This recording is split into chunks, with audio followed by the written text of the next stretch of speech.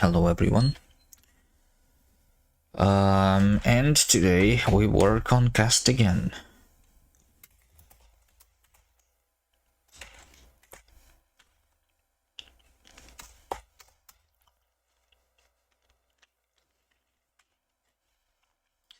So we're going to continue working with JavaScript, Transpiler. Hello Penguin.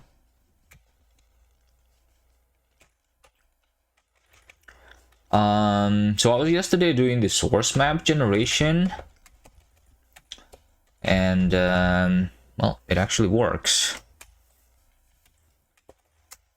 The only thing that I was thinking that I was struggling with yesterday is how do I set the how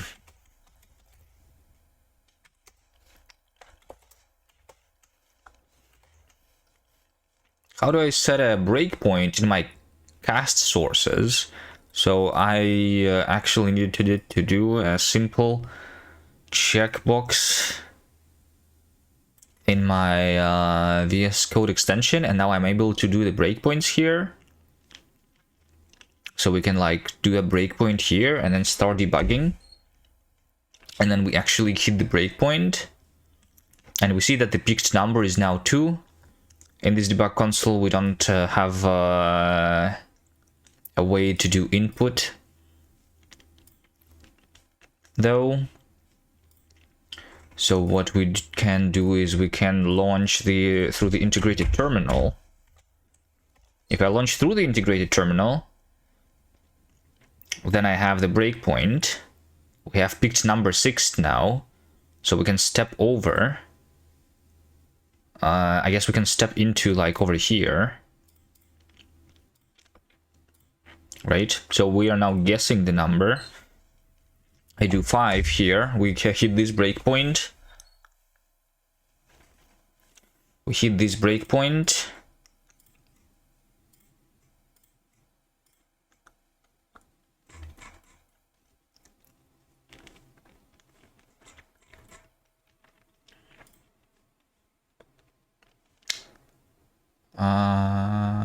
Oh, I need to step over again. Yeah, okay. Like for some reason there is like multiple.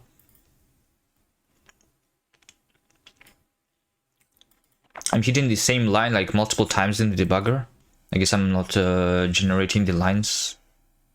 I mean, I don't know why. I guess I should have just put the breakpoint on the next line like this. So now we know that the guess is 5, right? That's what I printed. So now we can do again, we can guess again. The actual number is 6. So now we are going to go here. And there you go, and it's done. Nice, so we can actually debug. One of the things that we don't see is, once again, if I try to guess number 5, right? Then we know that our guess is 5, but this is guess 121,621, because in the generated JavaScript, I'm adding to every variable the ID, so that there is actually no shadowing happening. Hello, Veldek. But in terms for us in the debugger to be able to hover this, we need to create a mapping over the names. And that is something that is definitely possible to do in the source map specification, right? Source map specification is over here.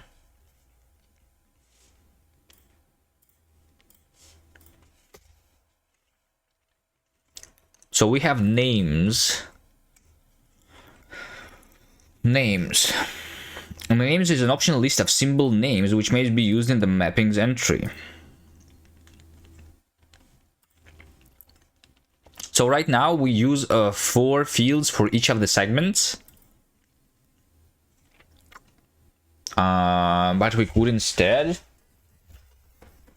do a 5 field, and the last field is the name associated with the segment. You're going to sleep, Valdek? Good night. So this, so for every segment, we can have the index into the names list associated with the segment. This is basics for VLQ relative to the previous occurrence, sure. The question is, what does it mean? Like, where should I generate this? So if in the generated JavaScript, we have basically this as let's guess 1 to whatever, right? So does it mean that I should map this to this and have a name here too as an index? Also, should that be every time I see the variable? Like, I see it 3 times here in this code. So should we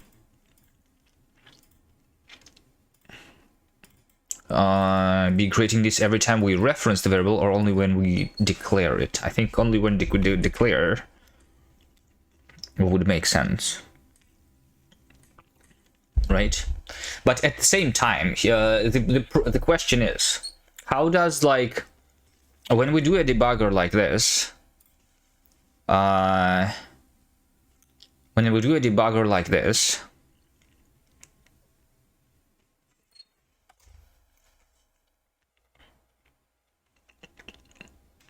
this over here is in a weird position. Oh, it's because I didn't recompile. That makes sense. I didn't recompile, but I added a comment here. Let's get rid of it, I guess.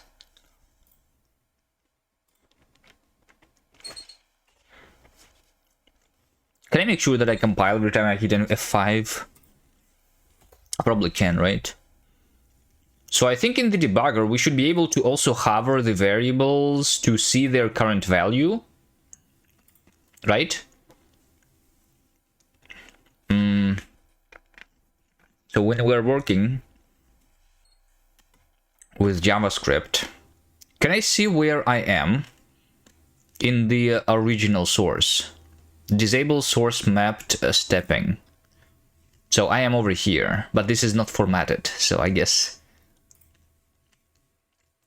we cannot.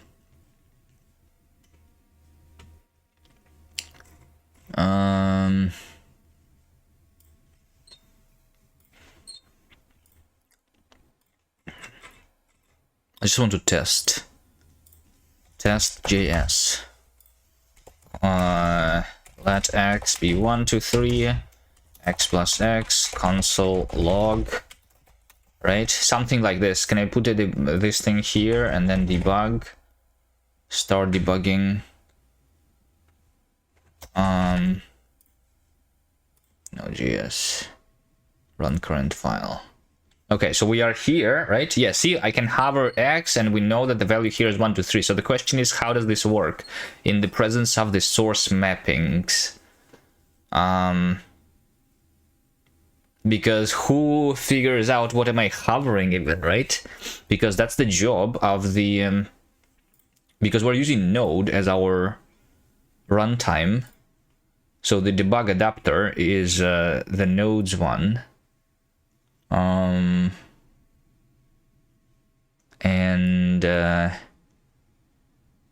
Yeah.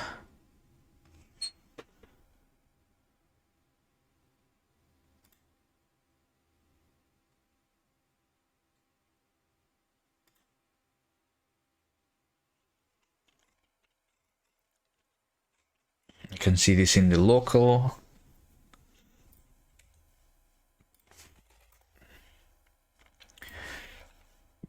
When I'm debugging transpiled JavaScript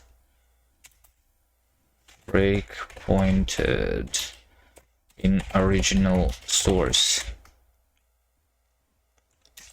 how does debugger know what variable am I hovering?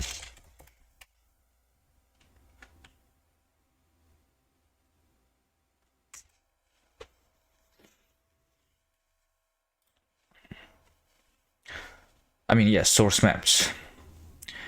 Debugger is not reading your original code. It cannot. Saves you a source map. Bidirectional. Hallucination. Names of variables as they existed before mangling. Scopes and symbol info. Sometimes approximate, sometimes lies. Scopes and symbol info.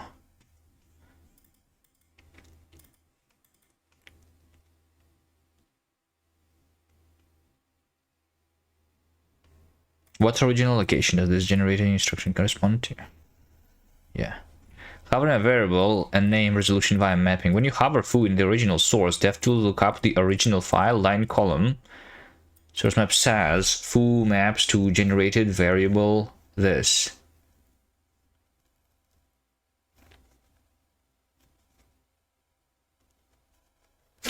Like, it's interesting because we only have the positions, right?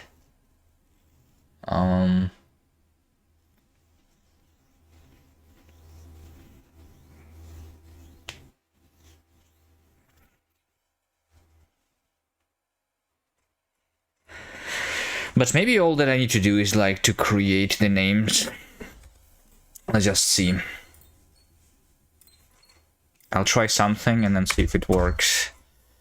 So our transpiler. Here's our JavaScript AST. So what I want is to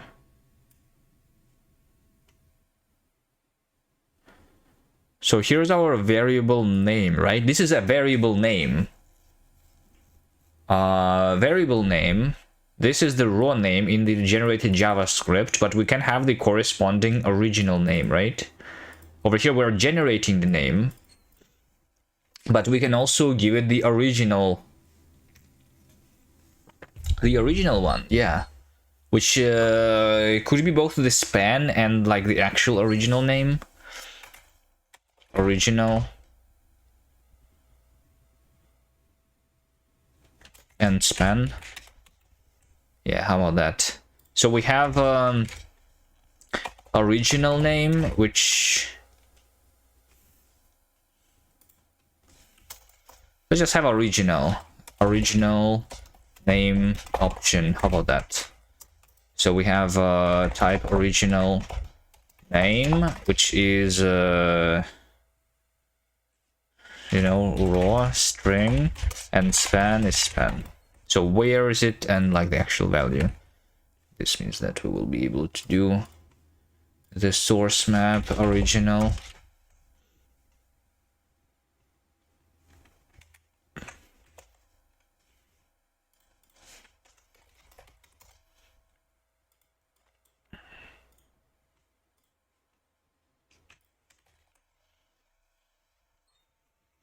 So over here, right, that's a function. This over here does not have the original. This is just a function argument. So original is none.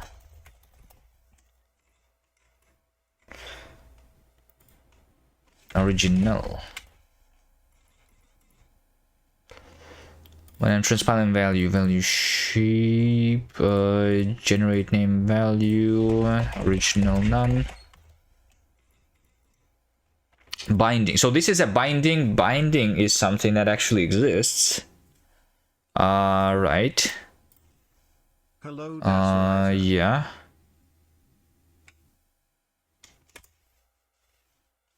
So we have original is some. Raw is binding. Name. I guess. And span is binding span. That's the span of the original like binding variable, right? That's not the span.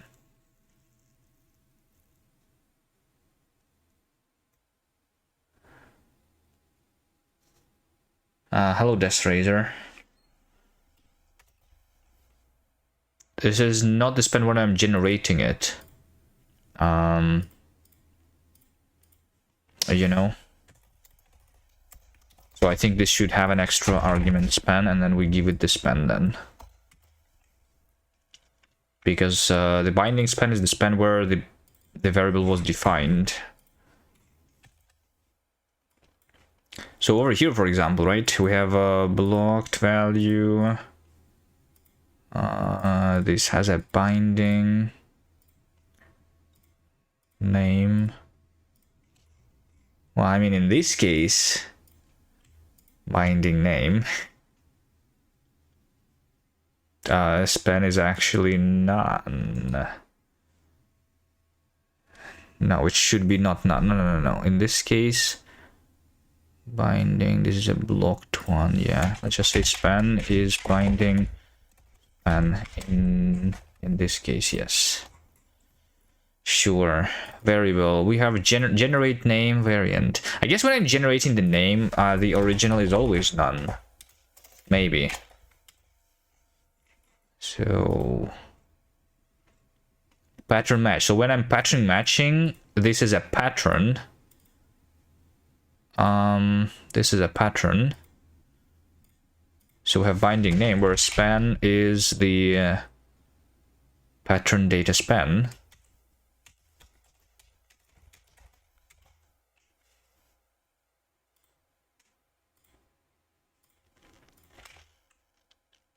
Maybe. Generate name value. This is place of this. Set value. Original none. Transpile place. So this is place expression, which is a binding. In this case, span is going to be expression data span.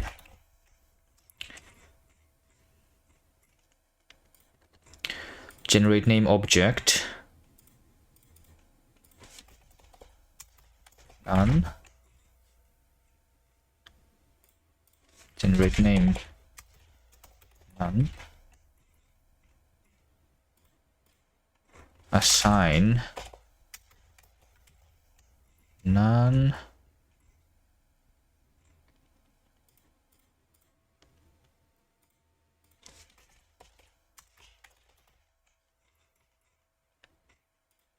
Binding name over here. This is where we use dot star. And we have a bunch of bindings there. Binding name.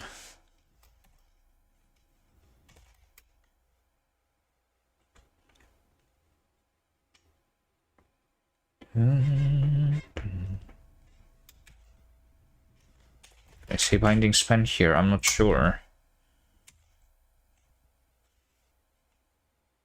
Oh wait, binding is... Wait, why is binding a context? Because it's a camel. Alright, so we need to say that this is a binding. There we go. Otherwise the inference is stupid.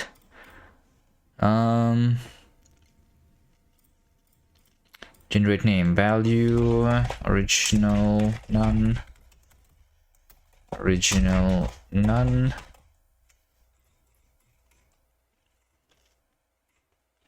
Symbol for label. Symbol for label, okay. In this case, symbol.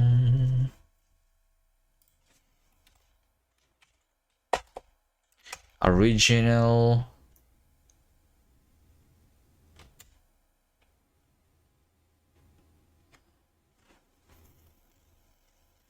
Should this be none or should this not be none? I'm not sure. I think none works. These are the symbols for the like variant labels. When I have a module, we create the field variable binding name. Span.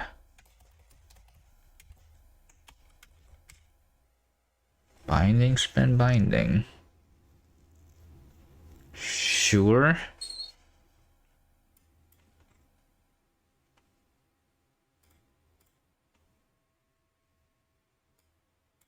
Sure. Hello, Nigel. Generate name. Original none.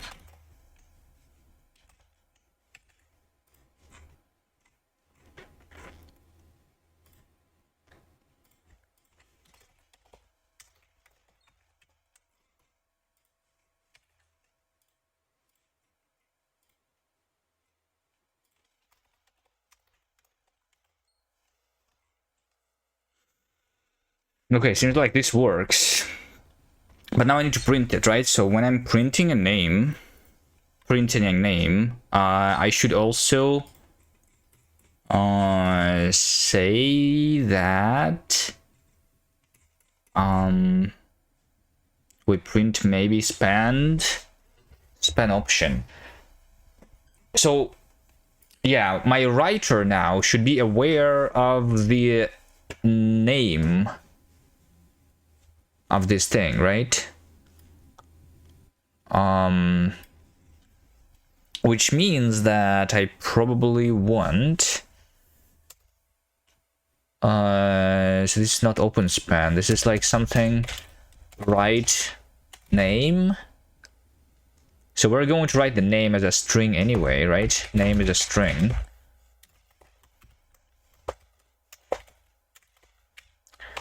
Started a raster right a while back. Today I pulled out the star constantity.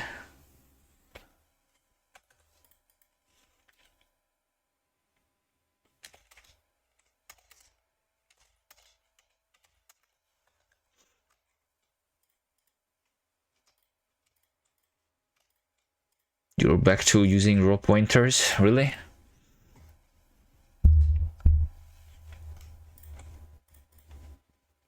Right in front of us? Why would you do that? Right name. So the name should have like the original span and the original name, right? Original name, string, and span, yeah, something like this is what I want. So we just say writer, write name. That's what we want. Write string name. But we want, yeah. So let's also change this. Add to source map. It actually has the. So this should be like generated position. Finish is something that is not used, and we don't have the span. This is like the original position. Original position. Yeah, how about that? That's what we do.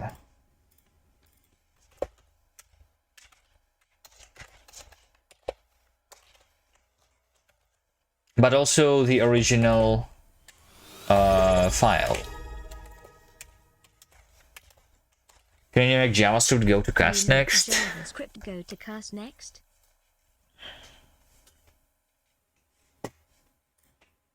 I guess I can. But will I? I don't think so.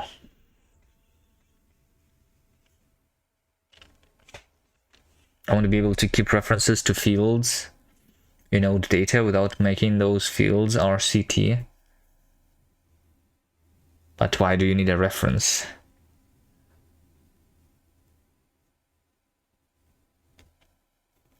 Do you actually dereference the pointer then without save? There was one time when I was using the row pointers, but that's because I wanted to basically have a map from like the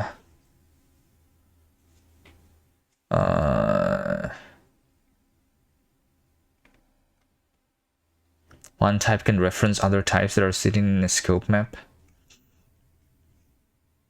I don't know. I will just do it in RC. Or, you know, there is like the new cool crate in Rust called dumpster. You know? Have you seen this? Just a garbage collector with an easy to use API. You just do a GC new instead of RC. You just use GC.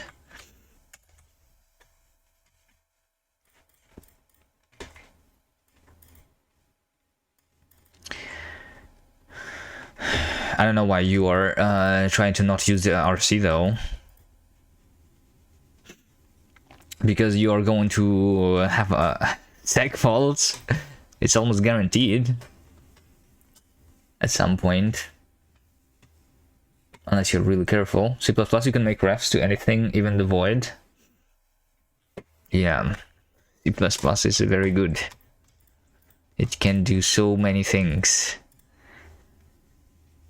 You have barely any mutability, you think you'll avoid seg faults? The problem is not the mutability, the problem is that you still can drop the variable that you are referring to, so that, you know, it will be...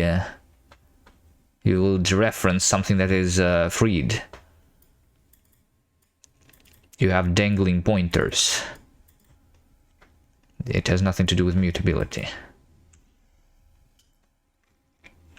Just make static lifetime easy? I mean, yeah, I guess you can just do, you know, just do std mem forget, and then you can always have the reference to the thing, right?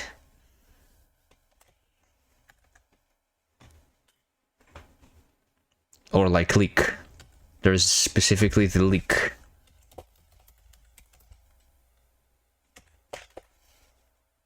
There we go. Just do this.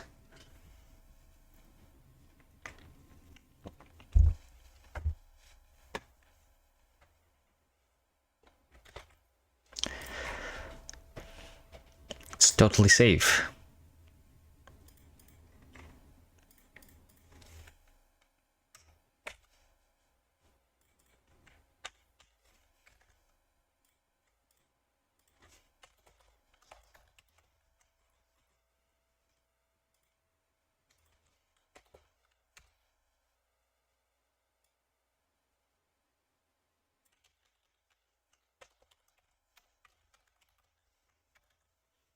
The owned type scope map will have a very long lifetime, and all consts will point inside it. Alright, well, if you are sure. But I don't know, I wouldn't be so sure, because, like, I don't know how you work on your language, but I'm changing things all the time. Well, maybe not all the time, but I do change things sometimes. Right? And making sure that the lifetime is still going to be still correct. After you have not touched that unsafe part of your code for a long time. I just don't want to force myself to think about correctness, well, when you can just make the compiler do it for you. Or just let it be garbage collected or whatever.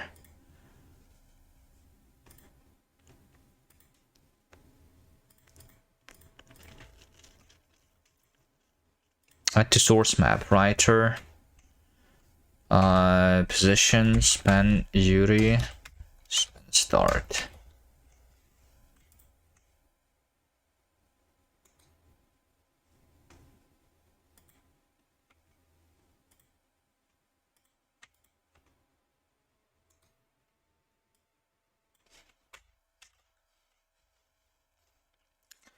URI mentioned, yes. Robert Pattinson, hi. Alright, anyway. Yeah, like my main point is basically you're trying to do something smart, you're sure that it's going to be correct, but at some point you're going to change your code and your assumptions will be invalidated, but you will not remember about them. So that's basically why I want as much as possible to be like guaranteed at compile time. By the compiler. That's why borrowed checker is good.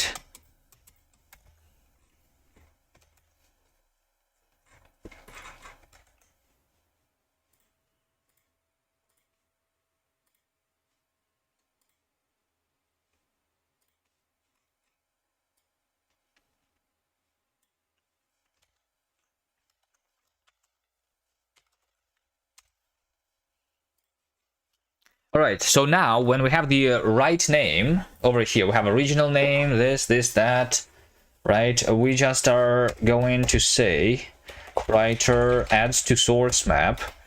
We have a start, not start, we have like writer position, the current position is going to be span duty, span start,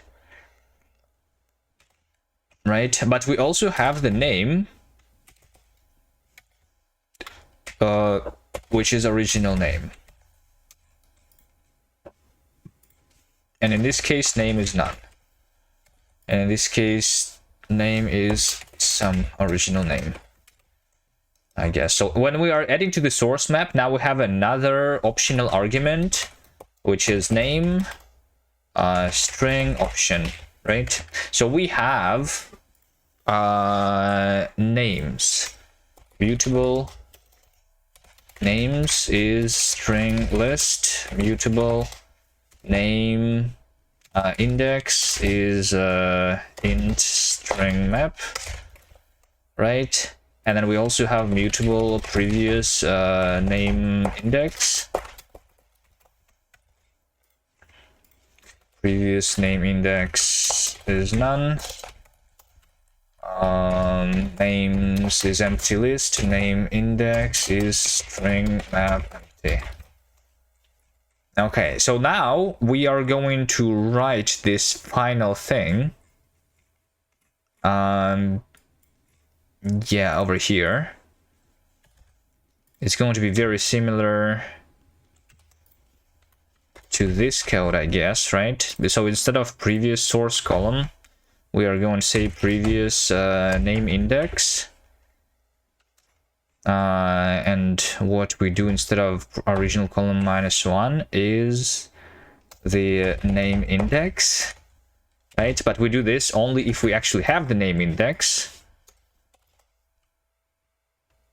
So name, we're going to basically match name with, if none, then we don't do anything. But if it's some name, then we have to make sure that it exists, right? So we're going to say that name index is match writer name index string map find opt name. If it exists, then we just give it. And if it doesn't exist, then we say that index is writer names length of the list, and then we say writer names is writer names append writer names and name. Writer name index is writer name index string map add name index. There we go. I think that's all that I need to do.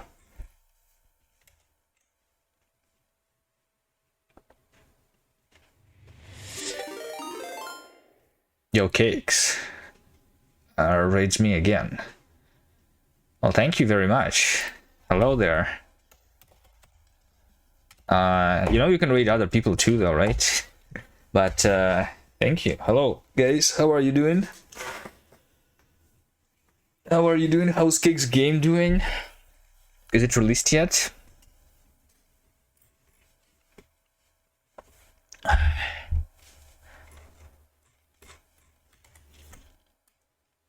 All right, so I'm just doing the same as I was doing yesterday. I am transpiling to JavaScript. I have actually generated the source maps yesterday already. I'm making my own programming language, right? I'm transpiling it to JavaScript. Eventually we will transpile it to C, and then eventually we will do the LLVM backend. But for now, we do the easy route of transpiling it to JavaScript, because JavaScript is the best compilation target ever. It's releasing in 2020X. Nice. Releasing in 2 days. I think his title was saying like the goal is to release it in 2 days, but is it actually being released? I don't know. if the goal is going to be achieved after releasing in 2 days, right? That's not really guaranteed, is it? I don't know. So yeah, we are transpiling to JavaScript. I have generated the source maps, which means that I can actually debug my program using the source map. So let me just show you, I guess. Let's do this. Cast compile, guess a number. So we have this program, which is guess a number, right? Over here. And I can place a breakpoint. This is my language, and we can place a breakpoint over here and launch it. And it's going to be launched. It's not launched. Hold on. Wait, but where's the error? Hello? Where's my error? Oh, this. Cannot find module castlang test.js. Alright, guys. Hold on a second. It's close to finish, but a lot of polish testing left.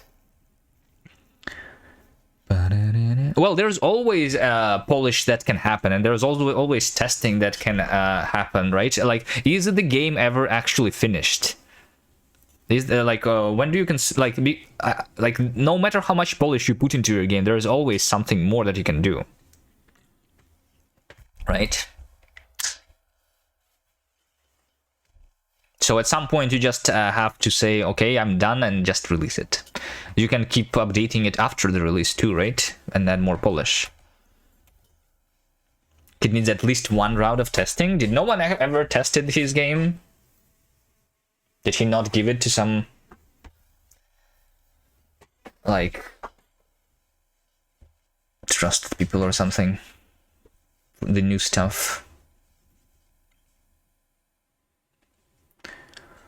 And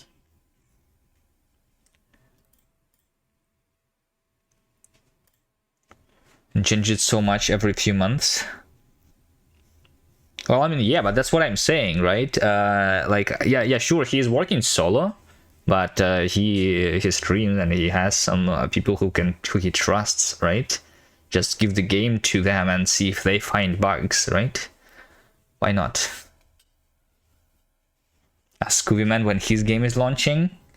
Okay, our goal is to launch the game in 2026, actually. It's going to happen, Bad Cop. Trust. I'm almost done with my language, right? Right? And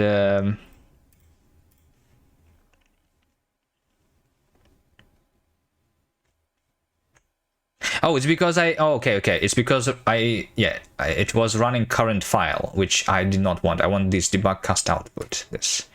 There we go. So yeah, there we go. Now we are debugging. We are the guessing number game over here, right? And I have a breakpoint here. If I guess 5, then we actually see this breakpoint. And I see that I have guessed 5 here.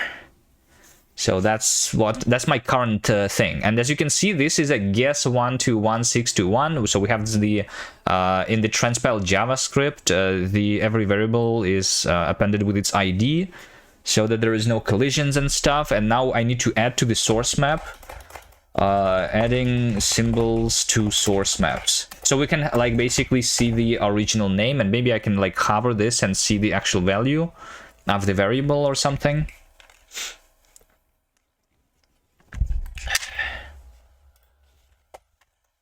Yeah. Eventually I might like implement my own debugger for the interpreter, right?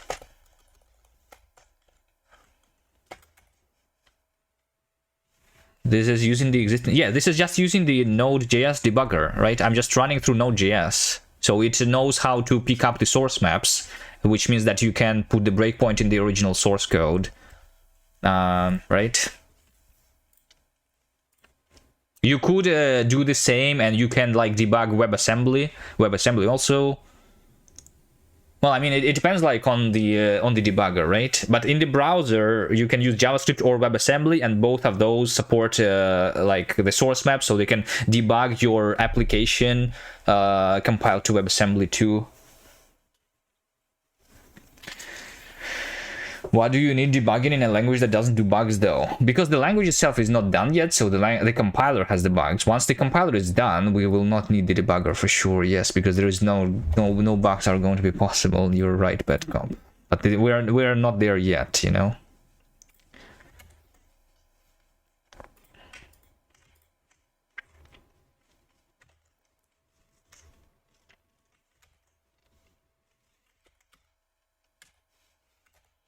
All right, so we're adding symbols to the source maps, and wait a second, didn't I already do that just a second ago? Hold on. Right name, yeah, because like I'm over here, I'm adding to the source map this thing. Has AI learned how to use cast yet? I don't know, but I used ChatGPT to transpile to JavaScript before my transpiler was written, right? So it knows how to read it. Not sure about writing.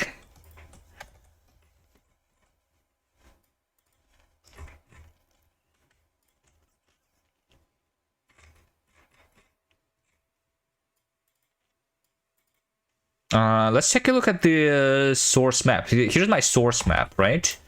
I must. Oh wait, it's because I'm not printing the names. I know. Yeah. So I've generated the names.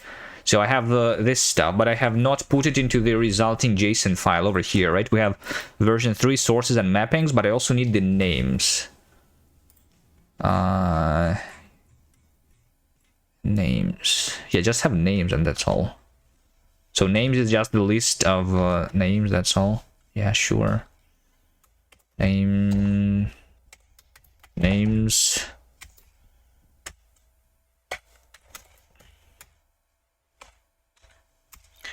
So there should be like list print. I'll just say print names like that, and then we'd say let print names is writer names.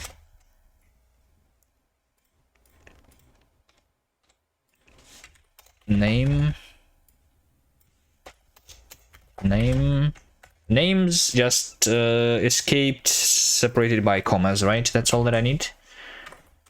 Let's try compiling this again and then just debug it again. Bring this thing back.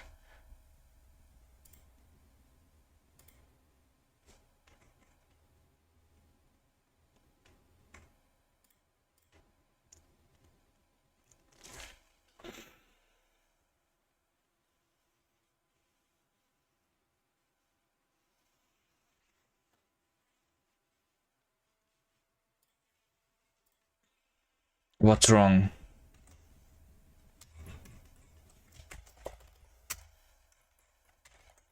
Oh wait, names are empty. Okay, so I actually did not do any names. Okay, we have names are empty. Okay, but why are names empty?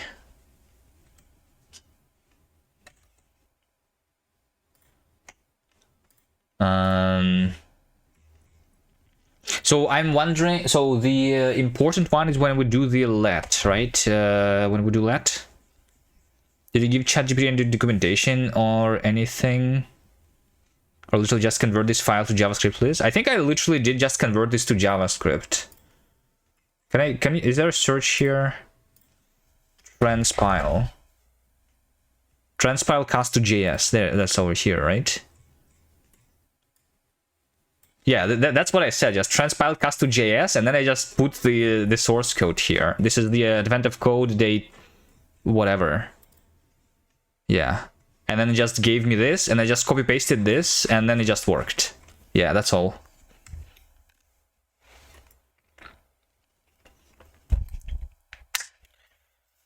As translated, cast list pointer semantics into JavaScript arrays and numbers. Some cast in place reference tricks like list add, this is one, just becomes this. Yes. It like I didn't even explain it the syntax, and it just understands what the syntax is, right? So this is the referencing and stuff.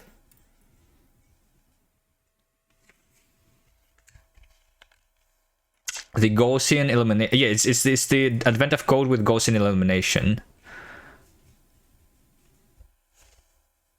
Cast code scaled rows to avoid division. I preserve the scaling idea, but integer edge cases may behave slightly different in JavaScript. Yeah, whatever. I didn't even read the text that it gave me here. Yeah, I was actually impressed by ChatGPT here. But then yesterday, I was also trying to use ChatGPT to like help me basically like allow this breakpoint, right? So this breakpoint, VS Code doesn't allow breakpoints for your custom language unless you have an extension.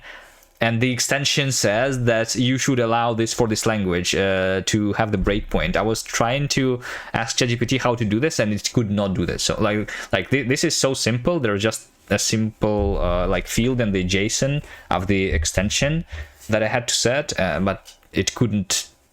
It was like lying to me about some other solutions, basically.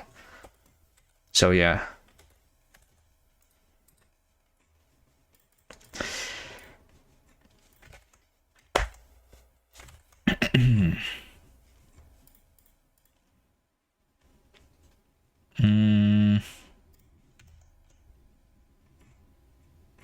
All right, why do I have that? I need to have a name specifically when I am assigning to a let, right? So we have assignee let, this over here. So we're just doing pattern match, pattern place, pattern match. Yeah, pattern match is just introducing the variable basically, right? So over here we have the binding, and we have binding name. So we have a JavaScript let var is binding name, and we have the original here for sure, which means that I should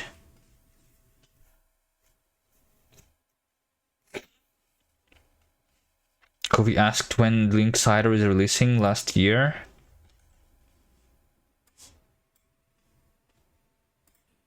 Well, I'm working on Linksider today, which means that we're going to make progress on the game and maybe even release it sometime this year.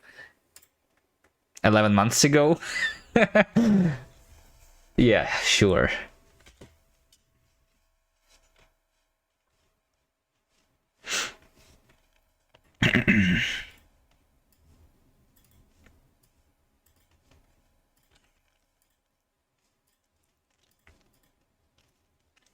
Well, this year for sure though, right? How did you even find that, like... Wait, what? How did you even find that? That's not even a clip, that's just a YouTube video with a timestamp.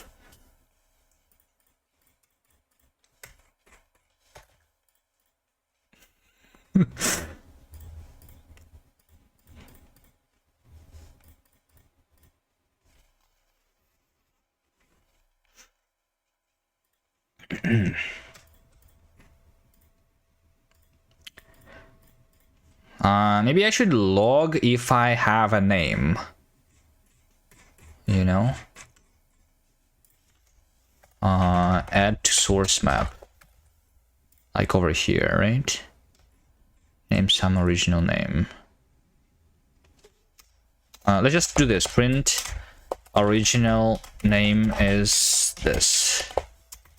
Just to make sure that something is going to be printed.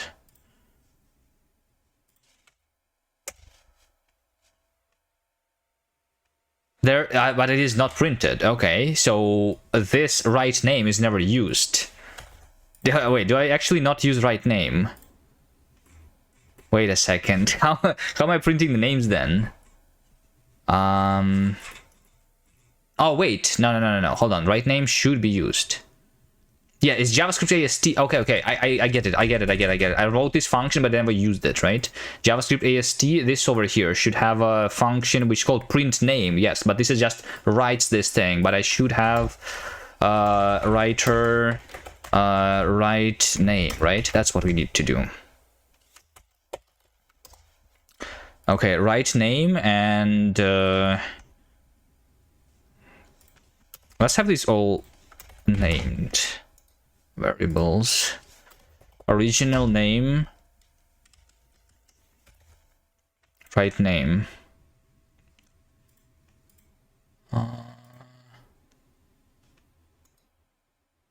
I just match name original with some original. Then we're going to do this. But if it's none, then I guess we just do writer or write string name raw. Right? And in this case, we actually say that original name is original raw and span is original span. Yeah, how about that?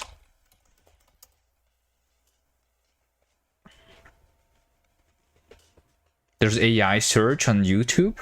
Really? Like on a specific video or on the channel?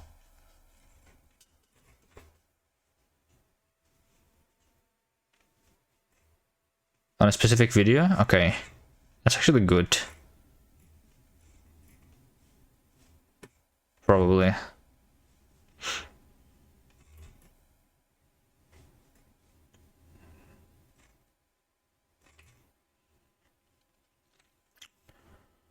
All right. You could already control after the transcript. I guess, yeah. And but transcript also is transcript an old feature too? I guess I just forgot that it existed. Okay, let's try. Guess number 5. We have the breakpoint.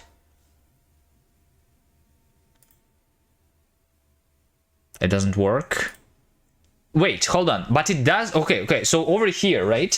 Over here, I see the name now correctly. The name is guess. The name is prompt without any IDs here. But how do I make it so that we can actually hover this and we can see the value here? That's also possible, right? Like this thing has ID, which makes sense. But this already these actual variables that I see in this code are not having any IDs, which makes sense. Picked is 4. So how do I make sure that this can be hovered? How do I make sure that this can be hovered?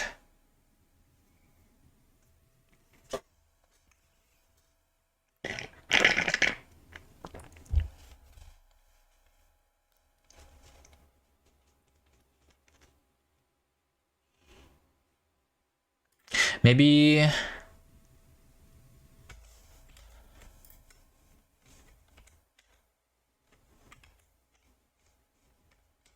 I feel like I'm also, because print name, right name. This does not do the right spend. Yeah, it does not. So I kind of want to close the spend here.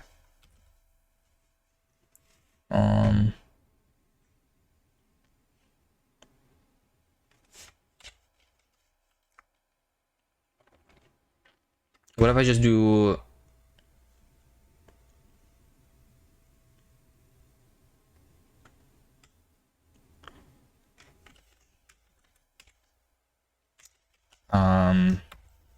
same as close span, which is basically this. Span start is none. Maybe it's going to generate something else. Because I think I'm having like in the same place 2 source maps.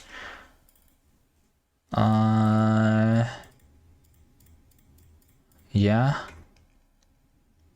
And maybe the second one is used to determine the name. Like I don't, here's what we can do. Hold on, like before we do this, let's just make sure that I understand this correctly. Because I feel like when we do the source map, the previous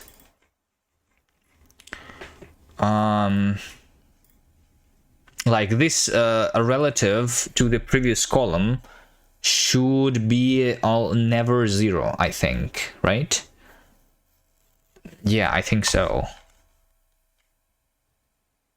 So relative is this, we return relative, and then if relative is 0, then fail relative is 0.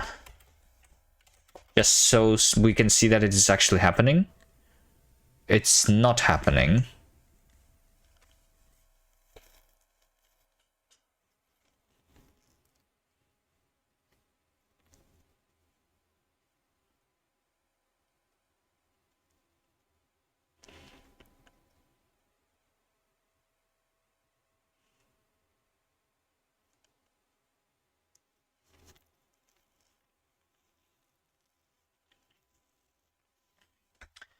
It is not happening, so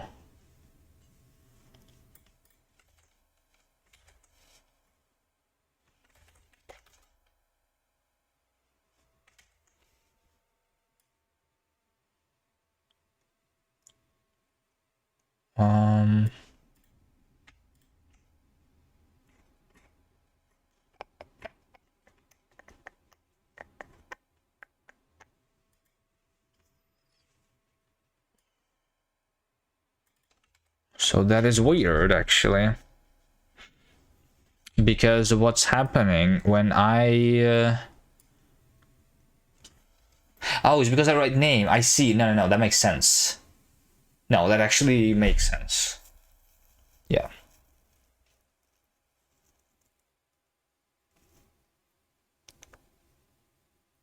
That actually makes sense. Wait, but the relative is negative, right? The relative should never be negative, and less than or equal than 0. Relative is less than or equal, because this should also never happen. We always should go in the positive direction in the source map, I'm pretty sure. Yeah, there we go. Relative is less than or equal than 0. This should never happen. I think. I'm not sure if they talk about this in the specification, but I'm pretty sure that makes sense. So yeah, now I just do this and see that it's actually not happening anymore. Yeah, and now we debug. Guess number 5. Breakpoint. Okay, guess. No, it doesn't work. So I guess the question is, how does the VS Code figure out what is the variable name that I'm hovering here, right?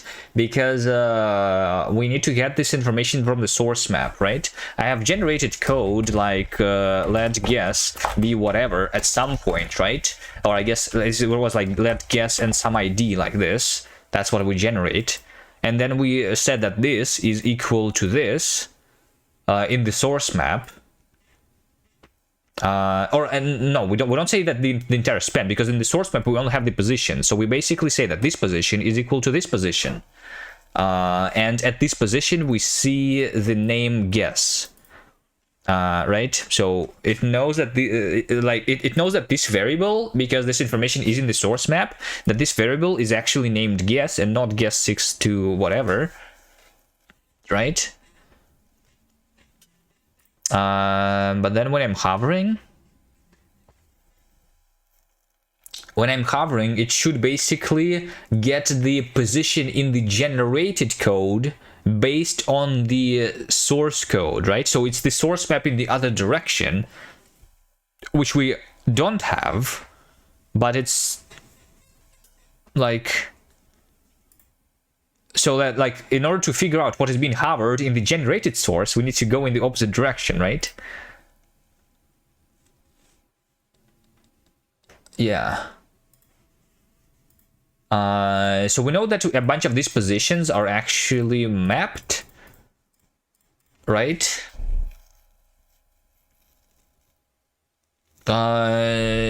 So I mean, yeah, we can see like the previous position under the cursor. Oh, look at this. This is undefined. So this means something, right? I'm hovering here, and this is undefined. This is from the debugger, most likely, right? Undefined only exists in the JavaScript. That's not my LSP.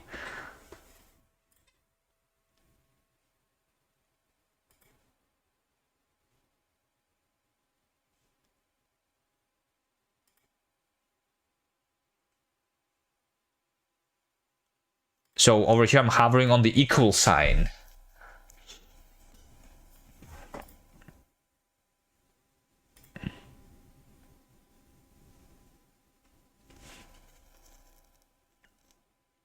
This over here also, false is false. This seems like, because my LSP should just say that this is a boolean, right? If I stop debugging and I'm hovering over false, this says boolean, right? Which means that this information is actually from the debugger, right? So that false is false. That is the debugger.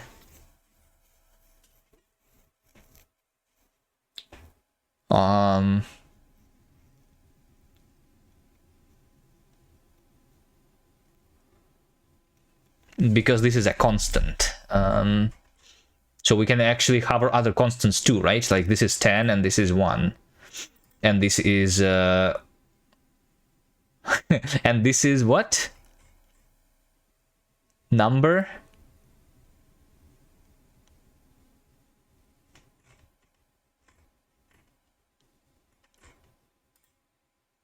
Oh, it's because I hovered on the number? Oh, it's because it says that this is the name under the cursor is a number, and number is a is this thing, right, in JavaScript, yeah. So maybe it's not because this is not showing it because it's source mapped, but because it just sees the token under the cursor and it knows that it's a valid JavaScript also, right?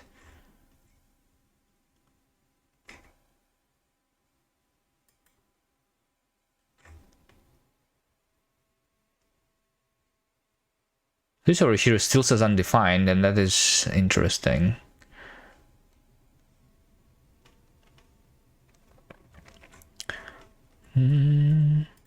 Also, one thing that I see, this over here feels wrong. See how I'm on this breakpoint, but it says that I'm braked over here, right?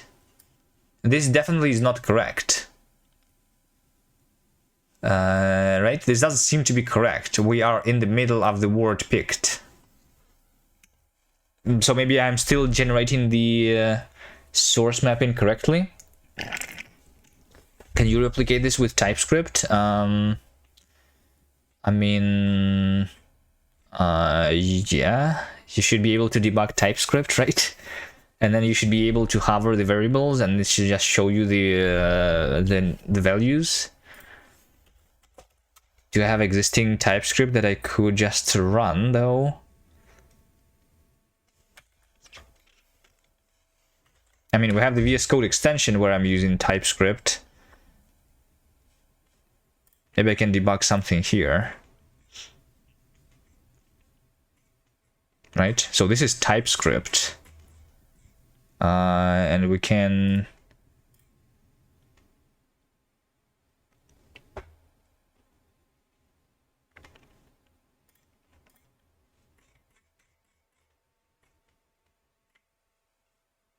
place a breakpoint here and start debugging the extension.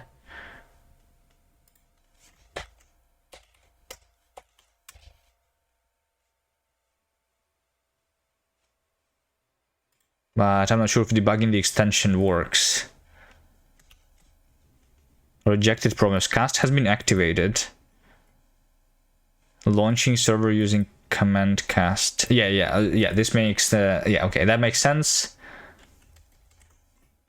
Oh, my breakpoint is actually not activated, even though I'm debugging here. But this maybe is because right, like this has been printed actually, right? But this is an unbound breakpoint. But this is debugging the extension, which is a little bit different, right? Maybe I need to enable the source maps in TypeScript somewhere. Where would that be? Is there a TS config? Source map? Oh no, source map is true.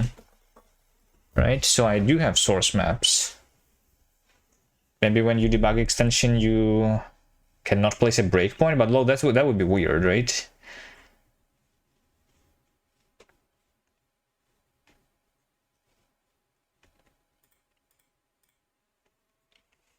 Is there an example thing with TypeScript? I'm just going to take. It's going to just take too long to try and set it up for me right now. But it should work. Why would it not work? But yeah, this over here says that I'm stepped on this specific position, which is not the correct position, right? So how do I? Let's start from the beginning, actually, right? So over here, std.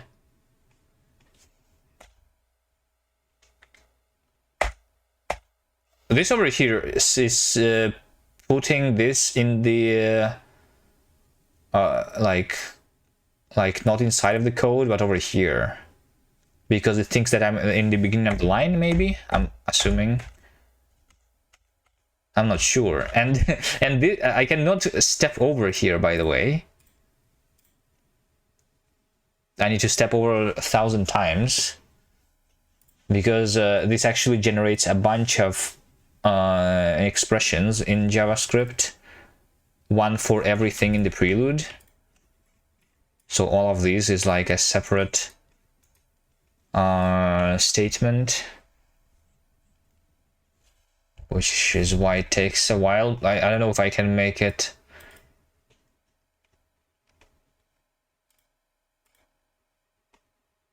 Do not do that. I mean, yeah, it's just when I actually, we can see this when I'm putting the breakpoint here, right?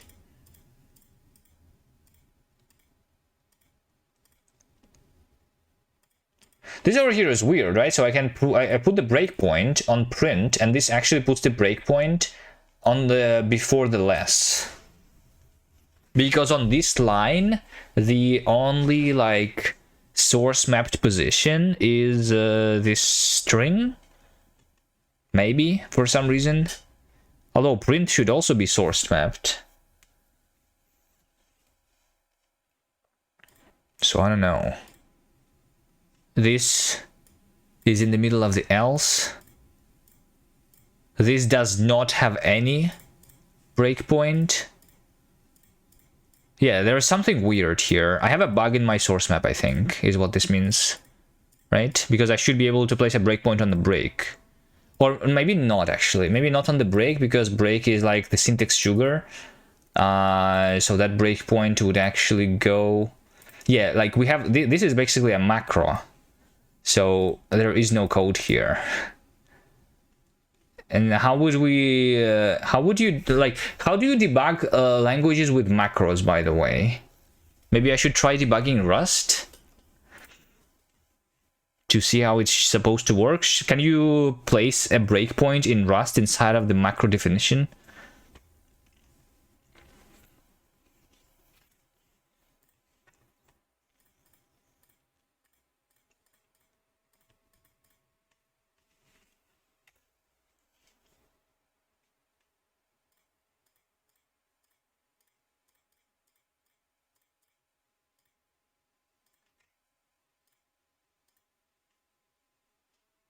You was born after 2000, you don't debug, I don't know.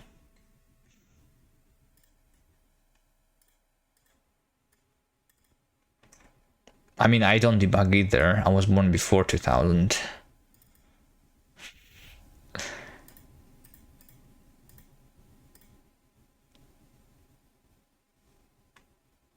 So over here we can have two breakpoints.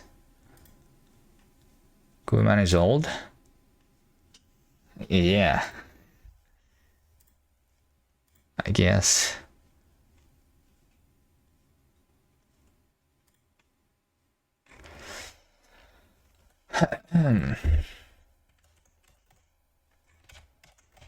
how about let's have here writer. Let's just print that copies alt 2.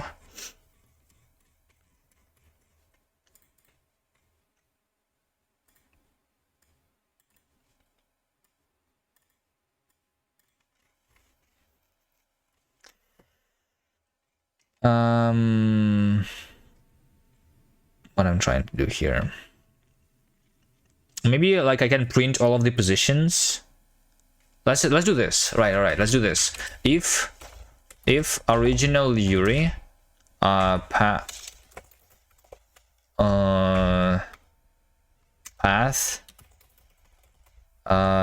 ends with like something is what?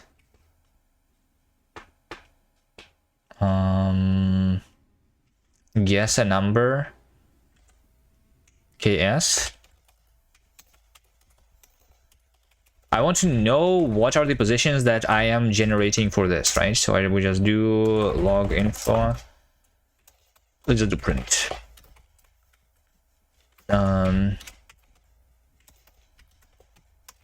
Print original position.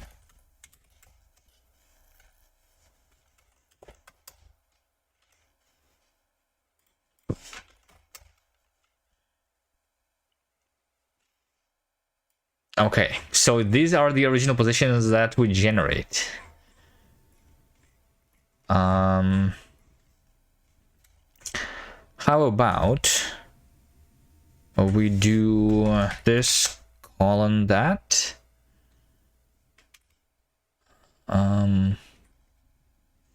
So we say Yuri print original Yuri, so that I can actually click on these things. Right? Okay, so we start with line 1. Okay, so there is a bunch of line 1s. Then we start with line 4. Print. Right. Because we're creating this function. This is me printing on line. Wait, hold on. So on line 4 we have just this. What about this thing?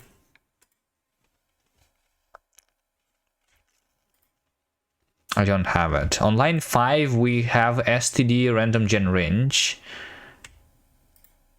There is like 5 places here. I guess because we get this, and then we get this field, and then we get this field, and then this is also a generic, so we instantiate it, and then we actually call this function, right? Which is why we have we create the first object std, and then std.random. std random gen range, initialize, instantiate the generic, and then actually call the function. Yeah, exactly 5 things in this place. This makes sense. I guess. This makes sense. Then the picked is 5.9. And then we have 5.5. You're instantiating in JavaScript? Yes, because we don't want to do monomorphization. I'm referring to the same one, right? You were there. Oh, you were not there when I was reading this.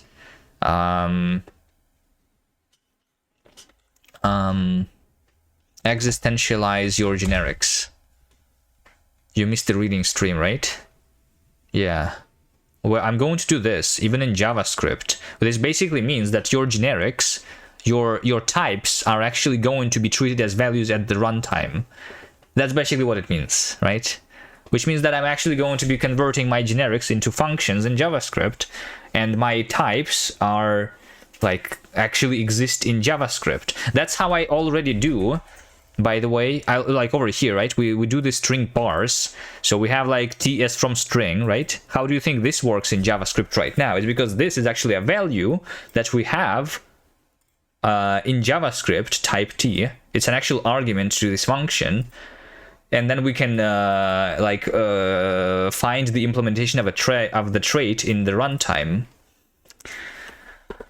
Hi, new to the stream. What are we doing and why? I'm making my own programming language. I'm transpiling it to JavaScript, and I'm trying to like figure out how the source map symbols are. Like, I'm like debugging my source map basically, so that when I'm debugging my own language, I want to be able so over here, this is running through Node. This is not JavaScript obviously on the screen, right? But this is transpiled to JavaScript, and I want to be able to hover on the variables here and see the values, right? So I need to create the proper mapping here. I can already see in the debugger that we have the guess is equal to 5, but I cannot hover it here, so I need to figure out why. That's what I'm trying to do right now.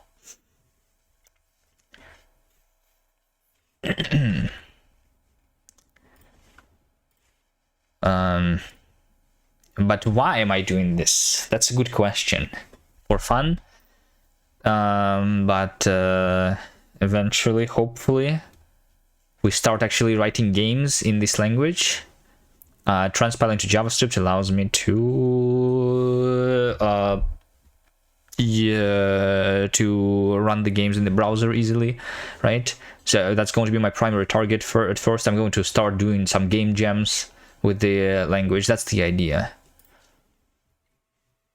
Previously, I was using Rust mostly for making games and participating in game jams. And that game, Linksider, that you see in the corner, you should wishlist it. That's also written in Rust too. We will work on that at some point soon.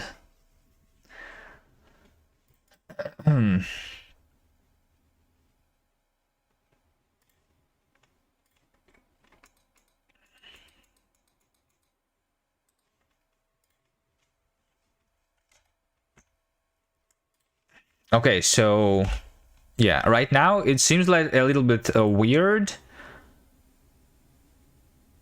Or is it not? Wait, hold on. Maybe I used the old version or something. Oh, maybe it was just like before I compiled it again. Like you see, this breakpoints are now in the correct positions, right? We have a breakpoint on picks and we have the breakpoint on guess, right?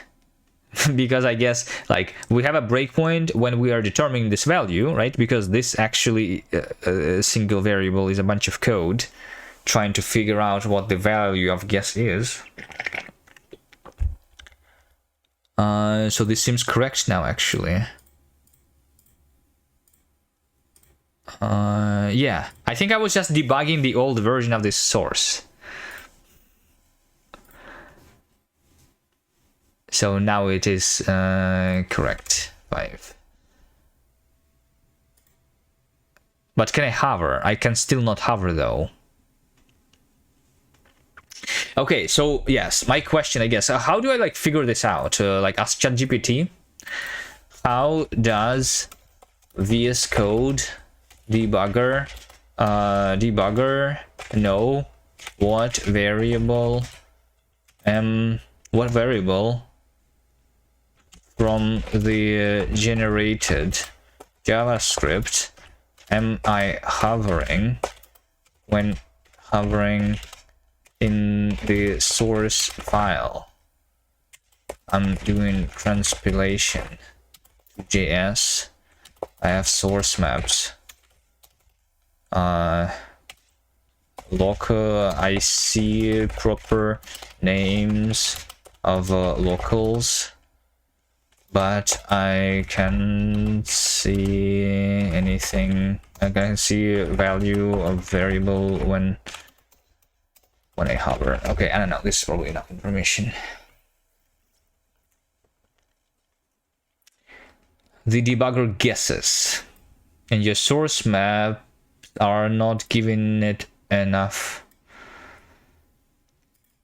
When you hover a variable in VS Code itself does nothing clever. It asks the debugger, right? So source map must map scopes, not hold on, must map scopes, not just names. You already see the names, which means sources, names, and mappings exist and partially correct. But hover values require correct scope mapping, correct variable lifetime mapping. Wait, what? Lifetimes in the debugger? If your transpiler hoists variables, rewrites scopes, merges temporaries, inlines expressions, then debugger says this, while your source says this. The name maps, but the scope does not, so the debugger cannot confidently say this X exists here equals this right now. Borrow checker time, let's go. You probably are not emitting original scope info. Okay, hold on, original scope info. There is no original scope info. Modern debuggers rely on source map v3 extensions. Oh! So this specification that I'm reading is like old from 2024, is that right? Or this is without the extension, and I need the extension.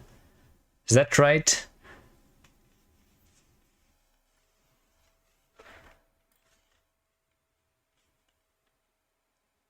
Link to source map v3 extensions I need.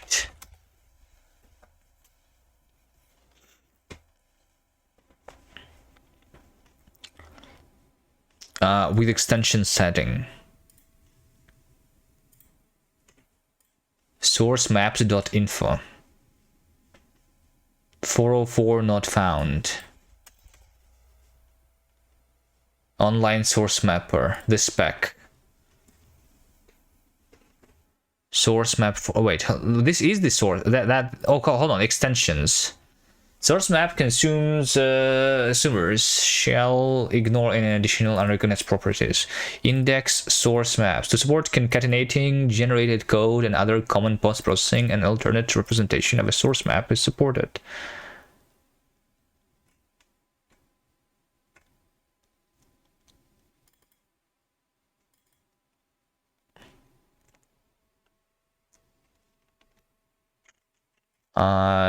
So we have multiple sections. Okay, I don't need that, I guess, right? I'm generating this single JavaScript file.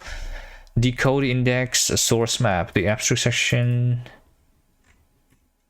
No, this is 10.1. I need like not 10, right? Wait, hold on. No, this is not an extension. Extensions. There's no link to actual extensions in this specification, right?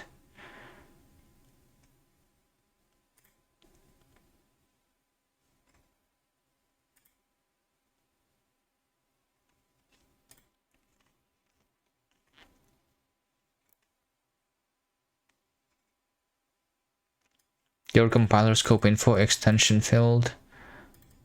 The standard itself doesn't define semantics for scopes locals. It just lets implementers create their own X fields. There is no official extension in the v3 spec that tells the debugger that here's the runtime value for a variable. The DevTools engine still do best effort based on the regular mappings.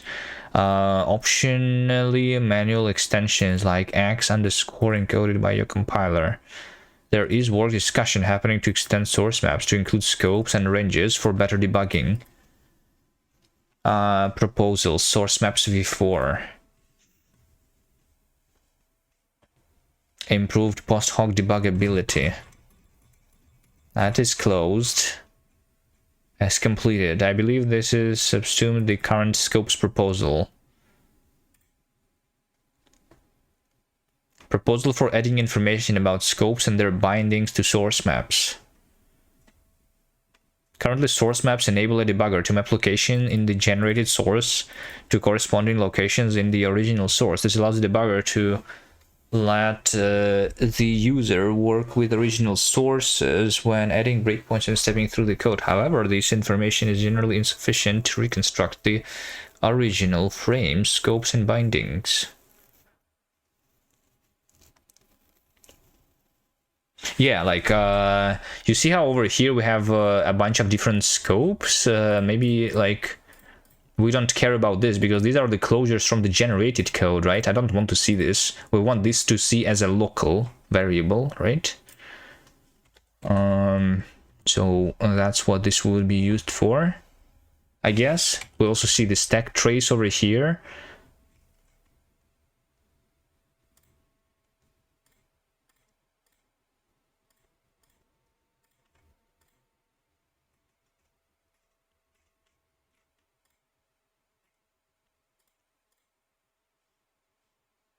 Yeah.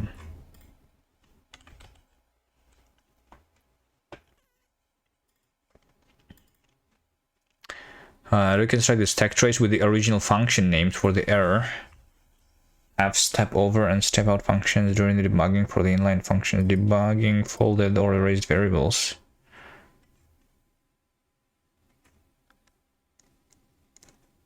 So this is the proposal, right? And is this proposal not...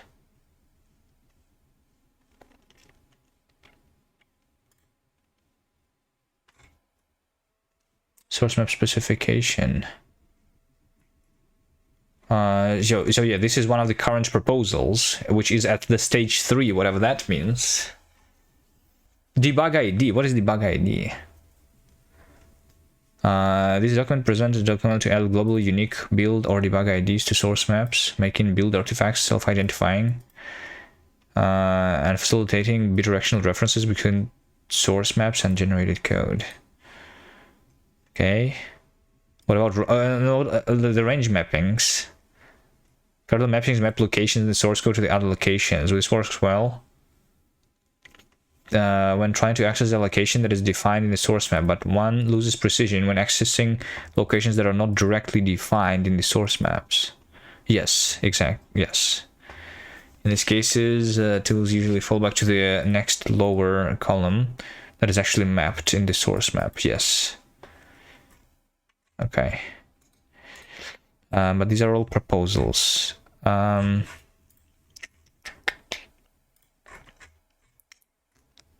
to fix? If you're writing a transpiler and want hover to work, and we emit one-to-one variables in debug mode. Yeah, I guess I can also like I can just remove the IDs though from the variables. It probably is going to be fine.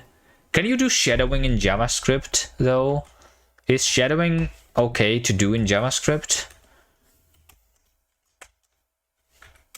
No. If I say like function foo, right, and I'll say let x be 1 to 3, let yeah, we definitely cannot do let x twice like this, right? Because we cannot redeclare the variable. If I do it in the other scope, it can happen though. You just cannot do it in the same scope. Yeah, in the new scope it does work. I mean, I can just generate a new scope after every semicolon, I guess. That would be easy, right?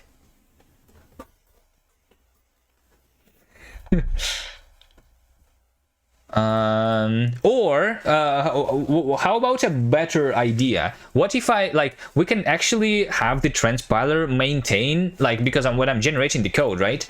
I can see if there is already in the current scope the variable with the same name. Then we like instead of using the original IDs, which are just random numbers, we just see that we have two x's. The first one is just going to be x, and the second one is going to be x2.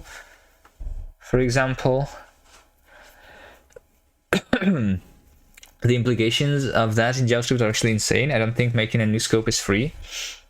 Have you seen my generated JavaScript, or have you not? I can show you.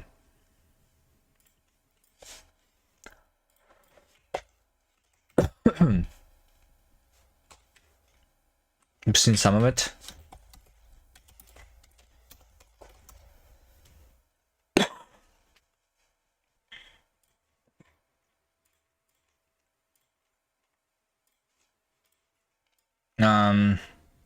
That's what it looks like. That's a small section.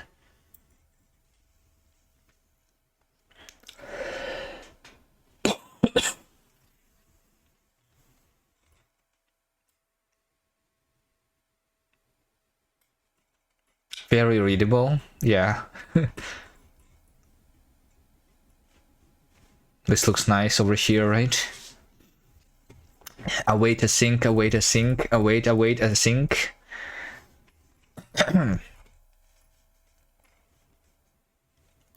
What the fuck is get?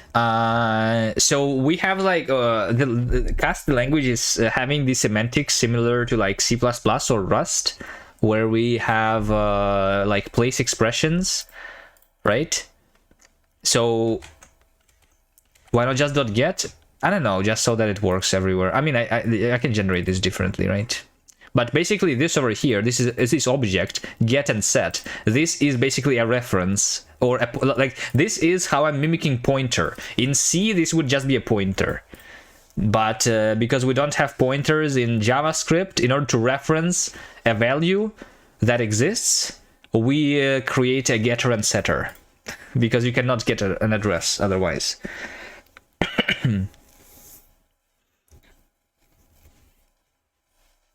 Is a way to sync supported by every browser? I'm pretty sure. It's supported everywhere these days.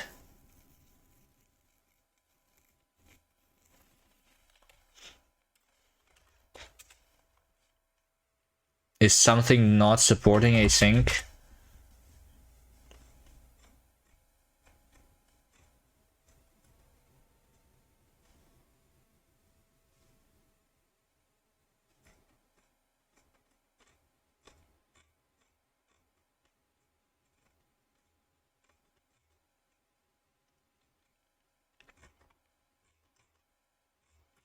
Async functions, right? This is the one.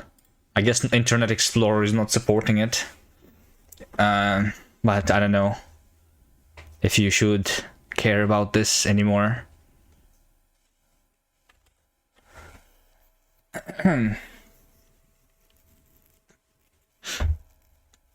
Why do you have async in code transpiled from sync code?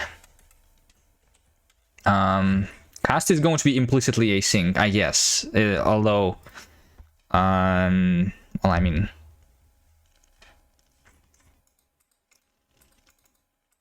asynchronous is going to be tracked through the effect system, but you are not going to like look at this guess a number, right?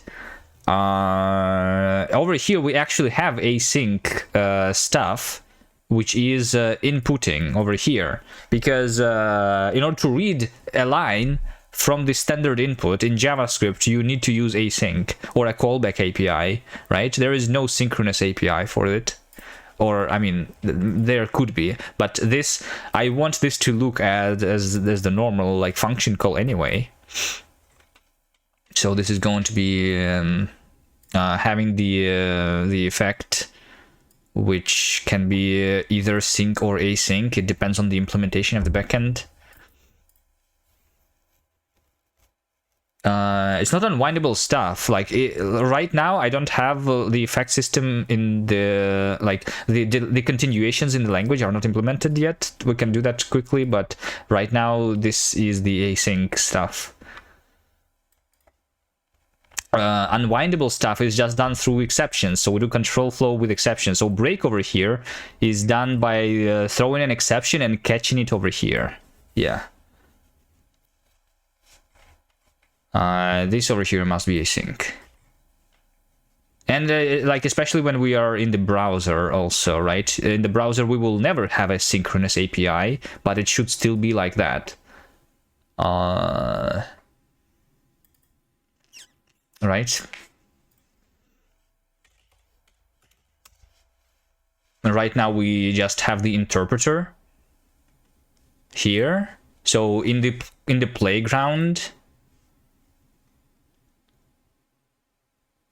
I guess my playground is relatively slow. So this is implemented, right? We can play the guessing number game in the playground here. It just spawns this thing, right? So this is basically async anyway, right? We are waiting for the user to press something here and then press enter. So this is async.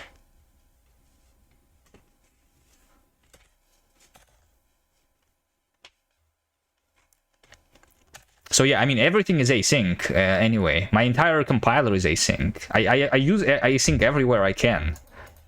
So in the actual language, we're not going to have async and await keywords, I guess, because everything is going to be async anyway.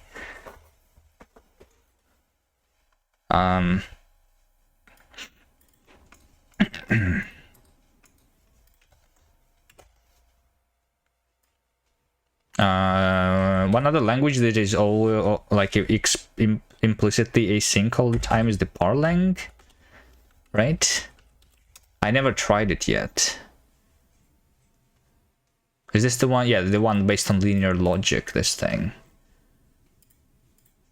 Pretty sure this one is also implicitly async. It's doing similar stuff.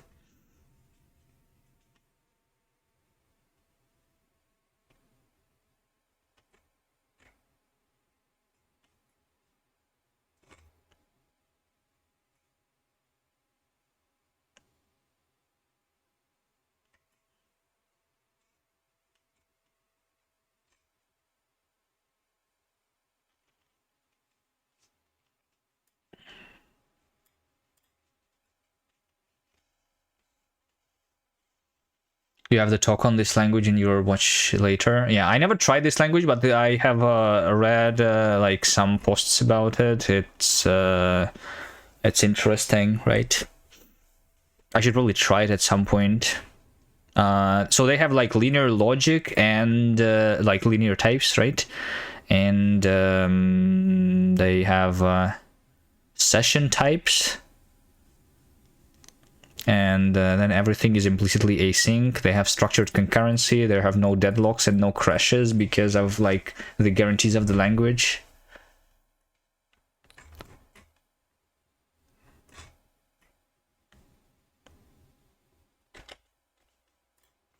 Anyway.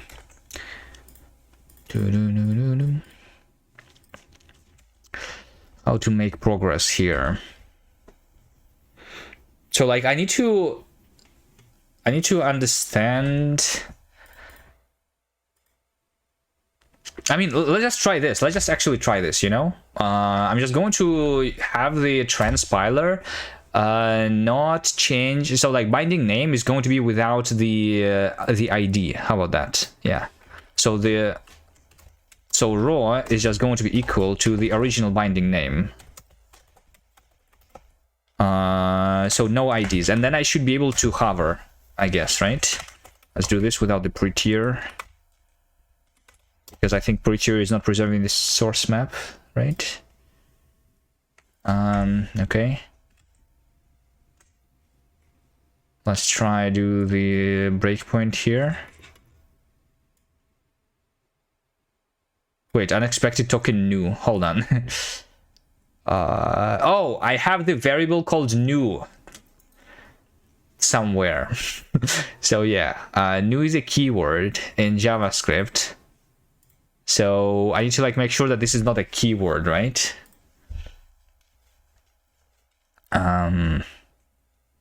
Let's see. If is keyword, let's see, make sure.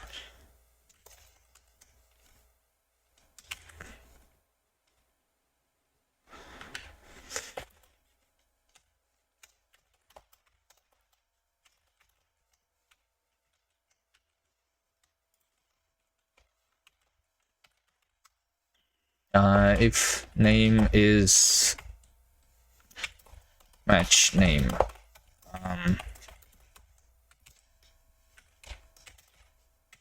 so I guess if it is new, then we return name with underscore. Let's just actually do this. We are going to do it with ID if it's a keyword, I guess. Sure, let's do that. Reserved words. Yeah, we could use all of them there.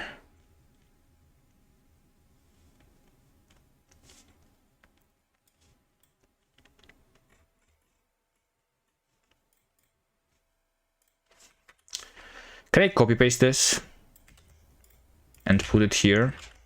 I can.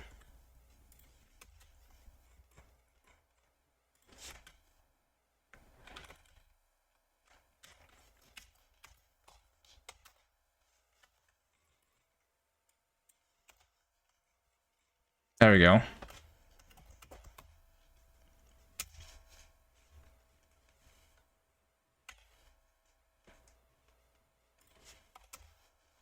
Okay, guess. I said guess 5. There we go, right? So because I am having this variable, picked is 3 and guess is 5. So this works, right? Because I have the same name of the variable. I just can break if I generate the JavaScript like this. And also I will not be able to hover the variable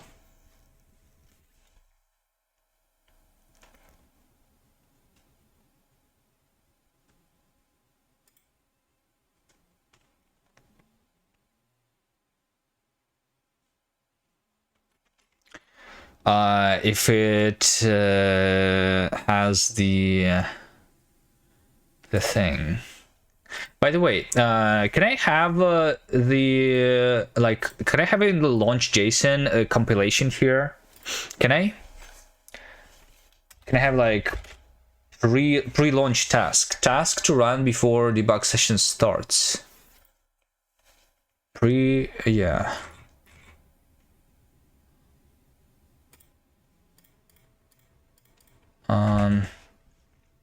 I can probably like ask ChatGPT. Can I have pre-launch task for debugging which performs compilation?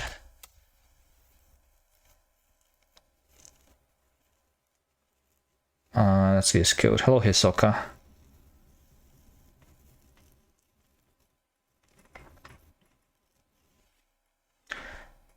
But I need to create a task for this though, right? Which is like compiled to JavaScript. Plus F5, it compiles and debugs, right? That's what we want. Okay, sure, let's create the tasks.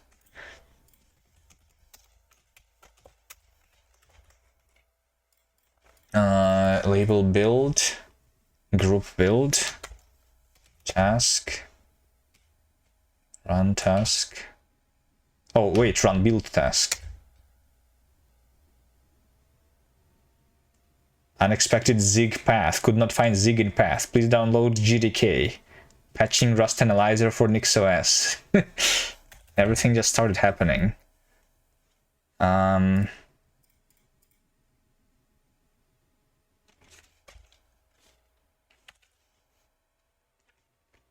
Problem matcher. The matcher to use can either be a string or a problem matcher. What's a problem?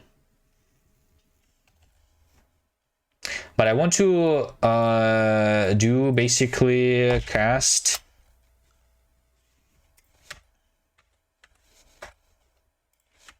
compile target JavaScript output target compiled JS. And this should be like the file.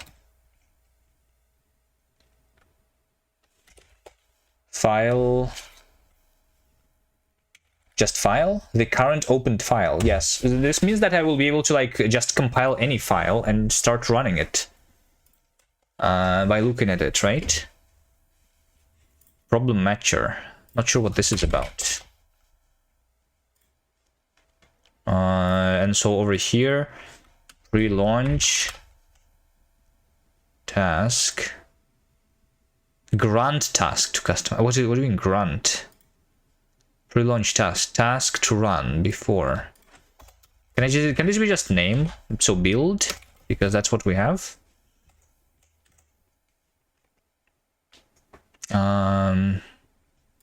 Name debug cast JavaScript. Can I call this build task execution group. Build marks the task as a build task accessible through the run build task command. Okay, so this is a predefined group, right? And this label is just whatever we call it. Or do we have name?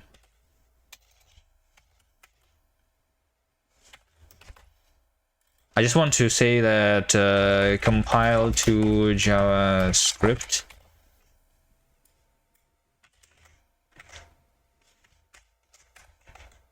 So over here, run build task.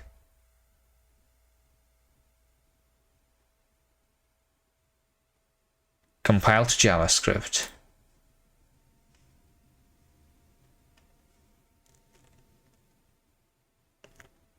Command not found cast. I am using derenv and it seems like it's not using the derenv, which is weird. I'm using derenv and it seems like my task is not picking it up. VS Code's tasks do not load derenv by default. Of course they don't. That would make sense, and we cannot have that. The actually correct fix, use derenv exec.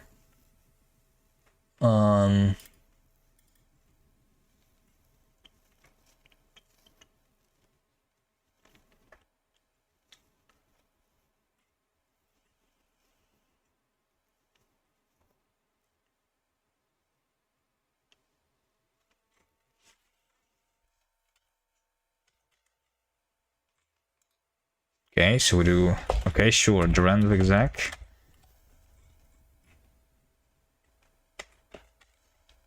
Dot cast compile. It's fetching build tasks for a while because a bunch of different extensions can have are like registering the build task, right? There we go. So now it actually works. Okay, and now that this actually works, we can also just debug it, right? Why does Control-C not work? Ah! Delete. Because that was a debug terminal. So if I press F5 now,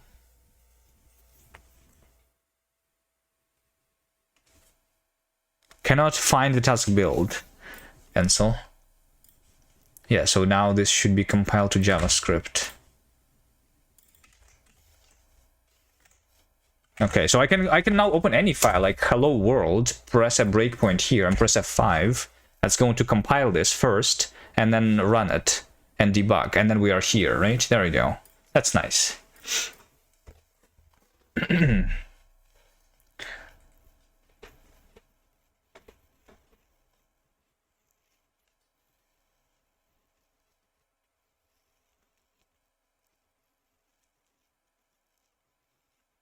We see why we have stuff like cargo run that builds and runs the thing so that this is easier. I'm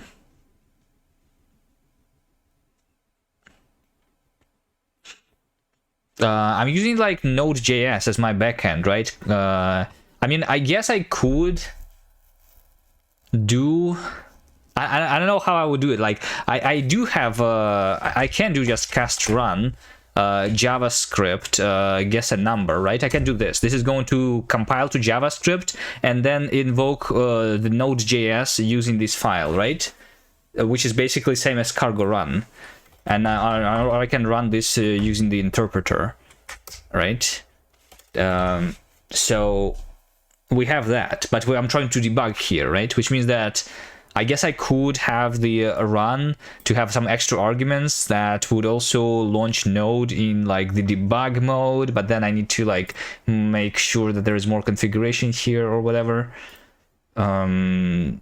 because it's not going to be the...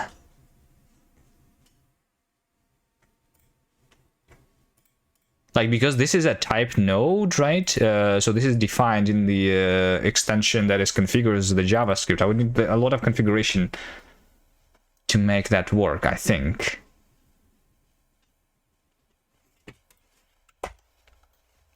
Cargo run just on its own does not let you debug, right? Because if you debug Rust, then you don't do cargo run. You do cargo build and then you like LLDB the executable, right? You don't do cargo run then.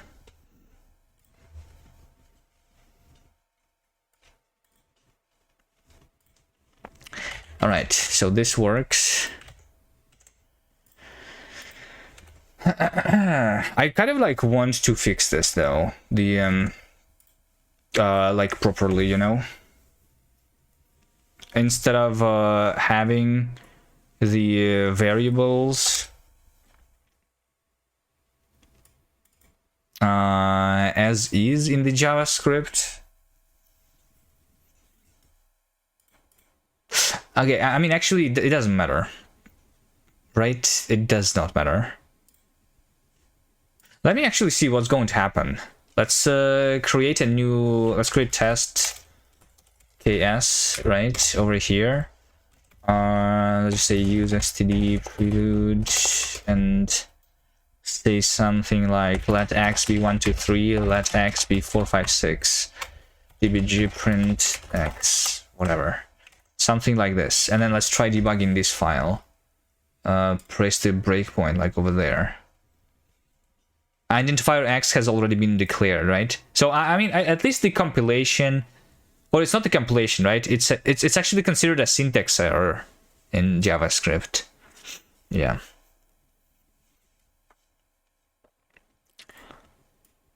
Am I actually going to debug though? That's another question. I'm spending my time on this. Am I actually going to use the debugger?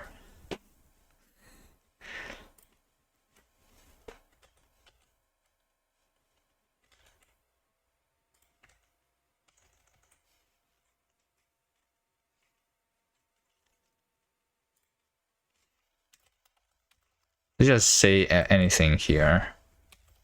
Let's do it again with the IDs.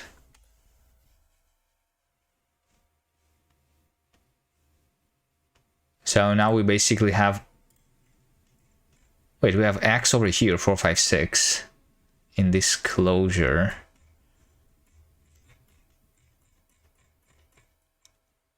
Where's the other X? Oh wait, yeah, because I am mapping this thing.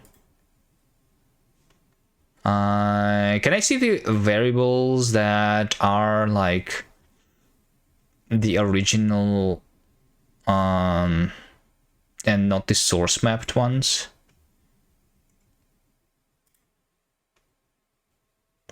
Active scene tree. Not even sure what that is.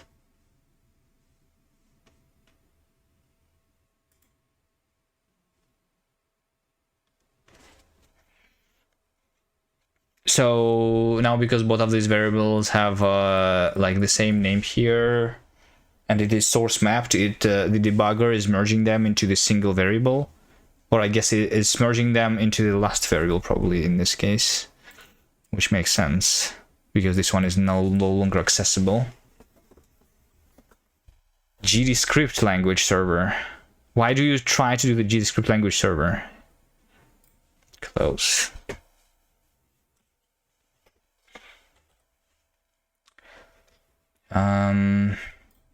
So yeah, let me just try a little bit more to see if I can find information how to make the hover work with renamed symbols.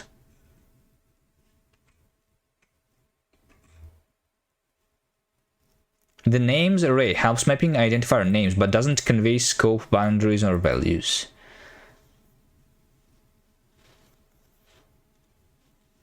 Your custom extensions, okay.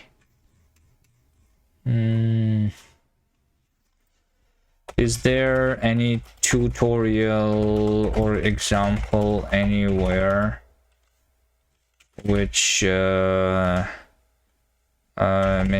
a hover work when debugging transpiled, whatever.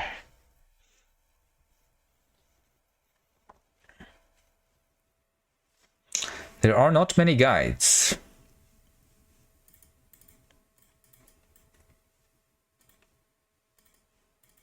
Microsoft's own debugging guide explains how VS Code uses source maps to map to the original code. Variable inspection basics is the starting point. Okay, let's take a look over here.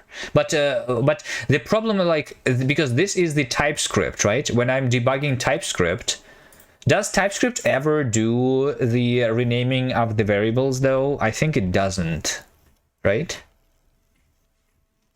So it doesn't really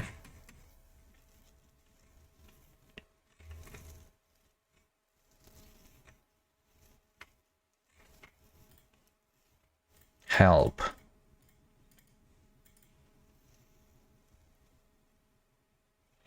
We do see the original source and we can set breakpoints.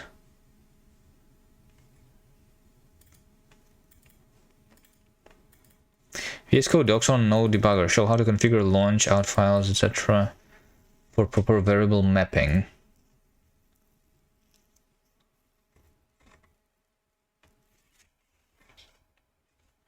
Data inspection. Variables can be inspected in the variables section.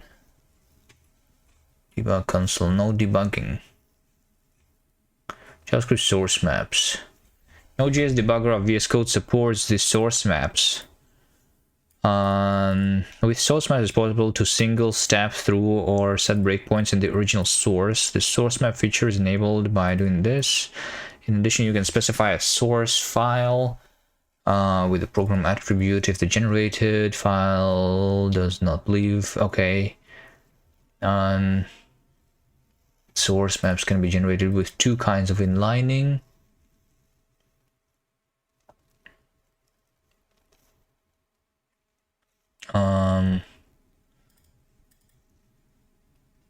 This does not talk about the hovering variables. None of these tutorials will show you a full example where hover shows runtime variable values for a custom transpilation, because the debugger needs actual runtime scope information from the execution. Like, okay.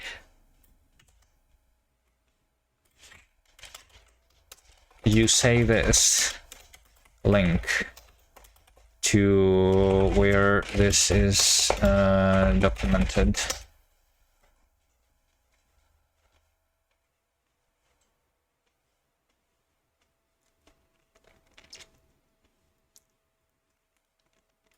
Source maps alone only map positions, not runtime scopes values.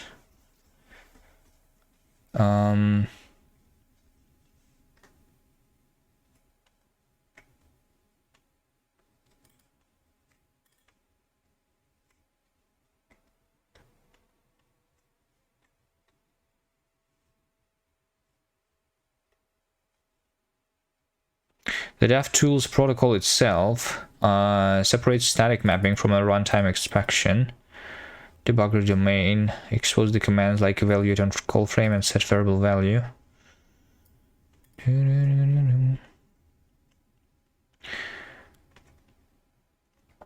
Source maps give me breakpoints to application mapping. Actual runtime variable bindings values, no. Runtime debugger gives you the static source map generation.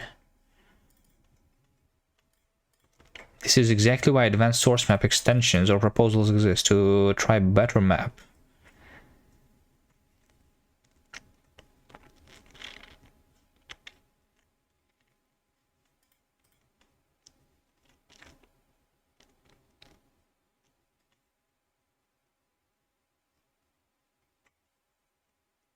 Like when you are compiling not to JavaScript but to WebAssembly, for example, you should still be able to like hover a variable and see its name when using the debugger, right? We can also try not VS Code but the actual browser debugger. That is another good idea. use the browser. It's just that I don't really work in the browser right now. Can you also debug your JavaScript and place a breakpoint in the or in like in the VS Code when debugging the browser? I never did that. You can, right?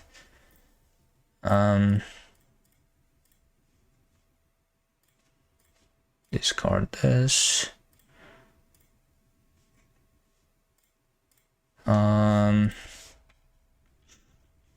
Name symbols in source maps. Let's do that.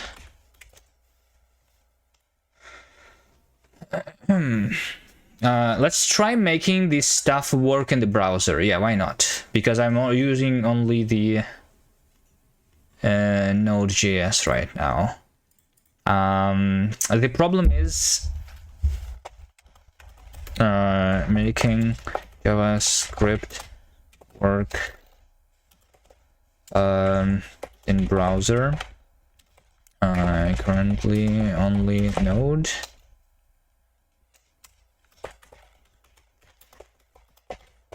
It should be not that difficult. I have like runtime.js.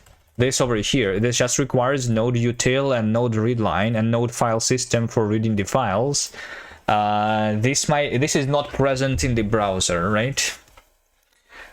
So I need to do something. Can I have like the single runtime which detects whether we are in the browser or whether I am in the Node.js? How to detect if JavaScript is run in browser or Node? I sure can, right? Type of process is browser window. Okay, sure. Should work.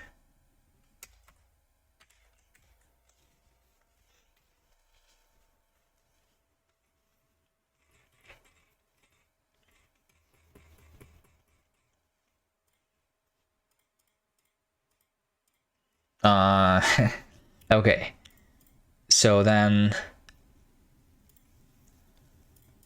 can I have like the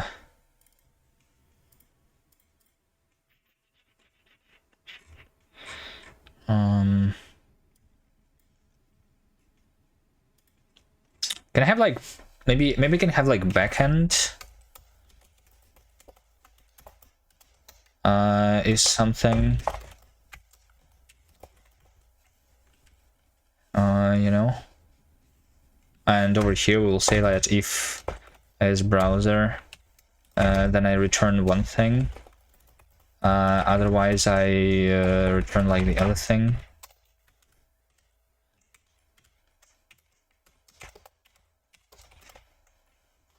So yeah, like util, readline, and fs, that's something that should not be present. If is node,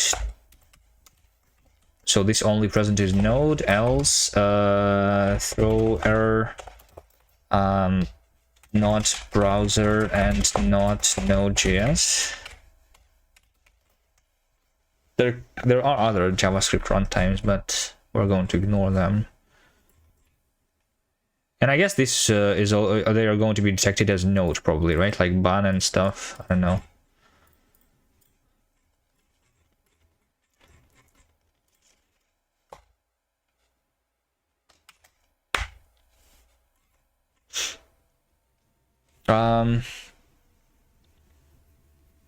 Can I have this, by the way? Like, I want this to be fixed. I have been disabling the TypeScript checking, but can I just how do you specify the types of the variables? You just do like type any, and then we this is like gone, right? So we will have this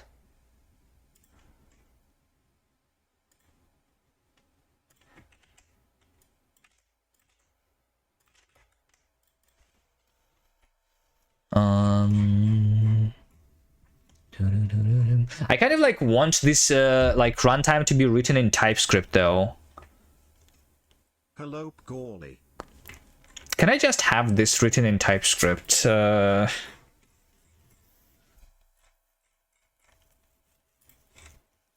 It's not that big, but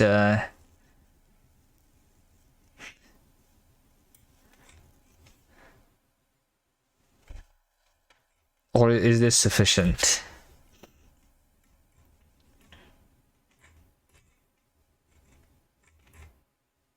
Or maybe like I just want the any like I just want this error. Disable checking, ignore this error message. No, I want to ignore like these types. Disable checking for this file. Move. Infer type of read line interface from usage.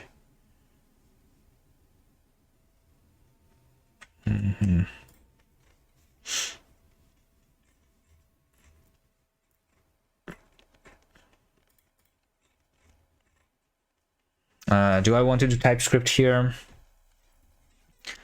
It means that can I have Dune to run a TypeScript compiler for me? Can I do this?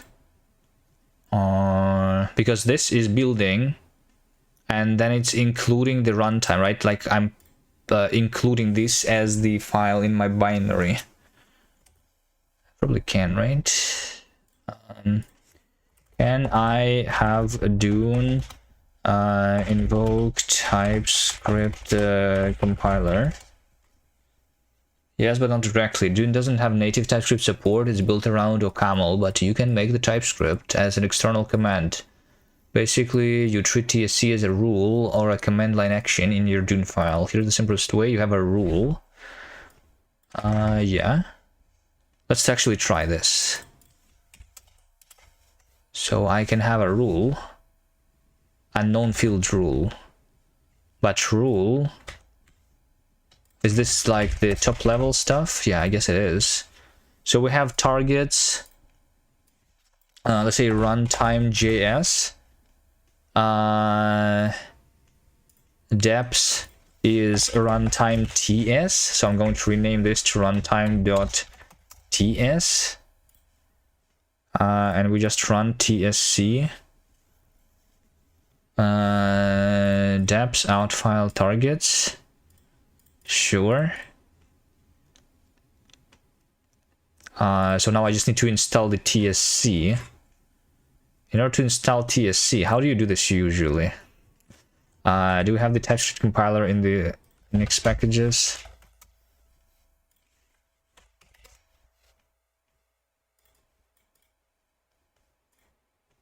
It just gives me the TSC.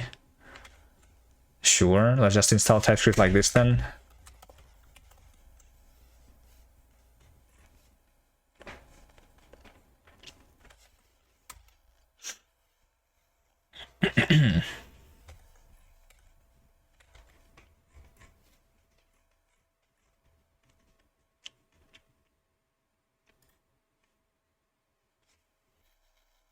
And then the TS config.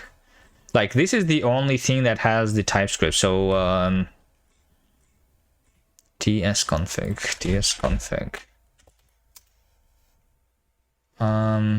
Maybe I can like copy the one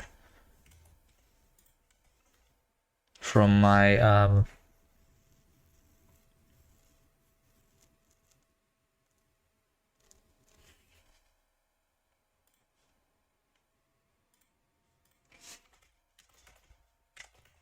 castlang like VS Code extension. It has the TS config there, and then I just copy this to source transpiler JavaScript.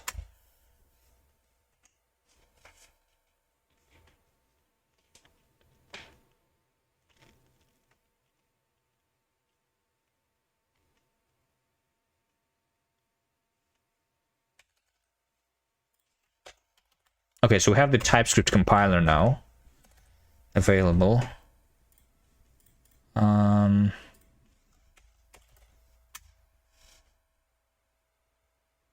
TSC cannot be found. That's not true. I have it. Maybe let's try reloading the window.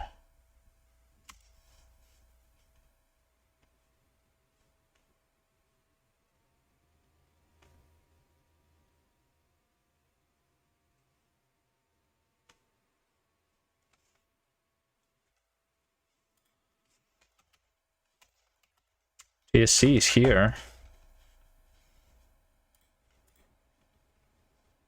Program TSC is not found. Okay, so you're saying that we have... Oh, wait.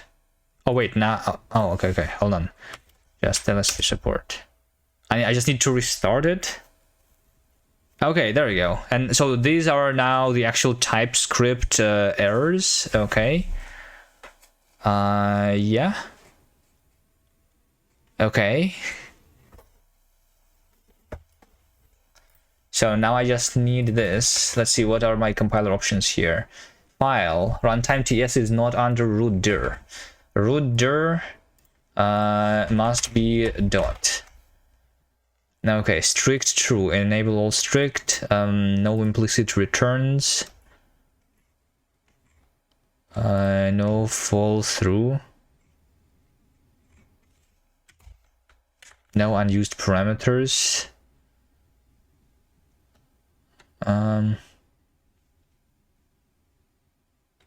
That could be a warning.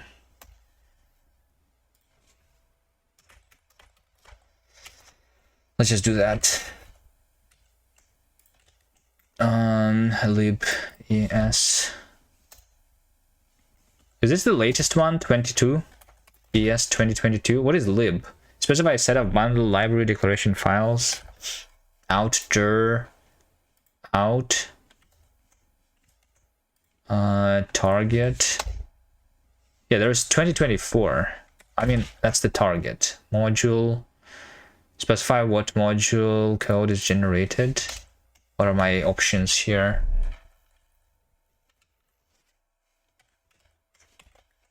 I'm not sure. That's probably good enough. Oh, but it cannot find the name window, right? Because I'm targeting the node. So that's because we're having the module node. That's why it does not see the window. And if I say here common.js, does it change anything? No. What should I do here?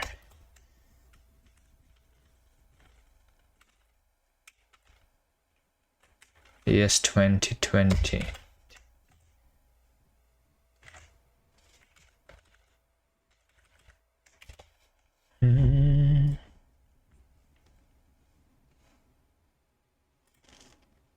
Cannot find process. Oh wait, hold on. Oh, I need to install the definitions for node. npm install save dev types node. Okay, let's do that.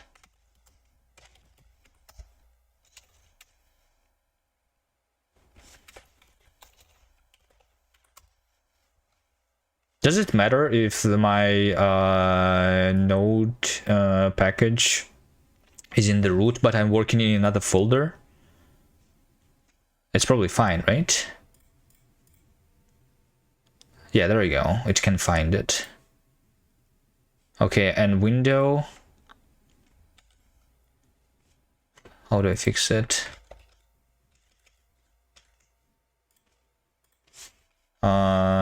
VS Code complaints.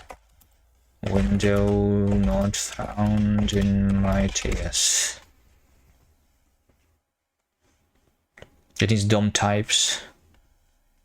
Make sure your TS config.json includes DOM and lib. Okay, ES next and DOM. Okay, so what are the libraries that are available to me, right? ES.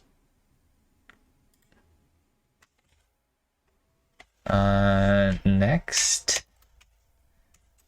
DOM. What else do we have here? But the node types must be imported. Okay, that fixes the window. Nice. Let's see, call a function f. All right, and argument implicitly has any type. Let's see, how do you do the types in TypeScript? Call f arg result. If we have the function, how do you do the functions in TypeScript? It's not like this, right? Is it function? Is it a into r? No, hold on. How to... What's the type of function in TS? Oh, we need to fetch arrow. That's all. Right? Or do I not? Can't find the name R. Call, which clicks return type annotation.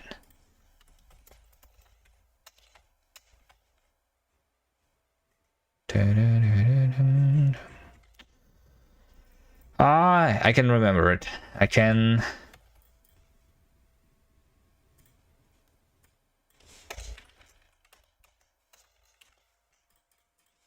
Can I say infer parameter type from usage? Oh, there you go. Oh, you need to like have the parameter name here, right? Okay. A R. Can we have these things? Can I specify the return type like that? How do you specify the return type?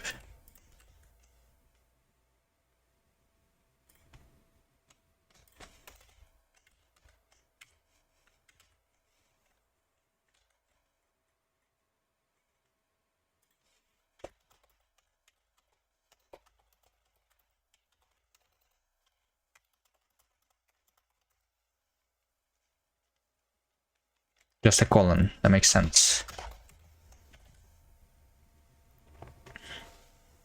So this is a promise.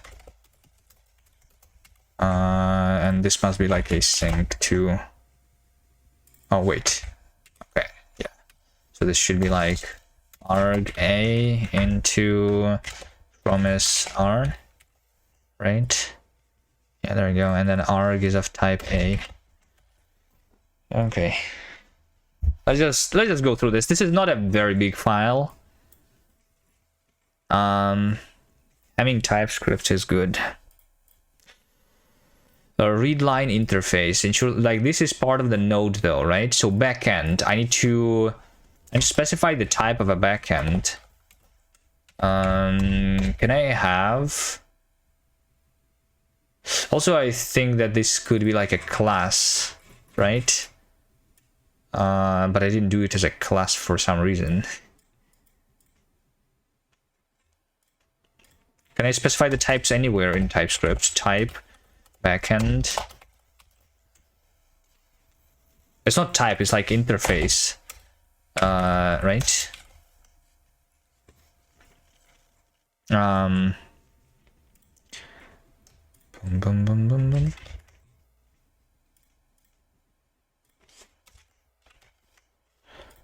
Readline interface. Readline create interface. Why is this any? Because this is a require.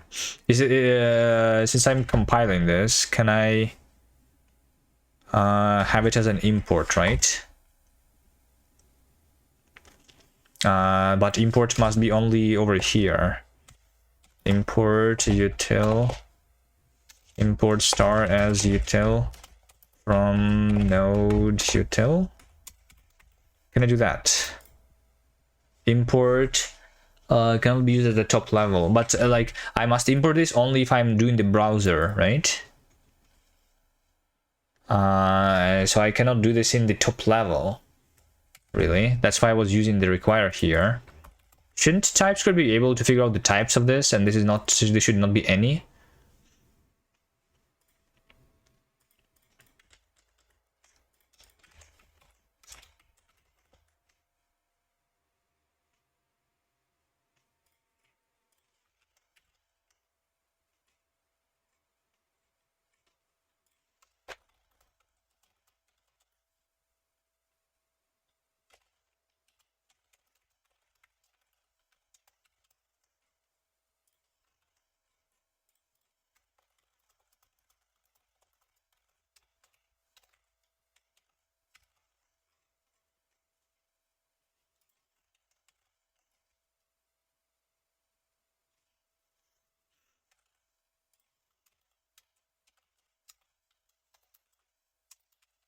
Is this how you do optional types? Question mark or not?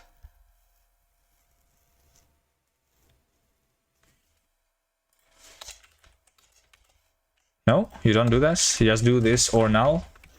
Okay.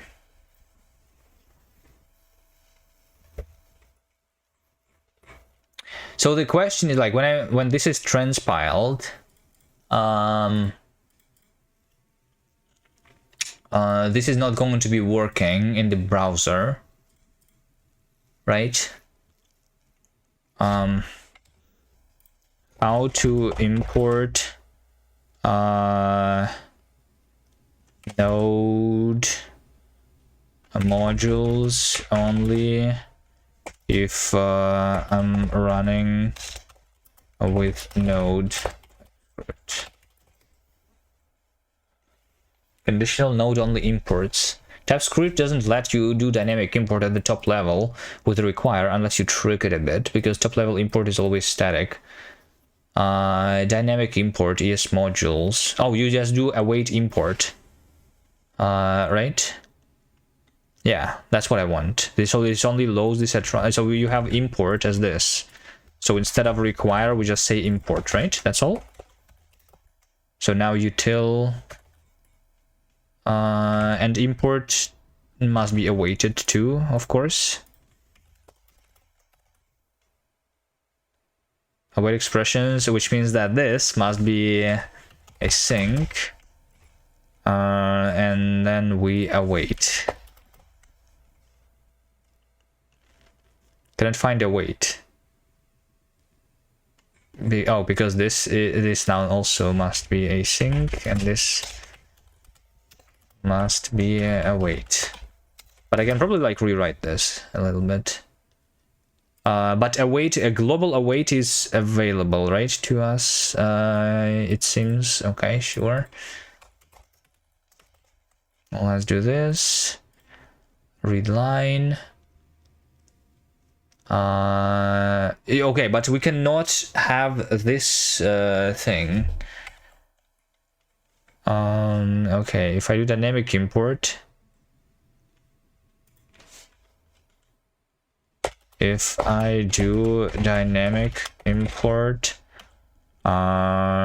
it doesn't understand the types, like readline interface.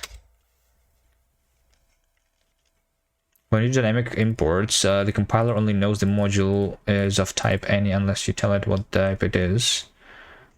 As type of import readline. Okay. As type of import node readline promises. Is that something that you actually do?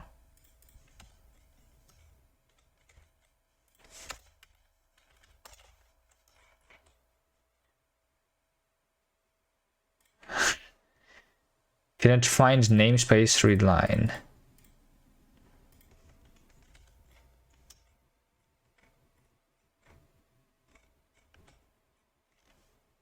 Any TypeScript professionals in chat? Cannot find namespace readline.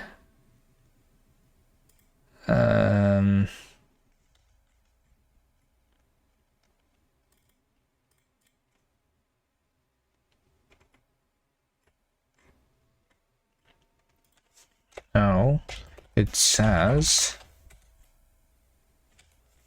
cannot find namespace readline. Well, they do module here.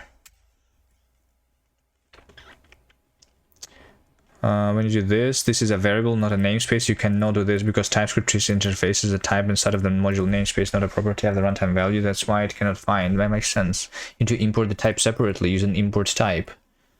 Oh, import type interface from readline. Okay, but can I import? Oh wait, import type can happen inside over here.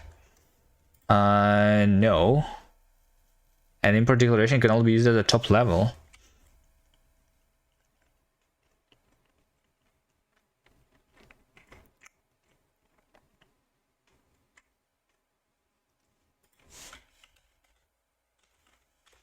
but import type can only be used at top level. Why is this so difficult?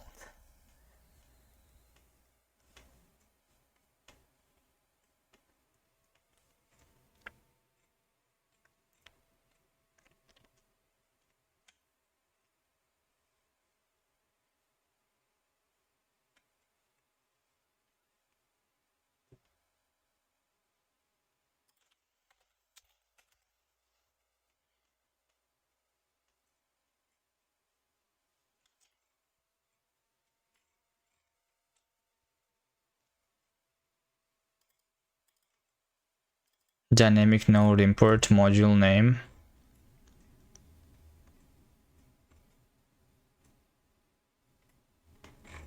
This AI is weird.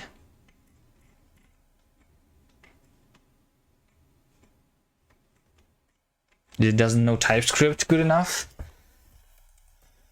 There's okay, maybe let's just try googling. TypeScript import node browser types conditionally. How can I use the types of a conditionally imported module in TypeScript? Back to the good old Stack Overflow. Apparently it's possible to import an exposed type separately, so one can statically import the type like so, import type foo from module and make use of the type before dynamically loading the entire module. The final code would look something like this: import type foo from platform dependent module, but then over here we're awaiting the platform dependent module foo. Yeah.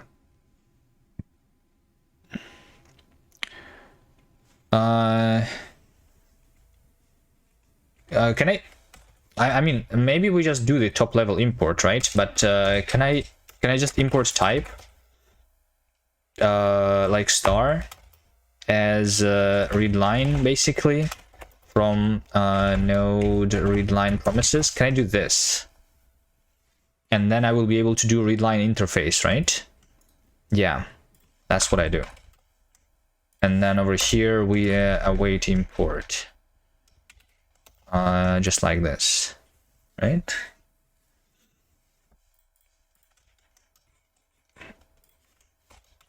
Import type is something that's not going to be present in the JavaScript anymore. So we import fs. Can I import as node fs? No.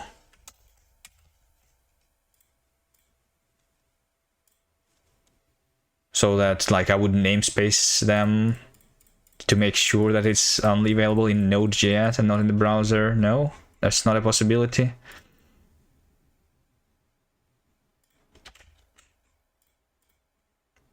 Variable as implicitly has any type. There is no variable as here. What is this? What is this?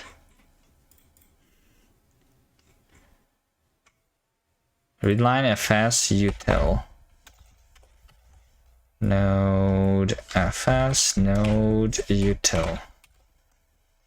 Okay.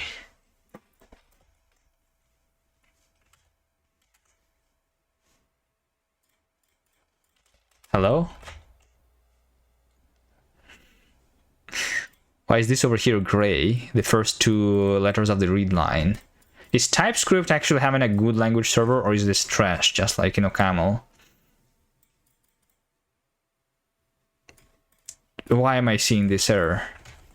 Which probably doesn't exist even.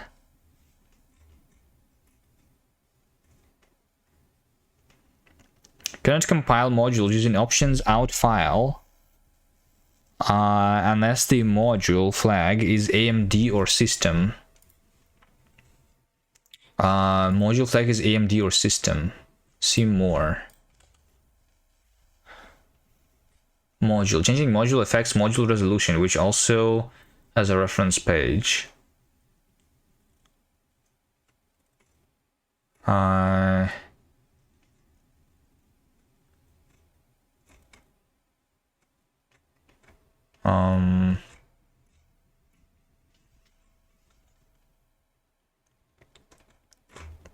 What do I do here?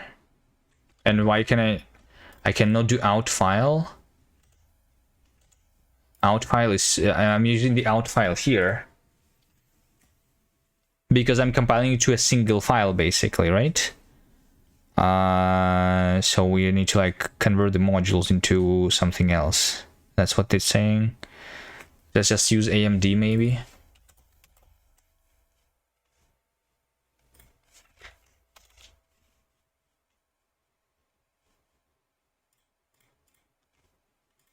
Dependencies. I guess this also depends on the ts config ts, right? No? That's not what we do. Oh, ts config JSON. You think it's impossible to have the same JavaScript file with imports work for both node and browser? You think so? File ts config JSON has unsupported extension. Because this is not a real dependency. I just want this to recompile if this changes in Dune. Okay, hold on. Let's ask about Dune. Can I have Dune recompile automatically if ts config JSON was changed? Rule. That's literally what I did, right? Dune doesn't parse this config to figure out other files as it references.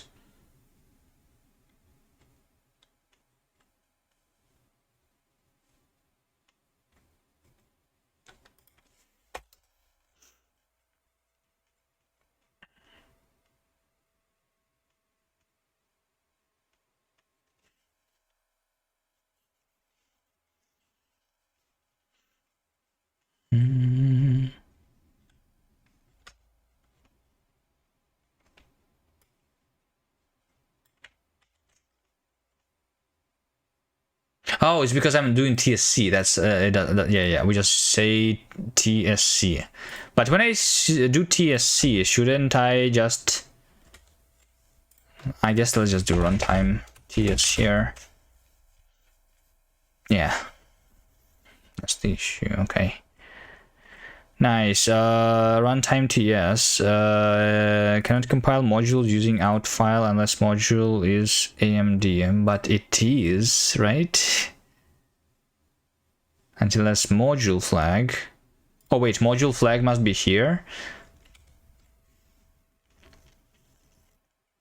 Oh wait, does TSC use tsconfig JSON? Yes, by default TSC will look for tsconfig JSON in the current directory when you run it without arguments, but the current directory, right?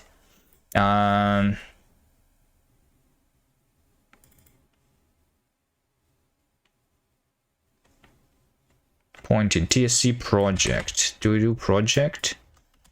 tsconfig JSON. Option project cannot be mixed with source files on the command line.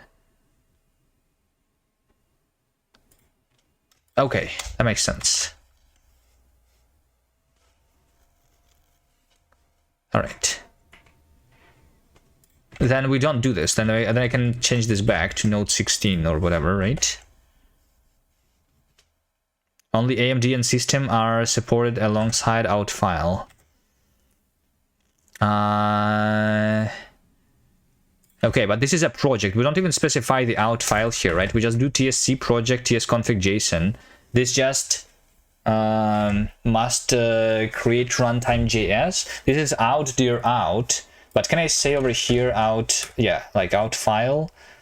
Out file is like runtime JS. That's what I want. But it's going to complain about the same thing. Yeah. So yeah, now we like actually see this error here. And we do like AMD.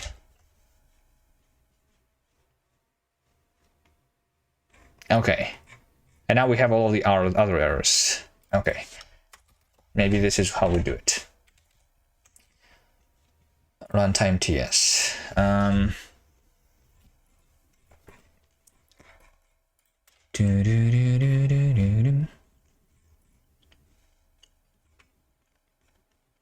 So the backend must have I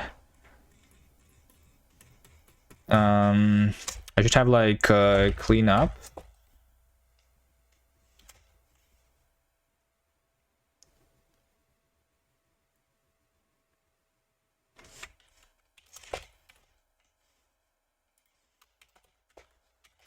Promise void. Let's do that. Clean up.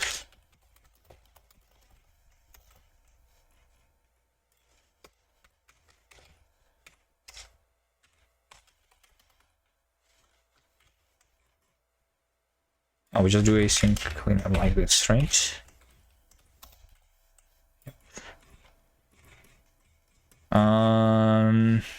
Cleanup is good. New type. Name is string. This should return type. And then we have interface type. So this is like the runtime representation of a type. ID. And name.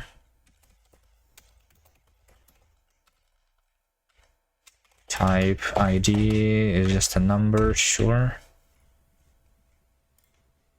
Const ID is gen.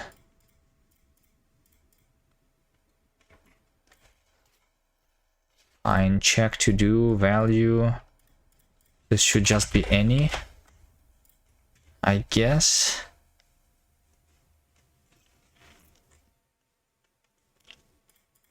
Cast impulse value target impulse. Can I say maybe like it shouldn't be any, maybe it should be like value, because value is value. No, can I specify the type of the field when I'm doing the pattern matching in JavaScript? Or do I just...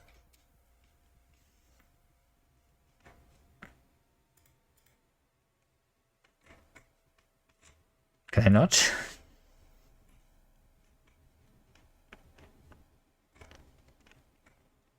I'm just going to say that type value is any for now, but it's not going to be that.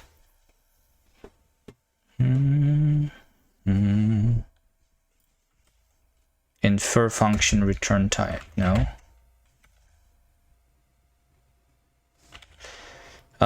Can I type annotate while destructuring in TS? Yes. Annotate, yeah, but like this means that I annotate the entire type, right? Which is a little bit annoying, but sure. Sure, let's say that this is value, target, value, impulse value.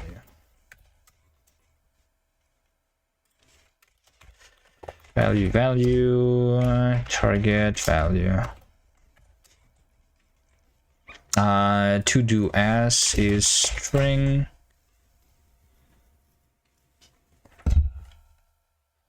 That's a property. No. Method, yes. CMP.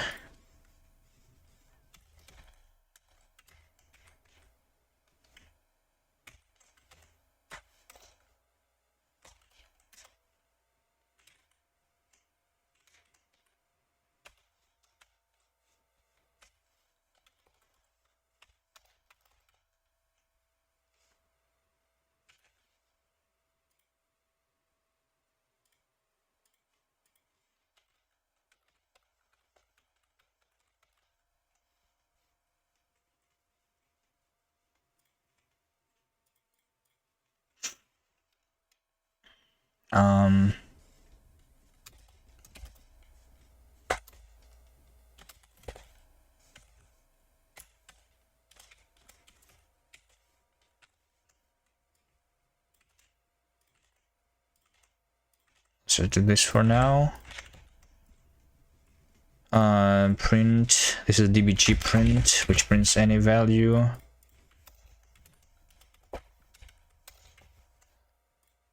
So yeah, so this over here should be backend dbg. Can I just say that dbg is backend dbg?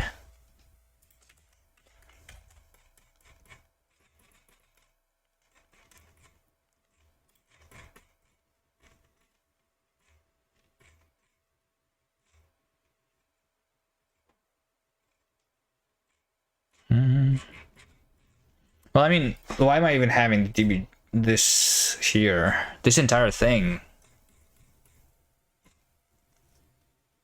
Well, I mean, some of this is shared and some of this is not, sure.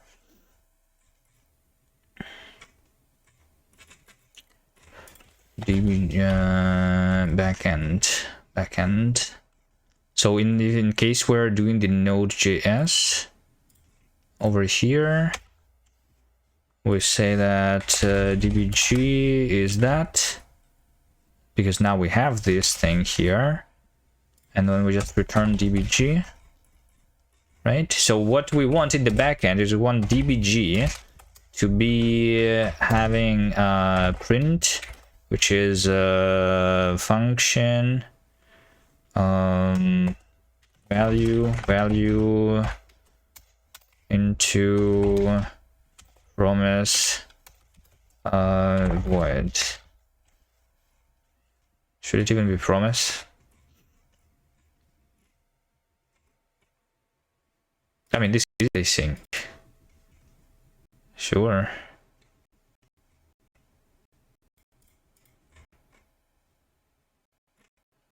So now I just need to do this over here. dbg async print value.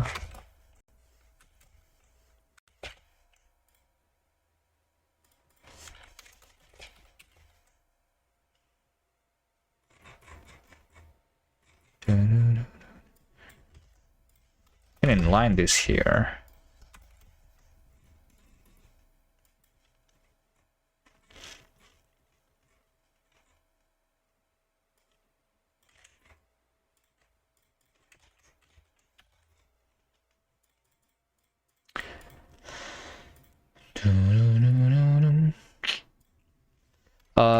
Division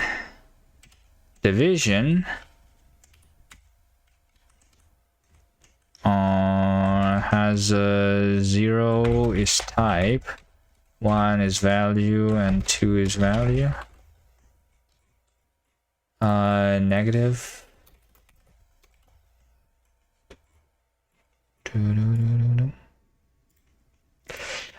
Input. So input is another thing that goes from the backend. So I guess io is backend.io.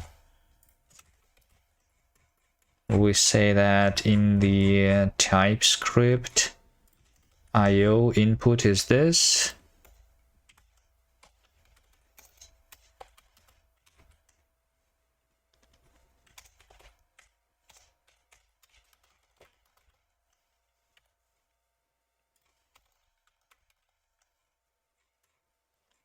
So we have io input prompt string into promise string. io async input prompt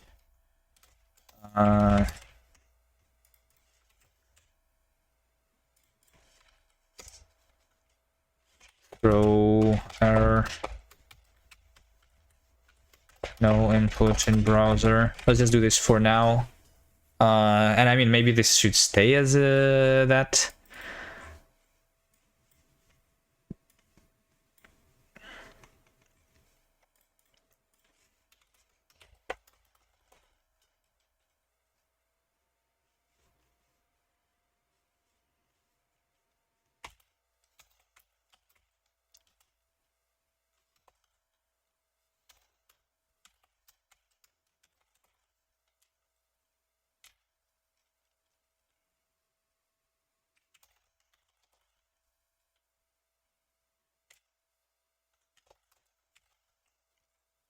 feel like I should have the type definition for a function, you know, because later I will have all of the functions having extra argument of a context, but I did not do this yet. So my type function, argument, and result is a function taking argument, but we have everything async, so it returns promise of R. Yeah. So that is my function, right? This we call function AR. Like this. Substring string 1 number 2 number.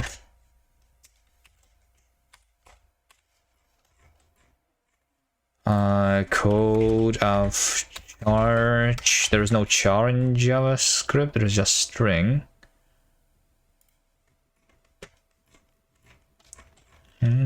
At string. Why is everything async? Because async is the best thing ever.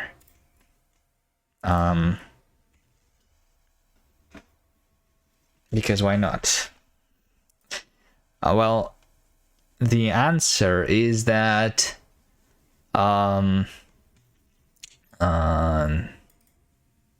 language is implicitly async, basically. So when I see in my language the function call, the backend, like it might be actually async. It's going to be checked through the effect system. If you are not familiar with effect systems, there are not many languages that do that. No mainstream ones, I guess. So basically, like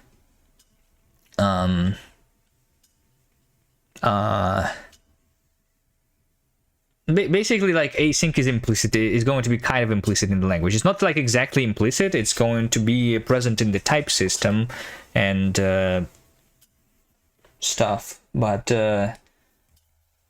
you just write code as if it was sync and it is just async, you know, automatically. Kind of like in Go. I guess Go is implicitly async always, right? So yeah, imagine if I'm writing a transpiler from Go to JavaScript.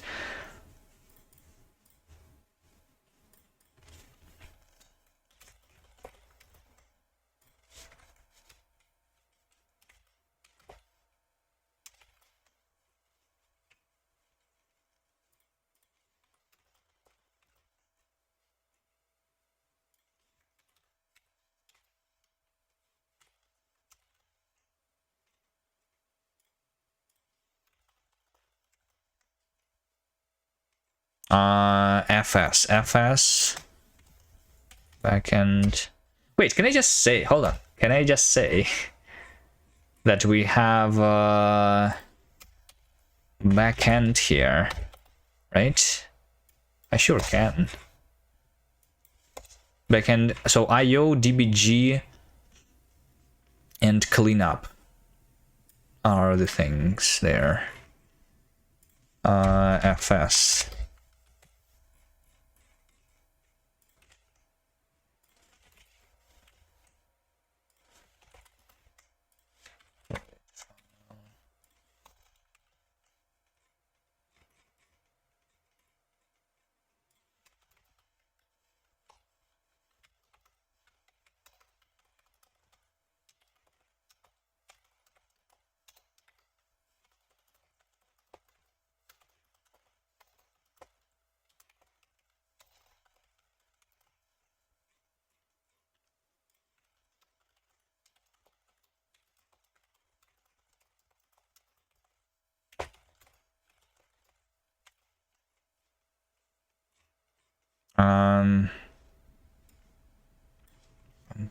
Panic, string,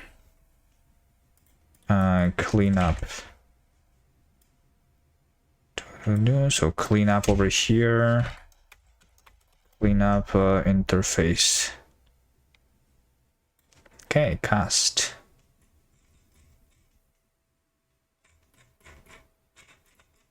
Okay. When I'm doing the cast.cleanup over here. I guess this now is async. Cast cleanup.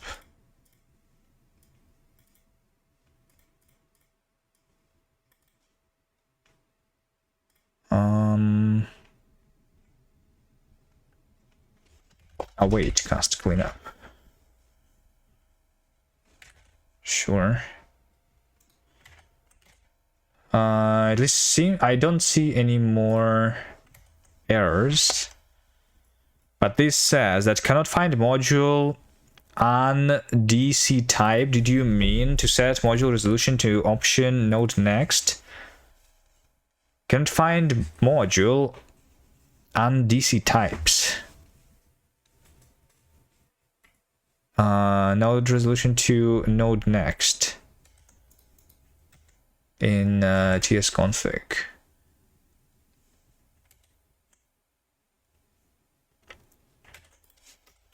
Module resolution node next.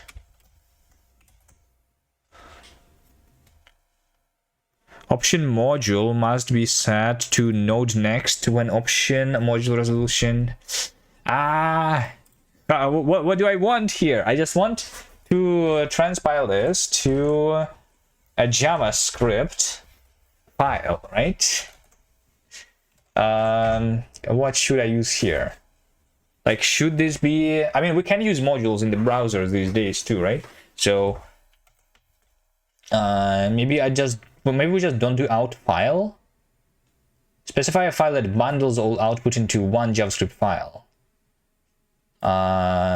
Declaration is true also designates a file that bundles all DTS output. Yeah, so but when we use out file, we must use like AMD. But then module resolution. If I don't specify this, we are running TSC here, and it says cannot find module.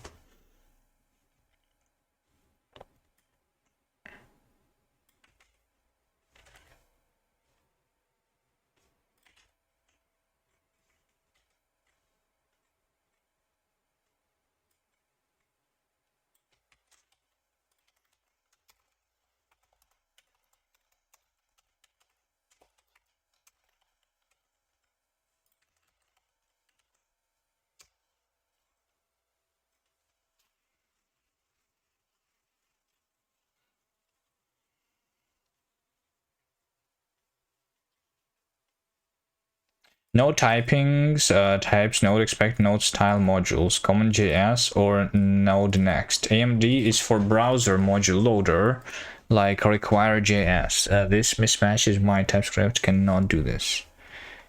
By default, module resolution is classic for older modules, which doesn't work well with null packages. For Node 18 plus types, you should set module resolution is this, or at least that.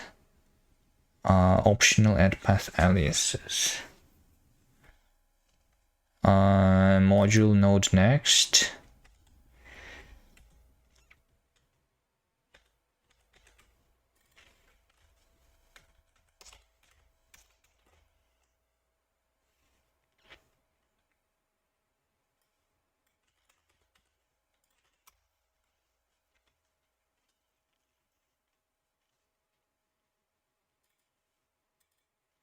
Pick one, node modules or bundling into a single file. You cannot have both with vanilla TSC.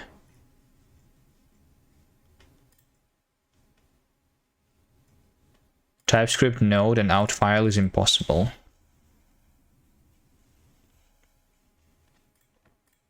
But we can use and then we can use the different bundler, right? Which can give me a single file, right? So we need an ES build then. Or like other bundlers, right?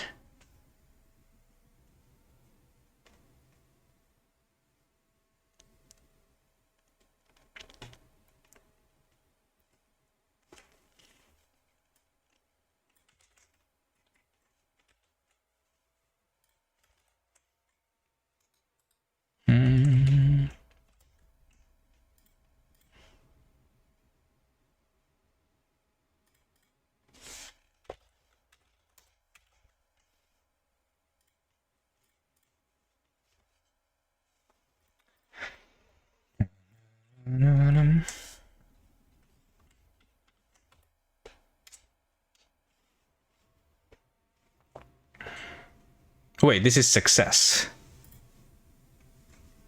How is this success though? I guess because wait, hold on.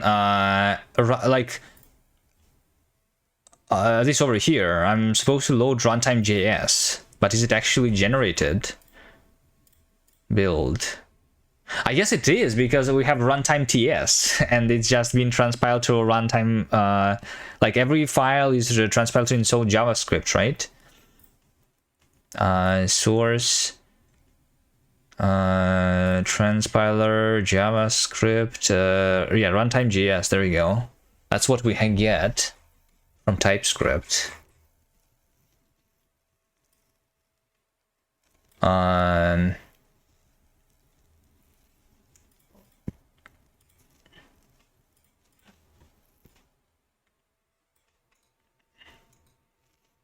Okay, but we want them to...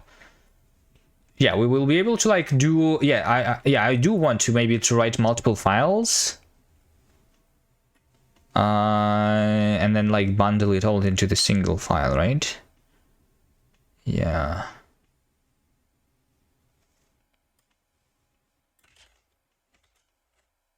Let's see, Dune. So now we have this. This depends on all of the TypeScript files and tsconfig, runtime JS, action, run, tsc.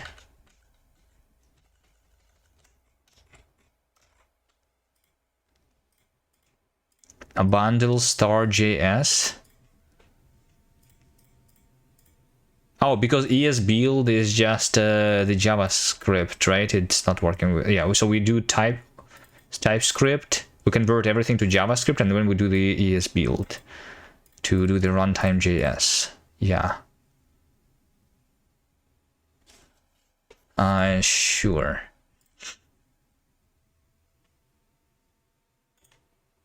New folder, TS.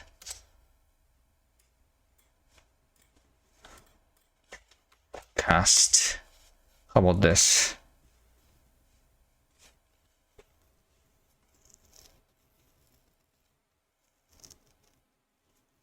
No inputs were filed in config file.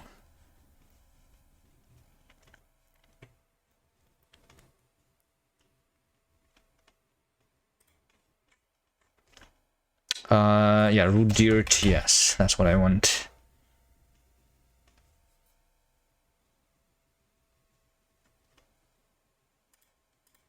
Do I even need include? Specify a list of globe patterns that match to including the compression. If no files, the compiler defaults to including all files in the directory and subdirectories.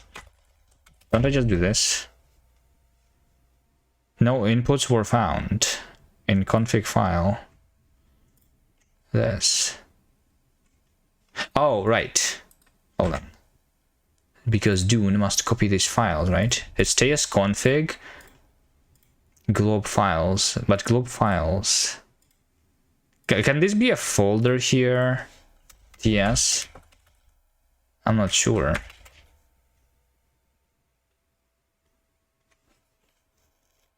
It cannot be a folder.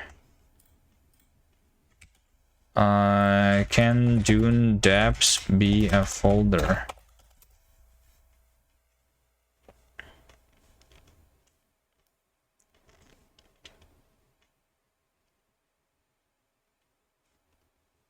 And the folder metadata. Yeah, we must do globe files. Okay, so we just do globe files */ /ts. Like this, right? Okay. So now over here, there are no TS's.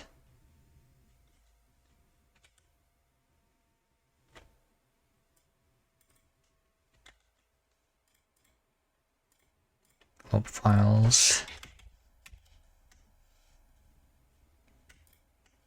It's not copying them. Hello?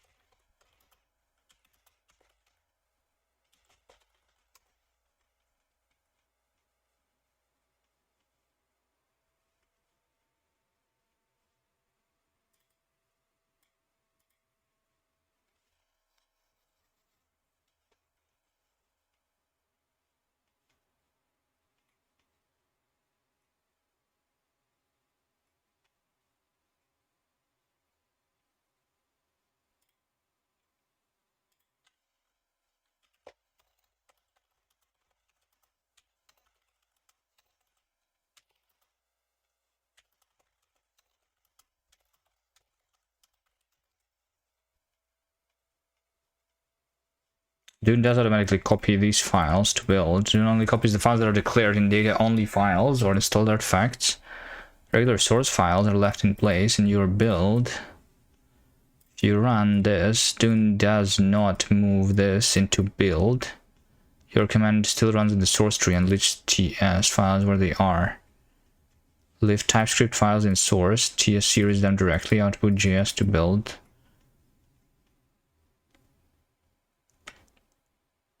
I don't get it.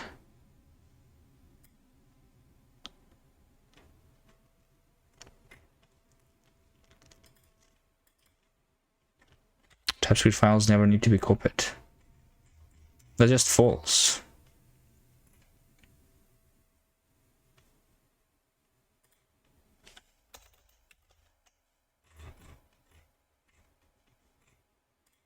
What if I do, okay, what if I don't do a folder, cast TS, and then over here we just do dot,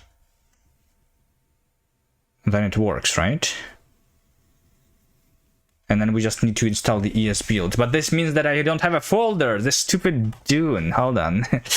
But it works if my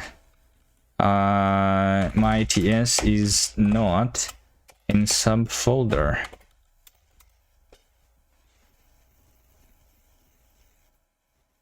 Generally only tracks files in depth or via glob files. When it's on root, you will hit something like this. When you move .ts into source, unless you explicitly tell Dune to watch source using glob files, doesn't notice changes, so it may not rebuild. Dune never copies files, they're just false.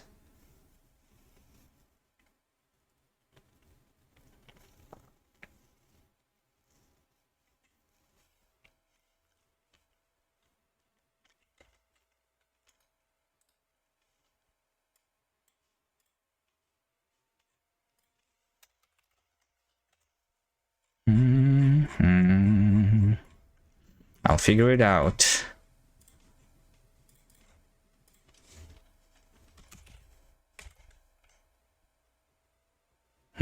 If I do TS star TS, then it works. So I guess it doesn't work, like glob files doesn't support star star here. Wait, it does support now. Okay, I guess it, like I need to reload something here maybe. Weird. Sure, let's do this. So now I need to install the ES build. ES build, is it just in the mix packages probably? Just ES build, yeah, sure.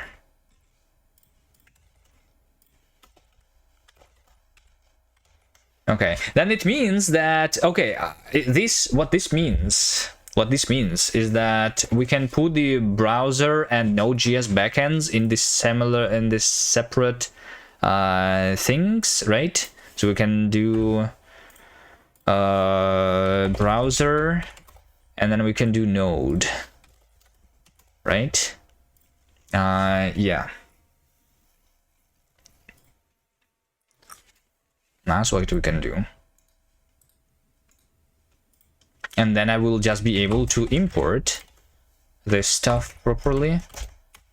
Okay, here. So what do I want? I want basically to have my resulting thing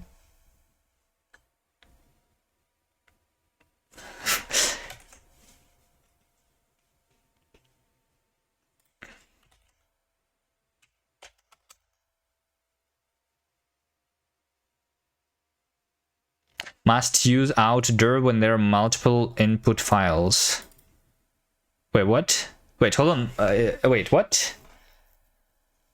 Must use out_dir when there are multiple input files. That's ES build, right?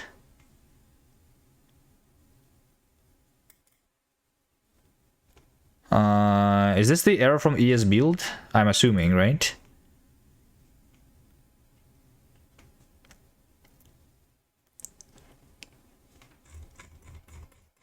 Let's see what we get even here.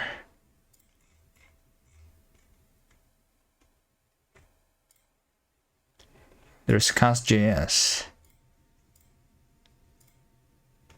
the only file.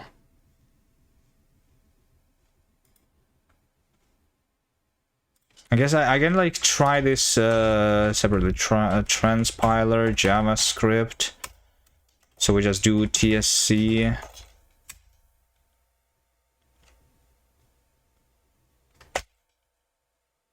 So this just ran the TypeScript over here, right? Yeah, so I can literally just run TSC. I don't even need to do project because that's the default in my Dune here, right? We just run TSC. And then we want to do ES build. Star.js, out file, runtime JS. So this now doesn't match anything. And it should not have matched anything previously either.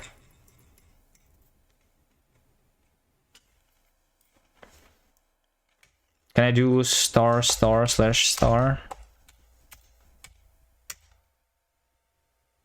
Yeah. Must use out dir when there are multiple input files. What? Isn't the point of ESBuild can like doing a single thing? Forgot bundle. So we're bundling this. No. ESBuild.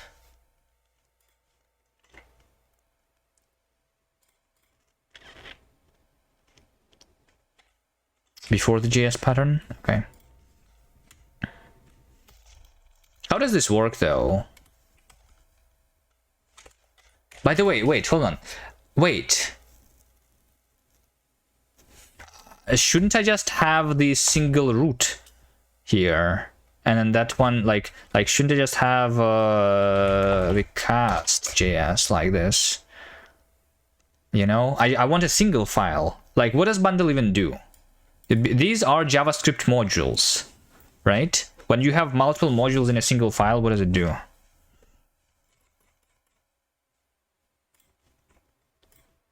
Because what I want to do, well, I mean, okay, what I want to do here in my TypeScript, not in this over here, in my TypeScript, what I want to write is I want to import the I want to say that backend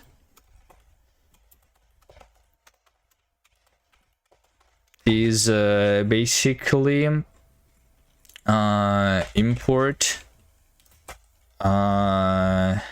is await import, and over here we're doing the import based on our like stuff, right? So we say that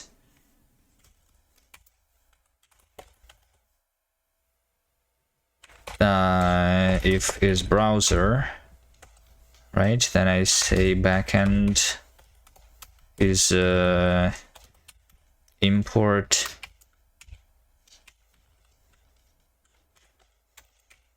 browser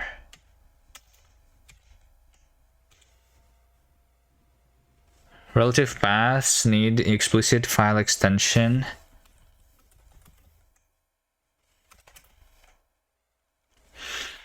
An import path can only end with a .ts when allow importing ts extensions is enabled. Bundle usually is merged files that are minimized with one final file. Yeah, ESBuild can also minimize this thing, which would be nice. I want to do something like this, right?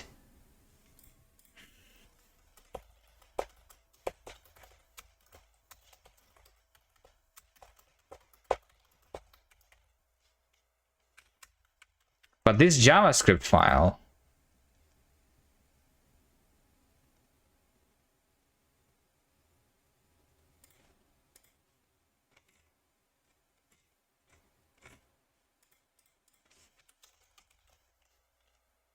like I want this to be transpiled into and bundled then, right? Is this even possible? Hold on. Okay, maybe I can ask ChatGPT to give me like a simple example. Okay, do me a project in TypeScript with two backends implemented in separate files for Node and browser, which must have same interface, something like this. So we specify the interface, Node backend, browser, right? Yeah, like this. Fetch data, save data, sure. So then we have this. Over here we import the Node stuff. And that's how we implement the browser backend, and then index. Import Node backend, import browser backend. Type of window. Okay, I guess we. Okay, okay, we actually can import it, right? We just cannot use it. Yeah. I'm assuming. I mean, over here, right? Like, it depends on what this translates into. Because will it actually try to load the node module fs, but will it not try to import fs promises when run in browser? That will crash in the browser. Separate builds. Oh, we can do separate builds. Node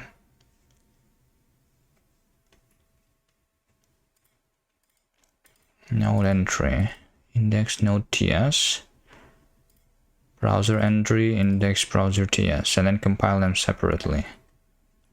Lazy dynamic import, one bundle, clever. Init backend. Yes, that's something. That's what I'm trying to do, right? Yeah.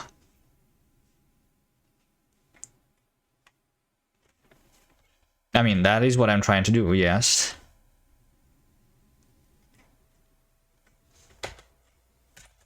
Backend.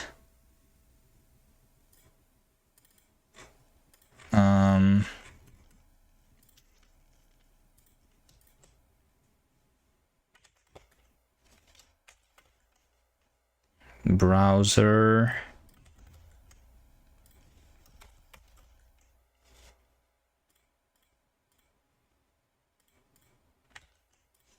Hello? Why does this not work here?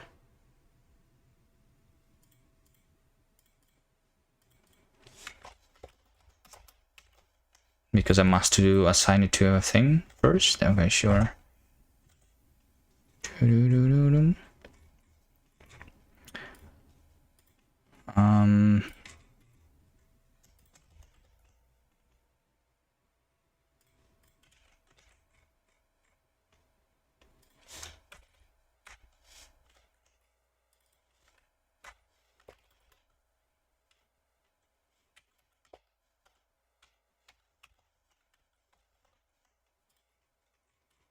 Okay, this kind of can work, right? I just need to make sure that this works.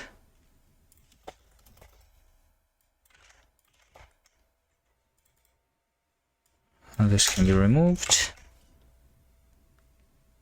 So this is a different type, and then this says that we just import iBackend, which means that we don't need to do this without the extension. Relative imports need explicit extension in ECMAScript when modular resolution is node 16 or node next. Node 16 or node next. Maybe I just need to not like. Maybe I need to do not node next. Like I don't have the out file anymore or anything, right? Module, like, yeah, maybe. I'm not sure.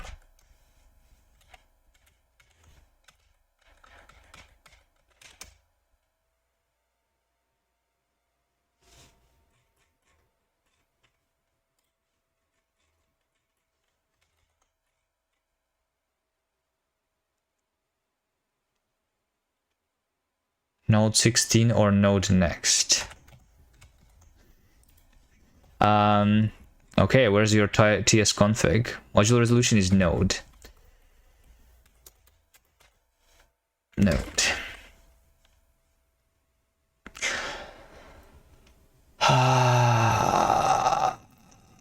No. No? What are you trying to? Module ES next. Module resolution is node. Module ES next.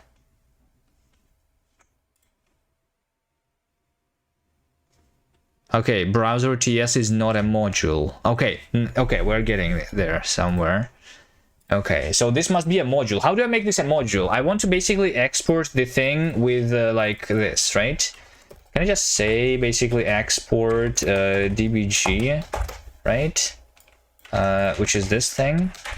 Is that not how you do it? Declaration or statement expected.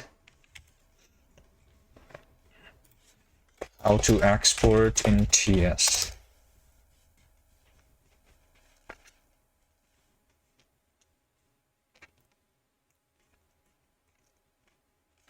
Oh, I need to say export const.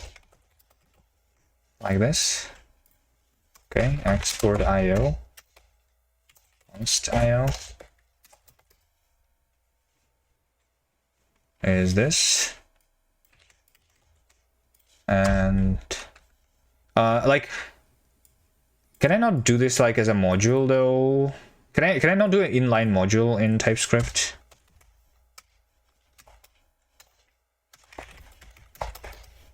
Instead of doing the object like this.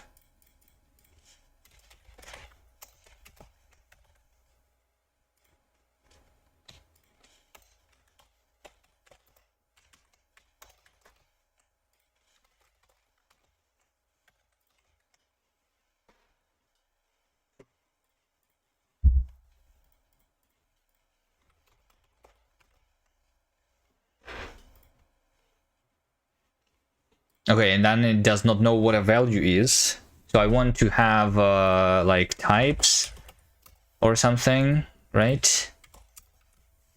And then there is no glob imports in TypeScript, which is annoying, right? Import types from types. Let's do that. Types value. And then this can say export type value is any. For now. Right, so that's my browser, and then my node is going to let's just let you know export. Wait, can I export? I don't know. Fine, let's just do export const dbg. Is this export const io? Is this export const fs? Is this? Export async function cleanup is this. Okay. Oh wait, but now fs is this, right? So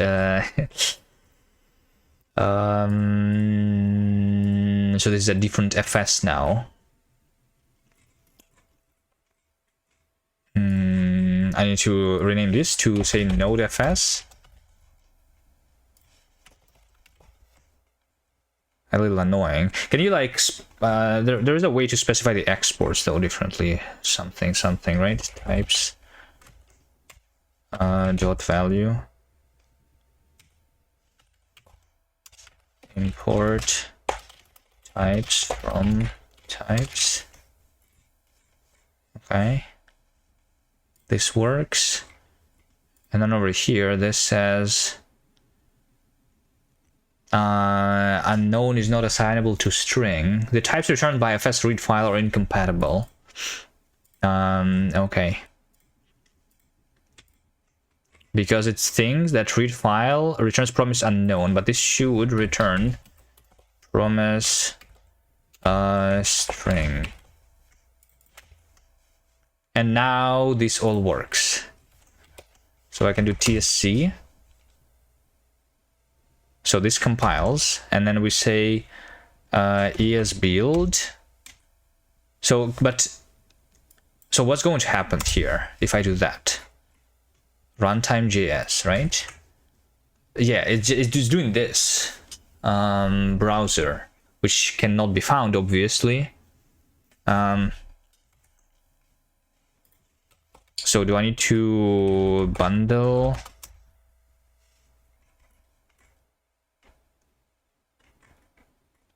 Top level await is currently not supported with the EEFI output file.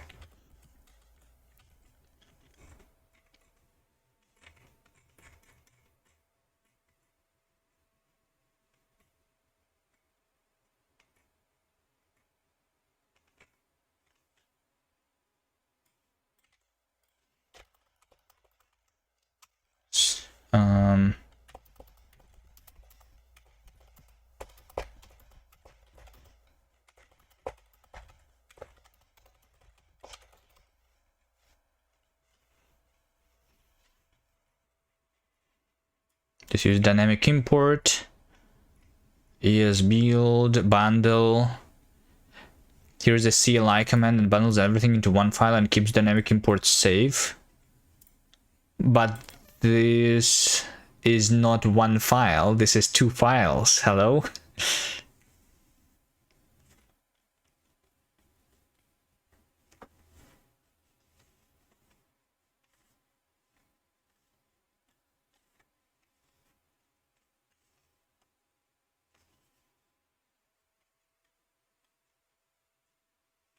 You can use, if you want one universal bundle that runs both in Node and browser, you can use this.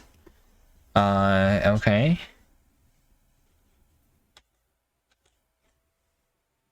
ESBuild. Oh wait, hold on. They do ESBuild source index TS. So they don't even like they use the TypeScript here directly instead of running the TypeScript compiler.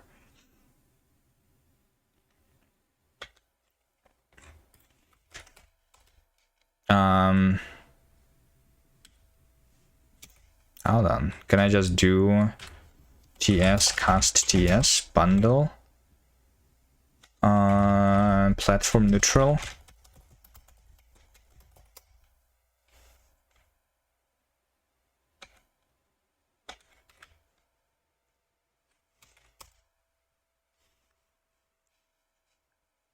Package node util wasn't found on the file system it's built into. Are you trying to build the bundle? You can use platform node to do that, which will remove this error.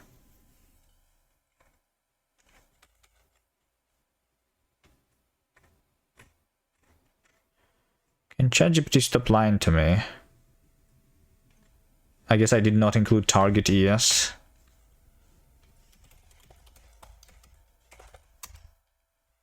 Wow, this is still the same error. Could not resolve node. Still.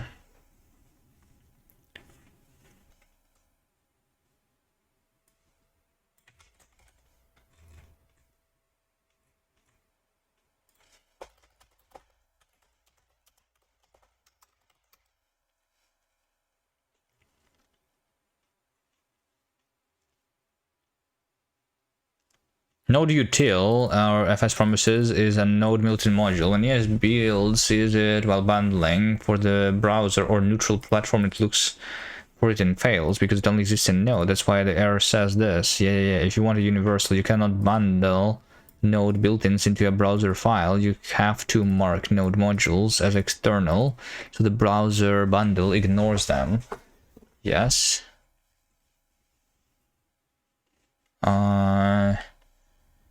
Oh, I have to make sure that they are external. Tells ESBuild to not try bundling node built-ins.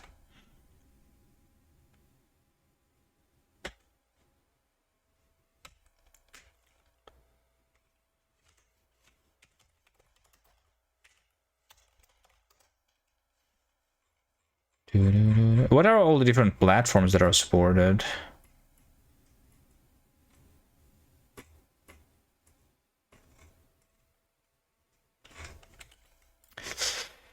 Any example project that does what I'm trying to do?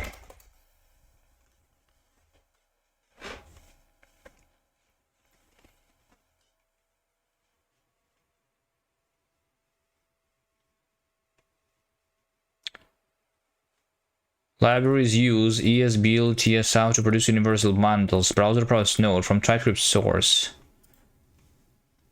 JavaScript library building ESBuild. JavaScript compilation to browser ESM and CGS using ESBuild.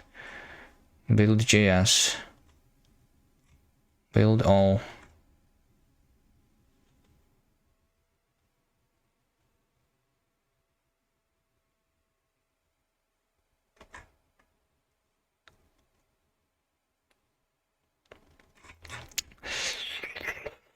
I'm trying to do too many things at once. I should have just stayed within one file and that's it.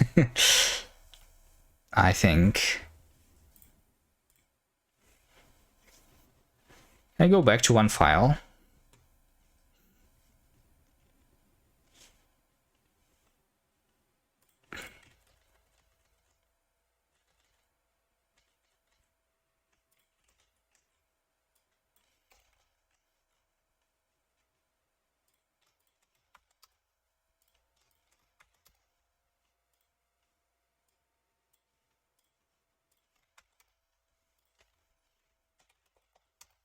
Called runtime TS.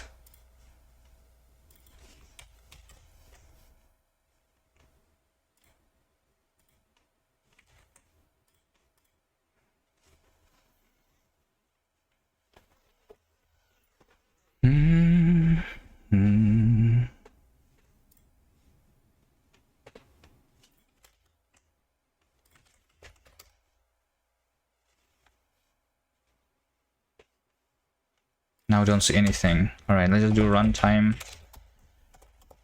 Yes. All right.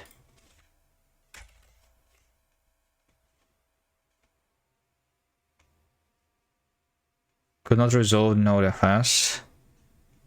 Yeah, I just don't do the ESBuild anymore, right? I just do TSC, that's all. And we don't do...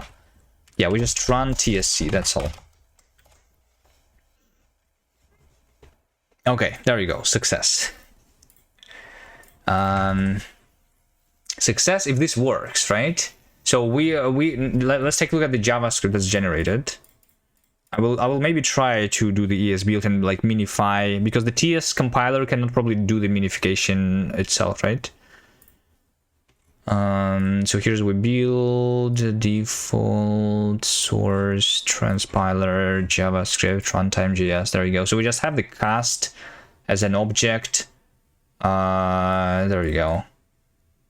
And then we export, and I guess and then I guess I actually export it, and we have it. Well, I mean, I'm just yeah, so like this is a module. This results in a module. Or we can just say that now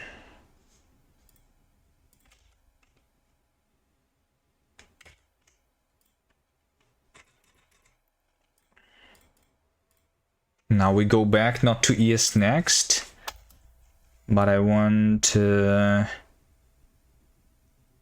AMD, maybe module resolution. Let's take a look. We define requires and stuff. A little weird. I liked the previous one more.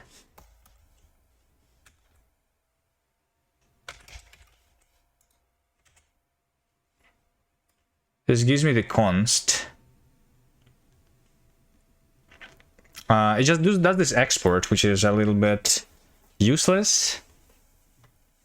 Source mapping URL.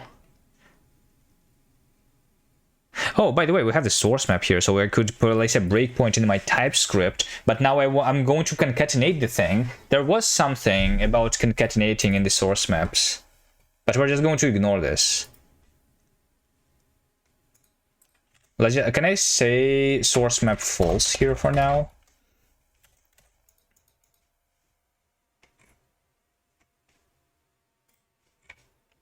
Okay, so what matters is that I have the cast here, right? And it might work. Oh wait, I'm not actually compiling anymore. June. Now, tsconfig. Module resolution, node, next. Module, node, next. I don't know. Let's just see. So this works. Let's try to compile. Cast, run, target JavaScript, guess a number.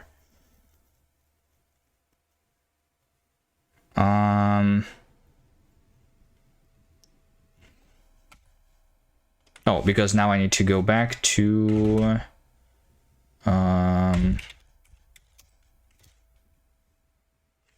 the root of the workspace. Okay, there we go. Okay, so this still works through Node. That is what that's what the important thing is, right? So here's my full thing that is compiled, right? Yep. Yeah. So this is transpiled TypeScript, and this is transpiled cast over here. Okay, nice. And then it works. And now we can try running this in the browser. Okay. So how do I run this in the browser though? I need to, let's just create index HTML here, right? Just do body script source is compiled JS. That's all. And then we like open this in the browser.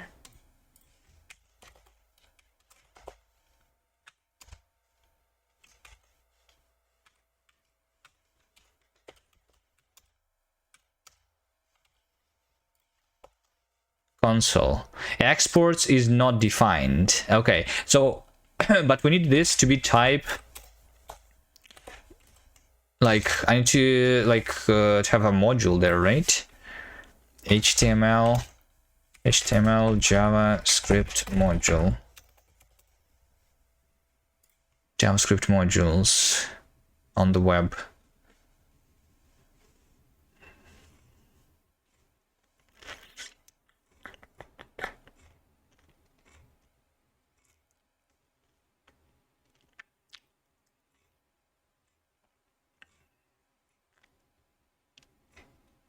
Script type is import map. Can I just not do a module?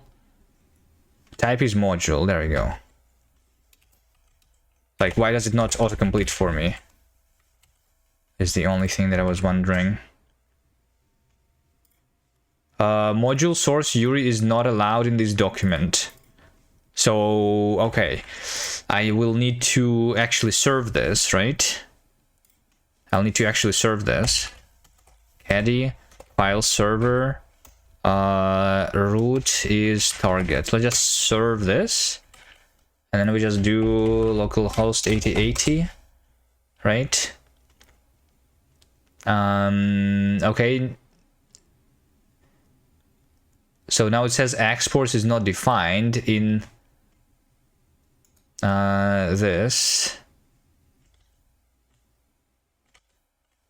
Guess a number KS. So I can, like, it knows about the source map here already.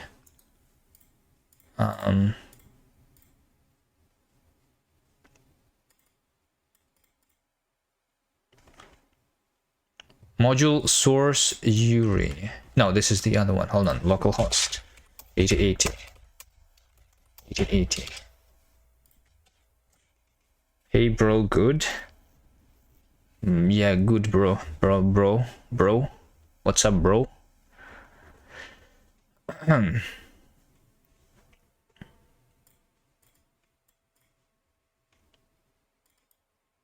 Export is not defined in compile JS2. Yeah, we say define property exports.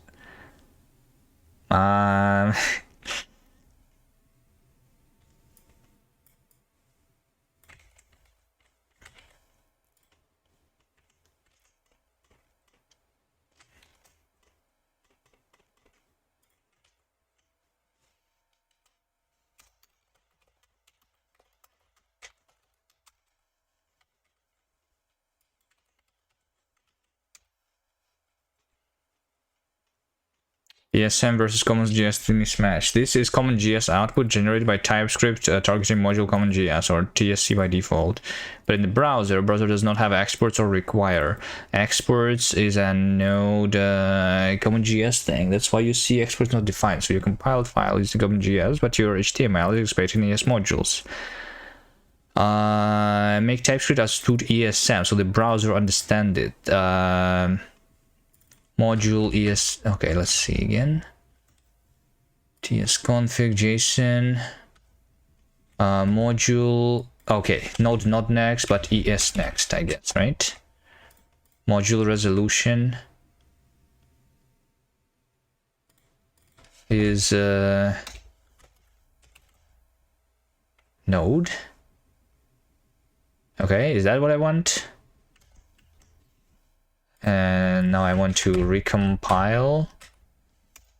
Cast compile target JavaScript. Yep.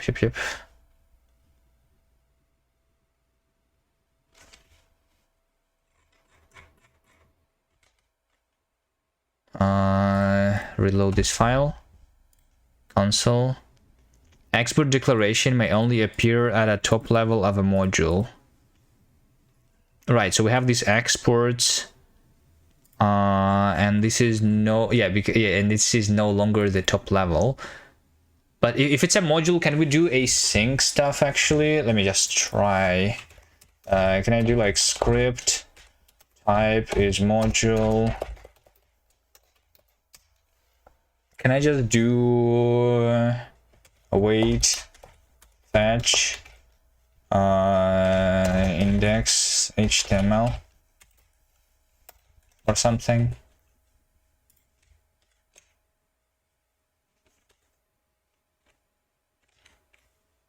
What is this?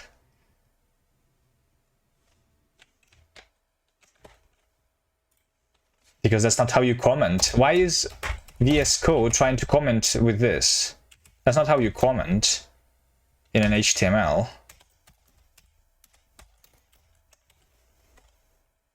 Okay, I guess this works, right? We have the top level await because this is a module already, right?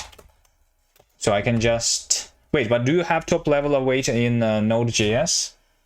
I'm not sure.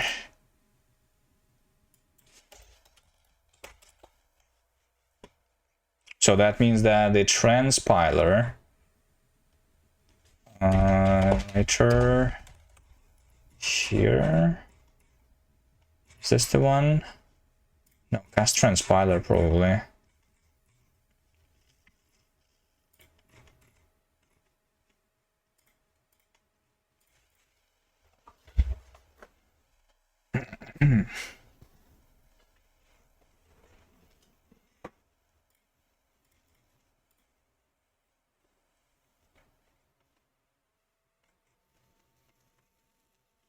Yeah, I'm doing this, which is wrong.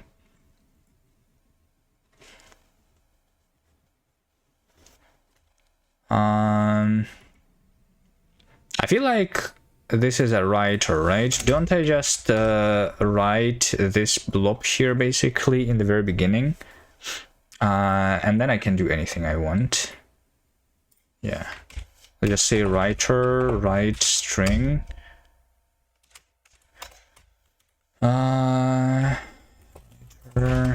Write string this blob. Runtime JS.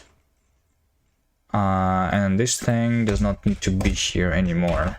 And this can be whatever. Could not find or load file runtime. That's probably fine. Okay, let's see this again. Okay, hold on. Welcome to the guessing number game. The number has been picked. No input in the browser. Okay, it actually works. It actually works. So let me just make sure that it still works through the Node.js. Run.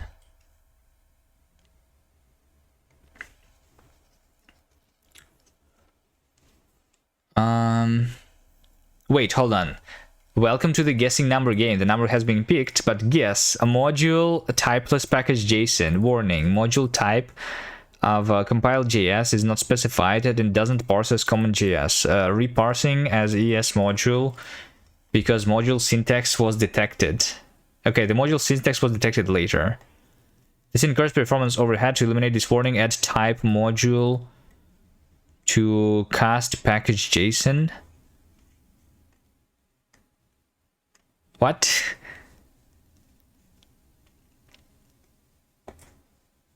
So it like already ran some of the code and then it figured out that it's a module. And why do I need to be added to package JSON is also weird. Because I'm just running this thing, the package JSON might as well not exist anymore.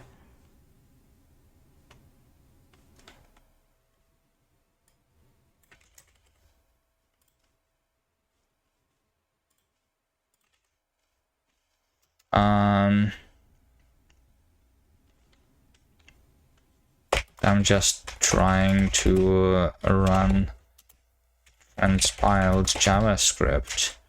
Why would I even need package JSON? Node needs to know whether your JavaScript file is a common JS or ES module. Without package JSON, Node defaults to common JS, but your transpiled code uses import-export, so Node says, okay, I'll try parsing this as ES module anyway, but showing annoying. You actually need to root this. Quick fix. Run the file with input type is module. Oh, we'll just do this, right?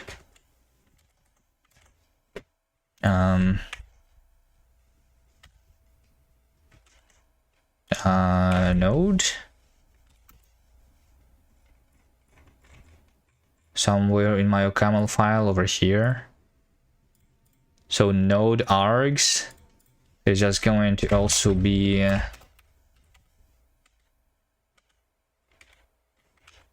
input type is module.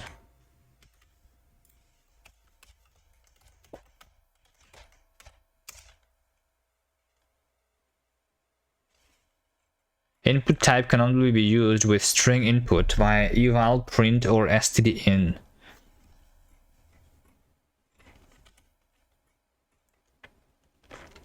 Why is ChatGPT lying so much lately? Like, I would expect it to actually not lie when I use the commonly used things like JavaScript and TypeScript, right?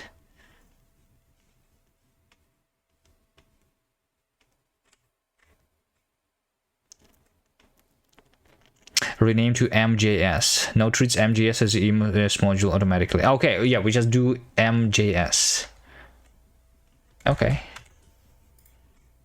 Sure. Let's remove this. But do the MJS instead and see if that changes anything.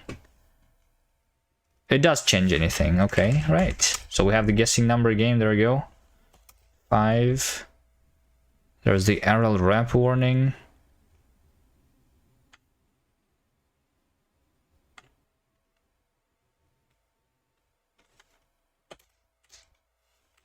Okay.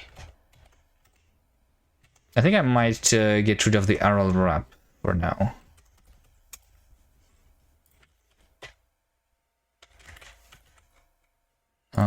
Let's just not error wrap. Just do an exec.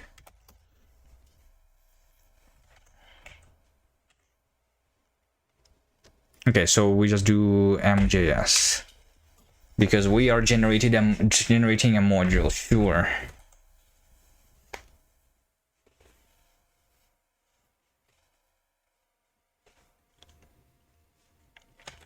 and this still works in the browser. No input in the browser. Yeah, so now, but yeah, as you can see, we actually have the code running in the browser, right?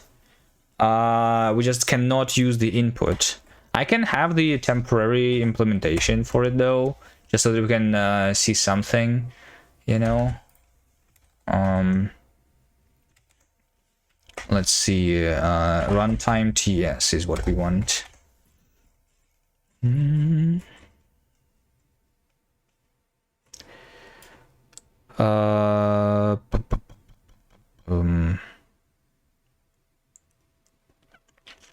in the browser, input, we can just do prompt.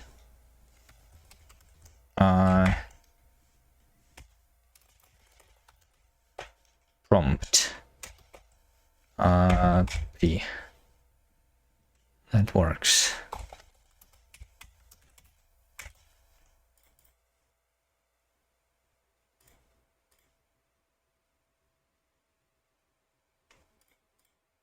Wait, prompt returns string or null, right?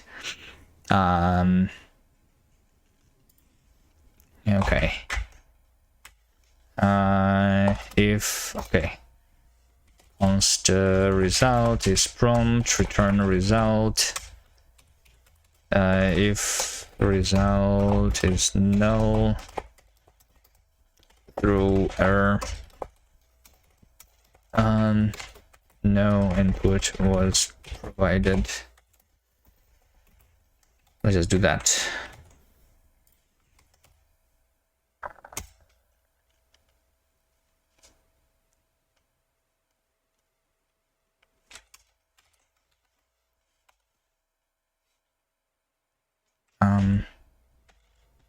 No input in the browser.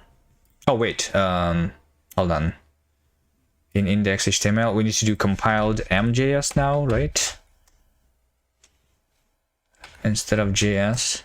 Okay, there we go. So we are guessing a number 5. It's greater when it's 6, and we guessed. Okay, that works, I guess. So we just don't have the files in the browser, but that makes no sense anyway. I probably should not have this as a prompt anyway. Why was I trying to do the this in the browser even? I mean, the fact that we can run in the browser is good. But why was I trying to do this? I already forgot.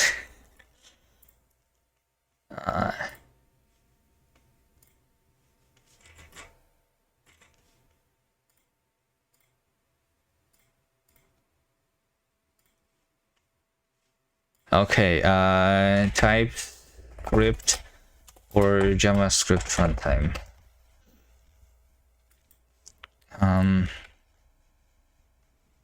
I was trying to debug this, right? Because we have the source maps and stuff. File std cmp.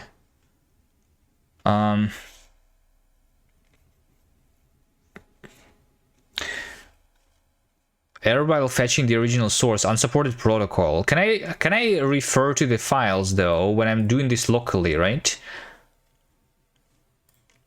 When debugging locally, can I have a source map pointing to file? Yes, you can. Source maps normally use file URLs. Browsers and debugger can load source with this pass if the debugger has access to the files. Browser security restrictions, blah blah blah blah blah. We can run Chrome with allow file access. Alternative, use relative paths. Serve the files via local HTTP server. Also, another thing that I can do, by the way, is we can embed in the source map specification, right? We have the source content. Yeah, we have sources content, and I can just embed this in the source map so that it doesn't need to load anything. Yeah, that's probably sources over here. Can I say sources content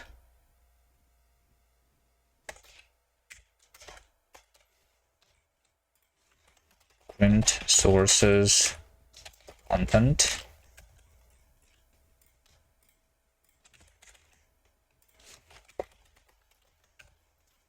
So we go over the sources. These are my URIs, right? And I just read them, I guess. Right.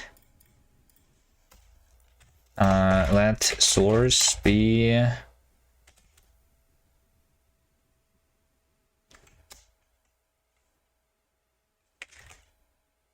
read from file system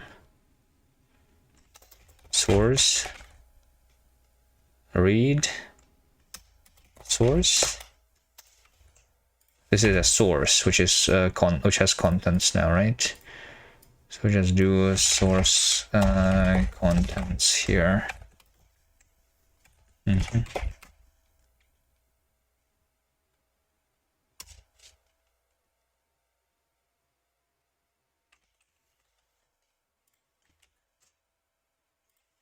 Okay, look at this. Yeah, there we go. We have that stuff.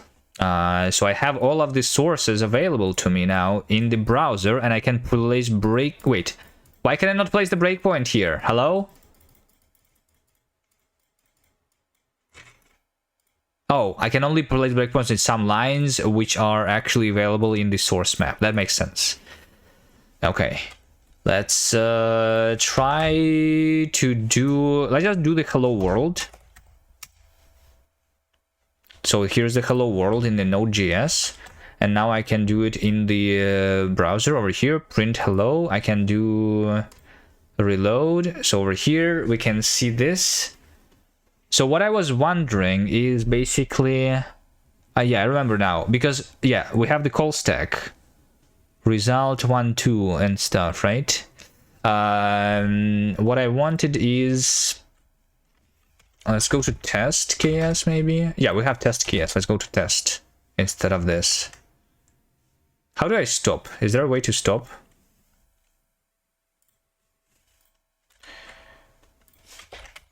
We do test KS.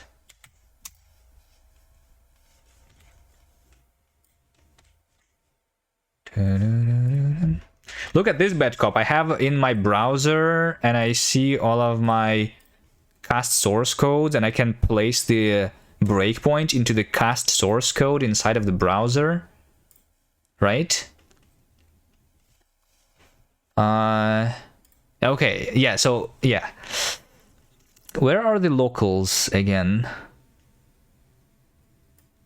So the thing that I was trying to do is so that I can hover on X and see the value of it, and I cannot, right? Because this has this is different. Do I not see the locals in the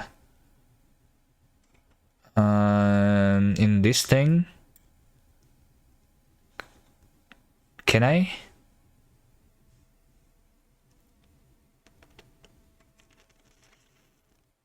Can I not see all of the locals?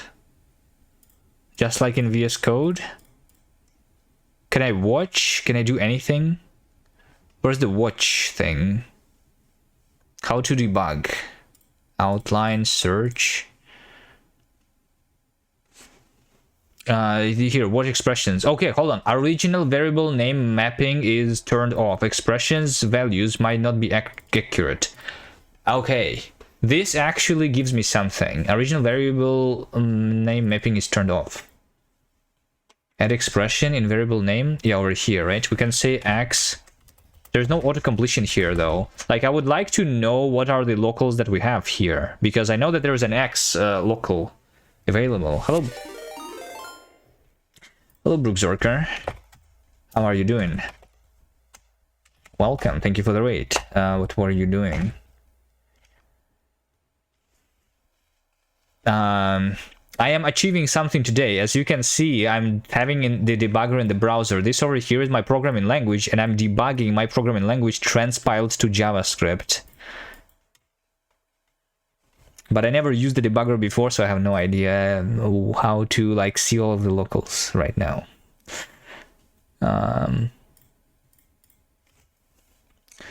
We can also try opening this in Chrome, right? It's the Chrome debug tools. This is Firefox, and Chrome is a little bit different.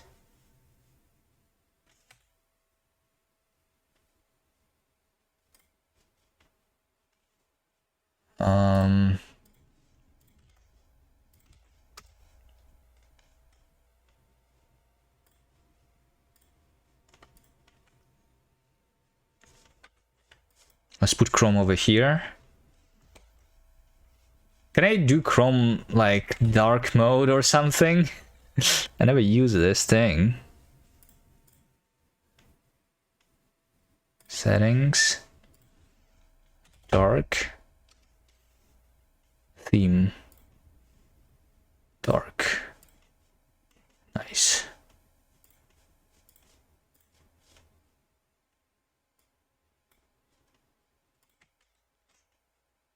Sources. Okay, so here we go. dbg print x. Let's print breakpoint here. Reload. So I'm also paused on the breakpoint. How do I close this? What's new? Close. Yeah, I do have in Chrome. I do have this, right? We have x, and these are all of my variables. Yeah, we do have all of my variables here. This is very similar to the VS Code's stuff. Why do I not see that in here? There's only the call stack. Oh, maybe scopes. Original variable mappings is turned off. Scopes cannot be displayed. Click show original variables. Block this undefined. Window global. What?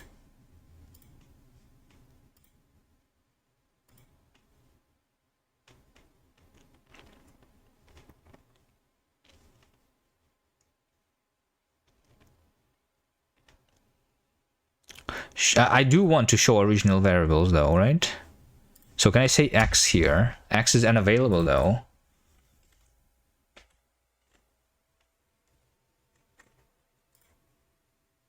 X. Can I like show the transpiled value though? Because what is this X?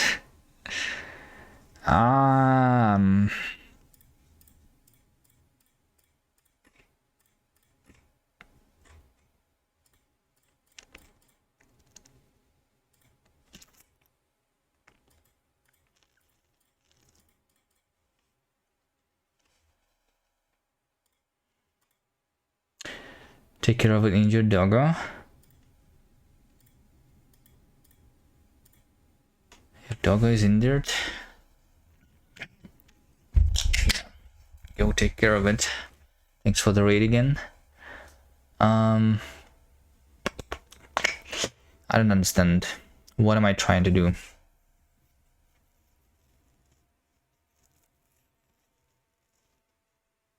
So we can just transpile keeping the original names, but that just does not allow us to transpile any code, which is annoying.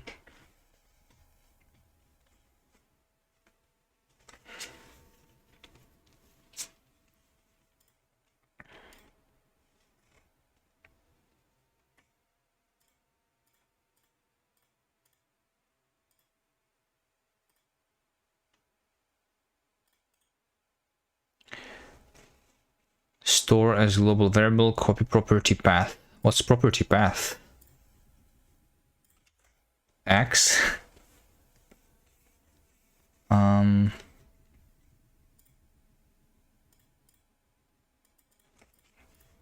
can I watch what X is here though? I cannot, right? So it knows that we have a variable called X, but I cannot watch it. Which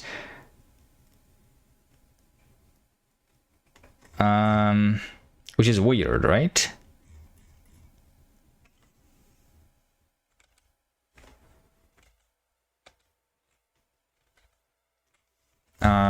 C compiled JMJS.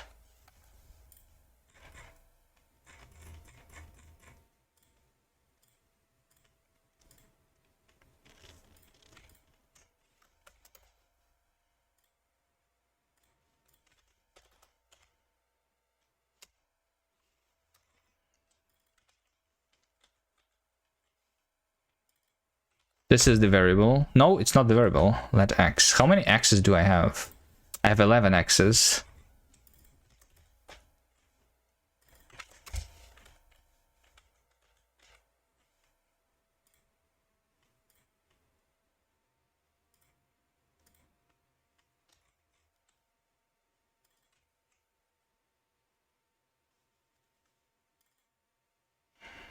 VS Code lags when I'm inspecting this. There's a single huge line here.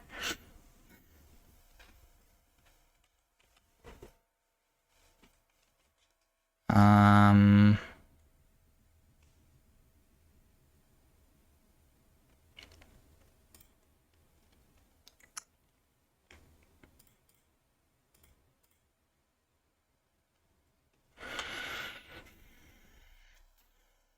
don't know.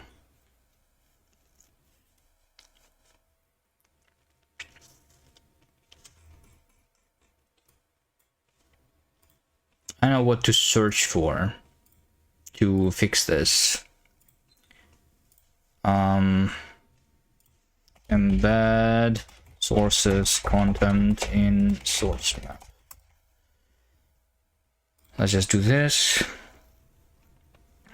Maybe let's just write a program, you know? The progress has been made anyway. Right? Now that I run in the browser, hold on. If I run in the browser, how far am I from actually making a game? What if I tried to actually have something working in the browser? Well, let's do this. Let's go to examples and let's have like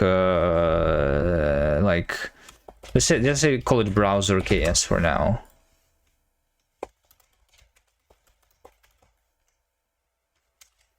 Right? I'm just going to say that.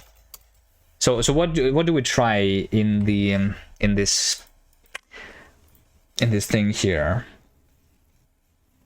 I want to try to not want to try to use the Canvas API yet, right? But we can do like document create element or something. Right.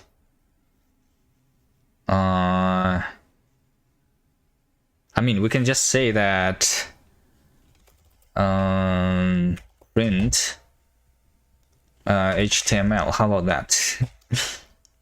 Print HTML. HTML is just a string, and we're just going to append it to the body.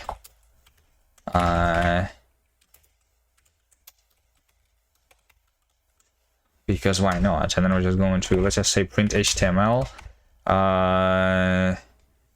Hello,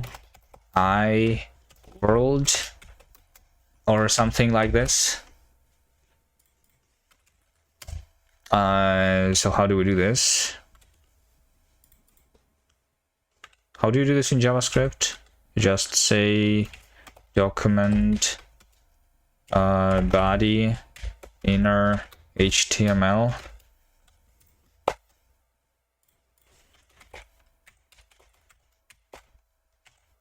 Plus equal hello world, right?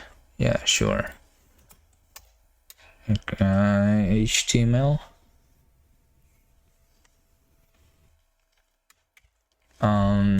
Plus equal HTML.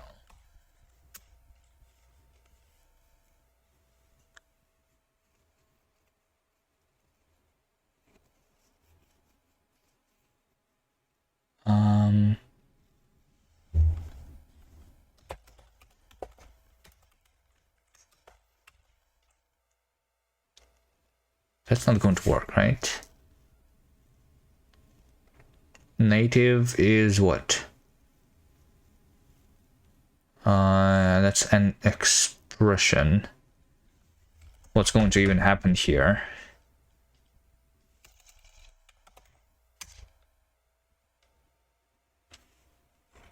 A document is not defined. Well, I mean, let us see what's going to happen. Debugger file. Browser. So it didn't print anything.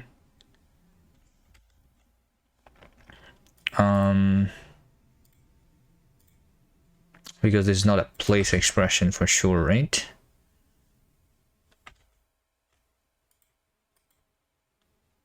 Like this is an assign. This must be used as an expression. I just want to see what this transpiles into.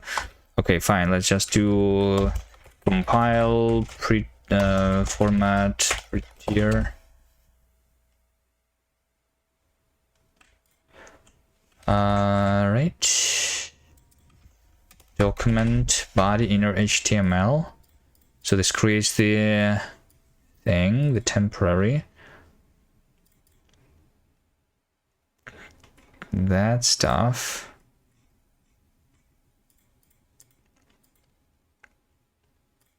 It's a reference variable get. It's this temporary. So this is so we have a reference to the inner HTML. So this is operator add.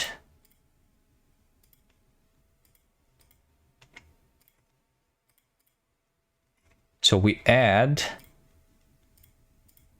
this thing. So this is a reference, so we get to reference it, yeah. And this is the actual HTML, which is a string. And then I want to assign it basically, right? Yeah, so over here I'm assigning, I'm doing set.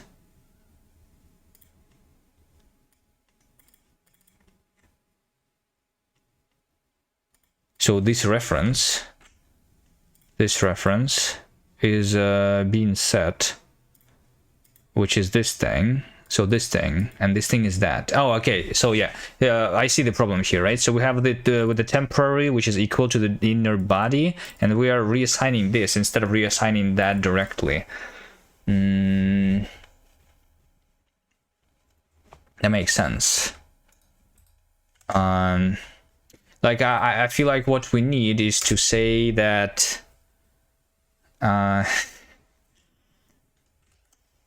like I either need this to be used as what even, like as a place expression, I guess. Because when we use this as a place expression, it just creates a temporary, right? Yeah. Yeah, that actually makes sense. So my course syntax native just says that if I'm trying to do a place expression, then it is a native. But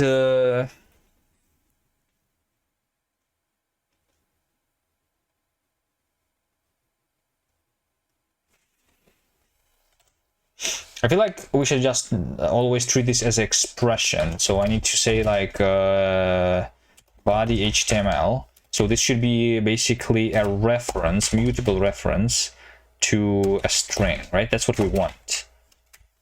And then we say that body HTML dereference plus equal HTML, right?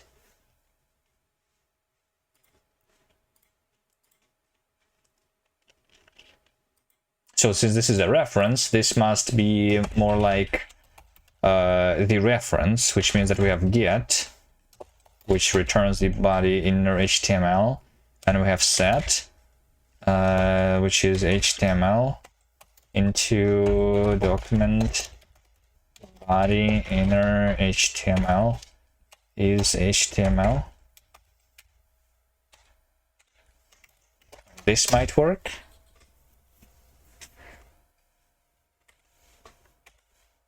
there we go. Hello world. A little ugly, but this means that I must do this.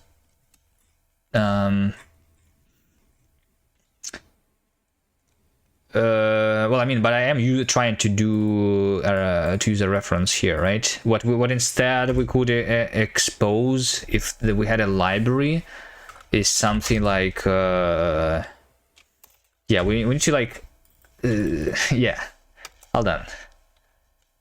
We want to say that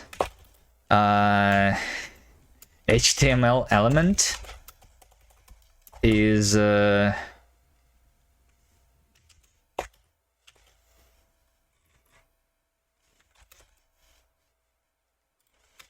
new opaque type, right? So we want to like have the function that has that is document,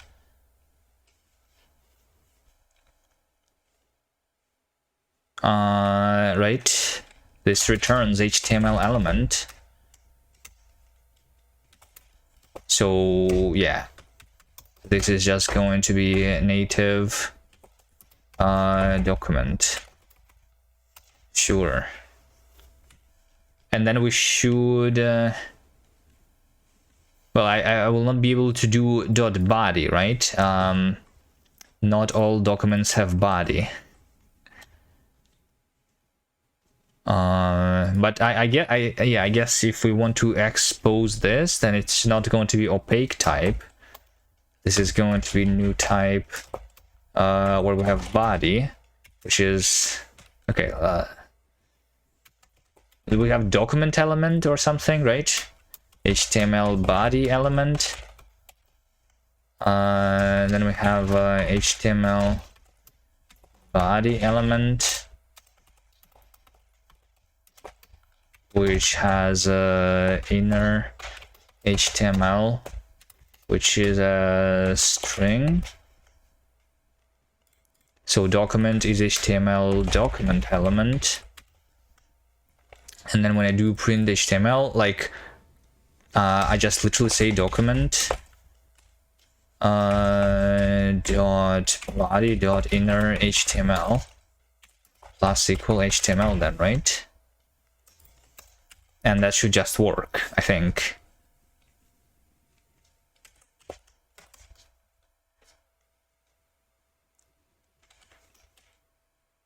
It didn't work.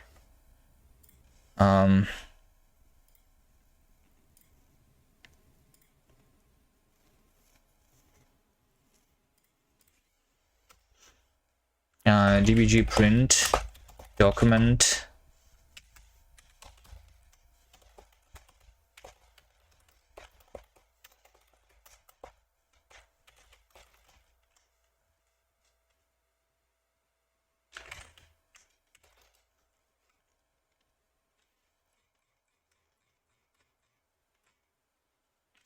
not mutable. Oh yeah. So this must be mutable, right?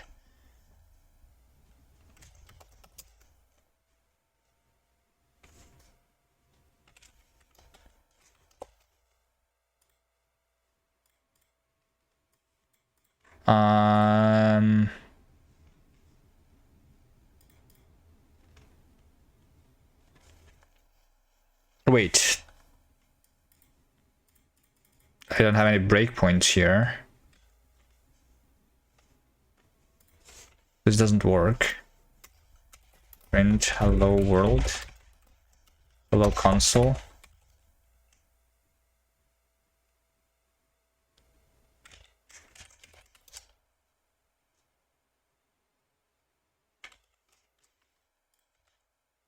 Hello console was printed. Oh, I don't have the source map because I am doing the format prettier, which loses the source map. Let's not do it. Okay, so I can actually do here load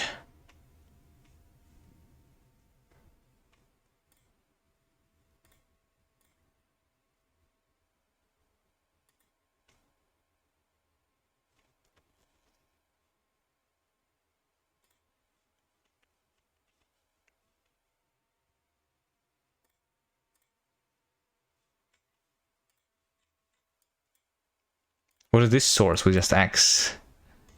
It's weird. I don't know what if I even try to do here with this thing. But dbg print is something that was working. Oh wait, hold on. dbg print is not implemented in the browser. I'm just stupid. Yeah, that makes sense why I don't see it. Runtime TS, right? Because dbg print in the browser literally has an empty body here. Because I'm using node util here for doing stuff. This is just going to be a console debug value, I think. Let's just do that. I'm using util because if this value is a string, then it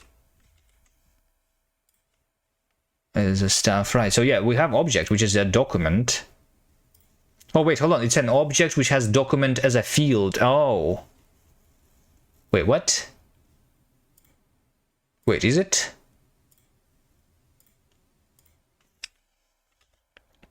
Oh, no. Yeah, it's an object which has a field document because that's what I said. Because what we say here dot document. So this creates an object with document field, which is the actual document. Okay. Can I dbg print document body?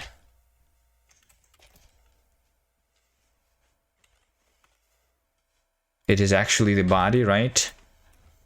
Inner HTML.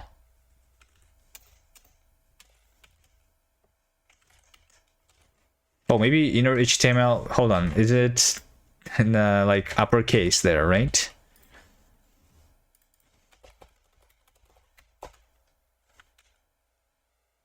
Yeah, I have made the inner HTML with lowercase, but it must be all uppercases. That's the problem.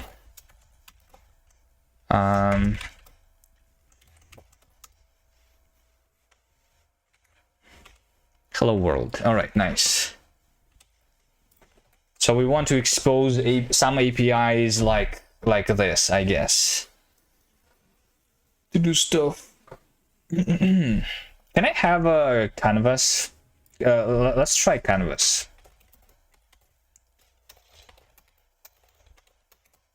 Canvas element.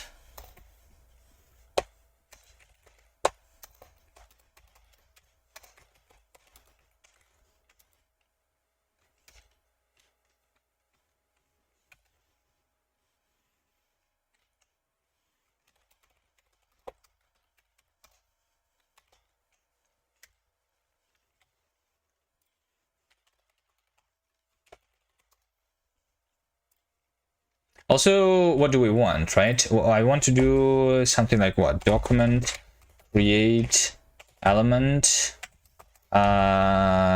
canvas. And this creates the canvas element, right? So we have document. Document element should have a create element. I don't have like the any type. So but this is basically, let's just say string into HTML canvas element for now, I guess.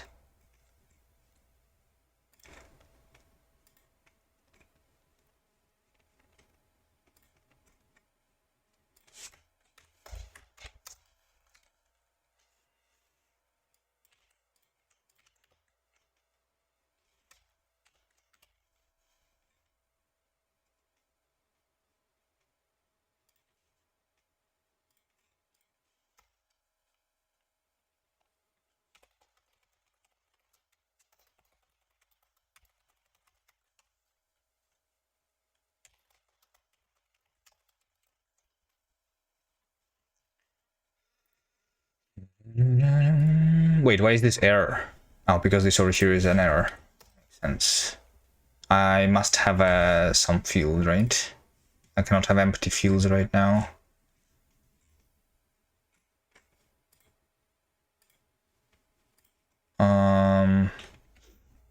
a width and height are integers, right?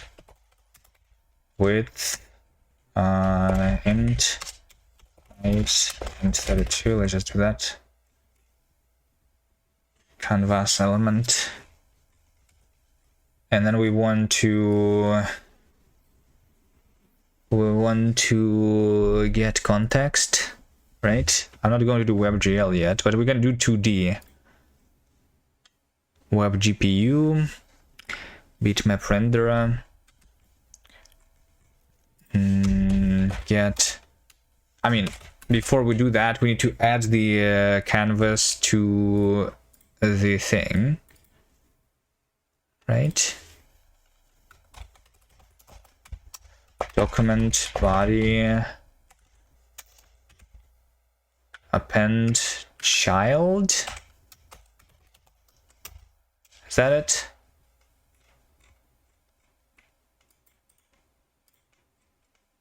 This has the canvas over here. Okay, on the right of the hello world. Can I do it under hello world? I guess we are just going to do P and then canvas, right? So we do document body append child canvas.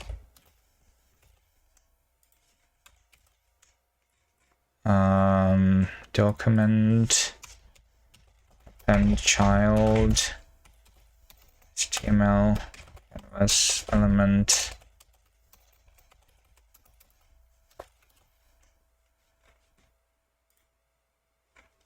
That's part of the body, I guess. Okay, then we have get context.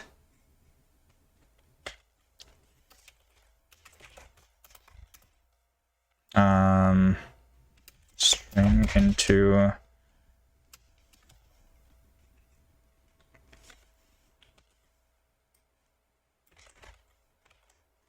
canvas rendering context 2D.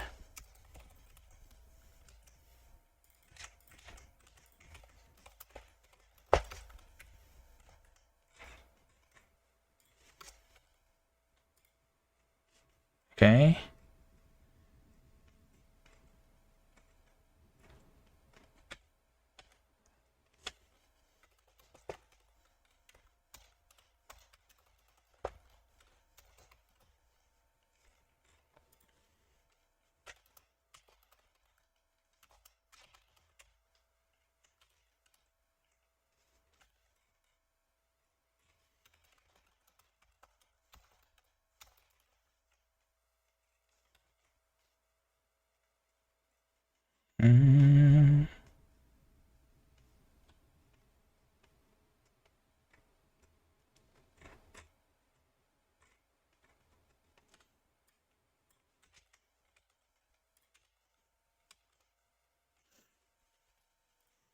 I will not be able to do this though, actually. Hold on. I need to actually create wrappers around these objects. Because this is a function with multiple arguments, I guess.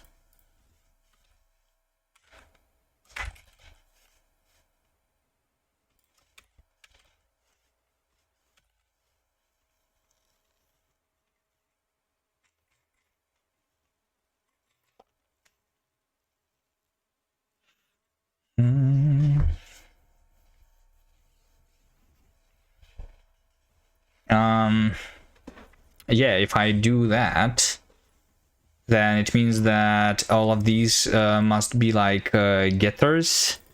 I don't have methods yet, and that's going to be a little annoying. And then until I make methods, right? Because in order to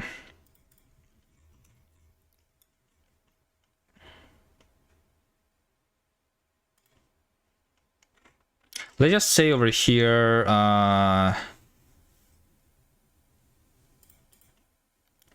so canvas rendering 2D is going to be opaque type.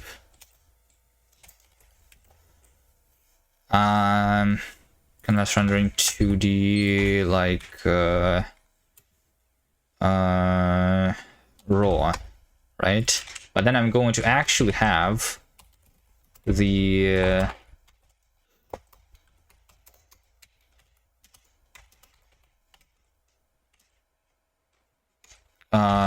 the wrapper around it. Yeah, the wrapper around it. So yeah, we don't have methods, which means that instead of context dot, I will have these functions, and I will have the context as the first argument in them, right? Okay.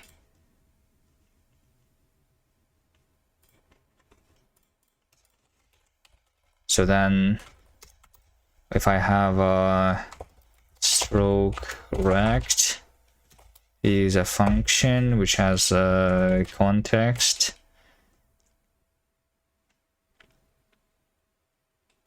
A, B, C, D. Yes, I don't really care about that. We are going to say native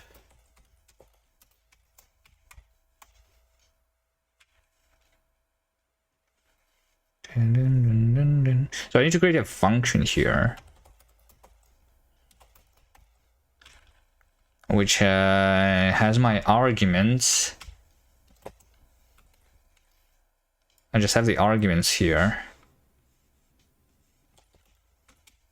that I pass directly to this, but because I am storing this as a single argument, we'll have to do that, right? Anyway, what is stroke rect?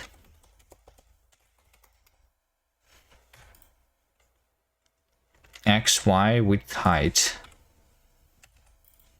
Let's just say context X, Y, width, height.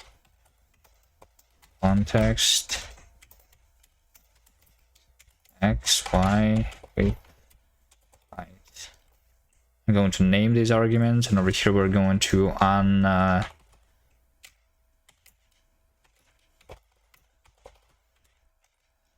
right. And context is going to be context raw, by the way. Although I guess it doesn't matter anymore. I don't need a new type, but I mean, sure.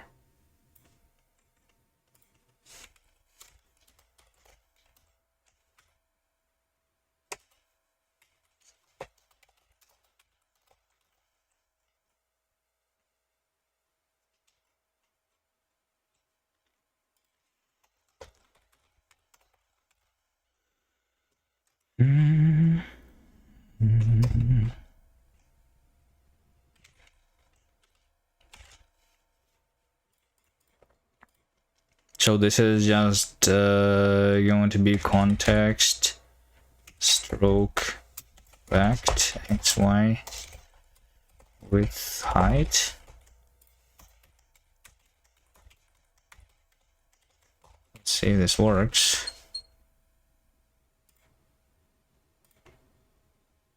Field row is not there.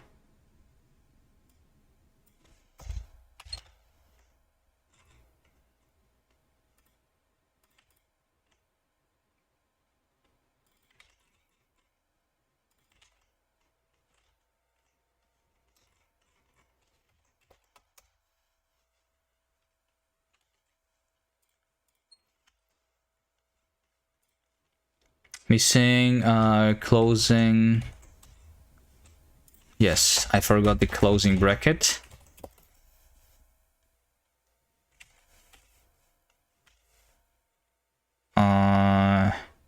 Document 1, 2 is not defined.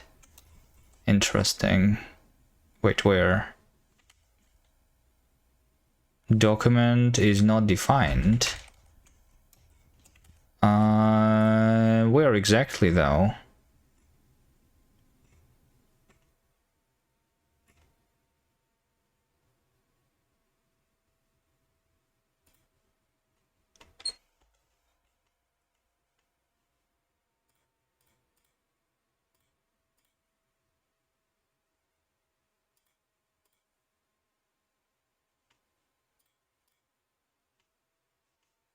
What is this? Weird.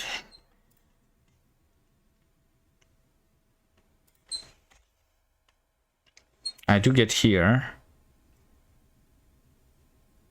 Stroke rect seems like I don't have a breakpoint here, which is weird when I'm calling this function.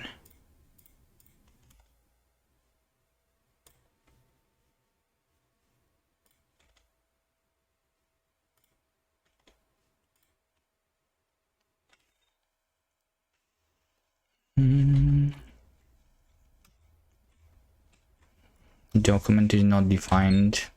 I do see hello console though, so this is printed, right? And we... Oh, we don't see print HTML. Wait. Oh, because this is a constant. So this captures the... Okay, this probably should not even compile.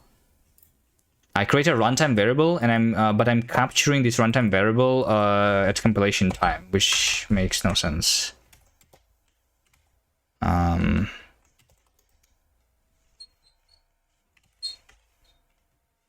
Create element called on an object does not implement interface document.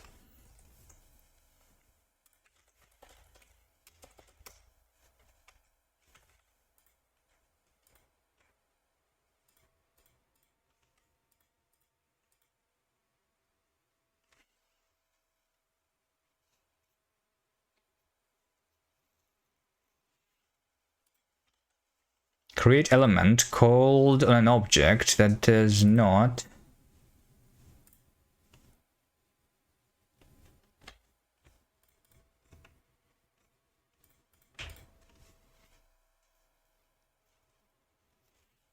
create element. So this is a function, right? Can I just let's just try dbg print document create element.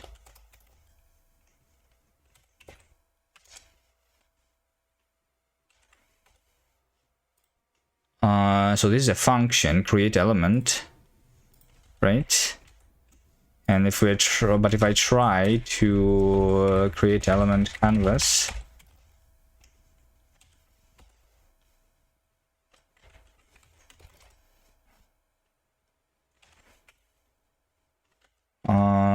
create element is called an object that does not implement document. Wait, oh, wait, hold on. So, wait, we cannot do this? We cannot say that let x be document and then say x dot create element?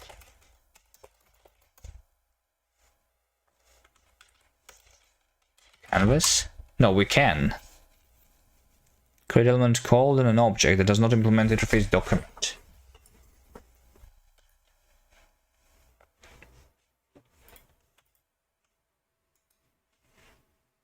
Should work though, right? Have a function. I give a string as an argument. Wait, I have hello world here. Ah, that's the print HTML. That works, yes. Create element canvas.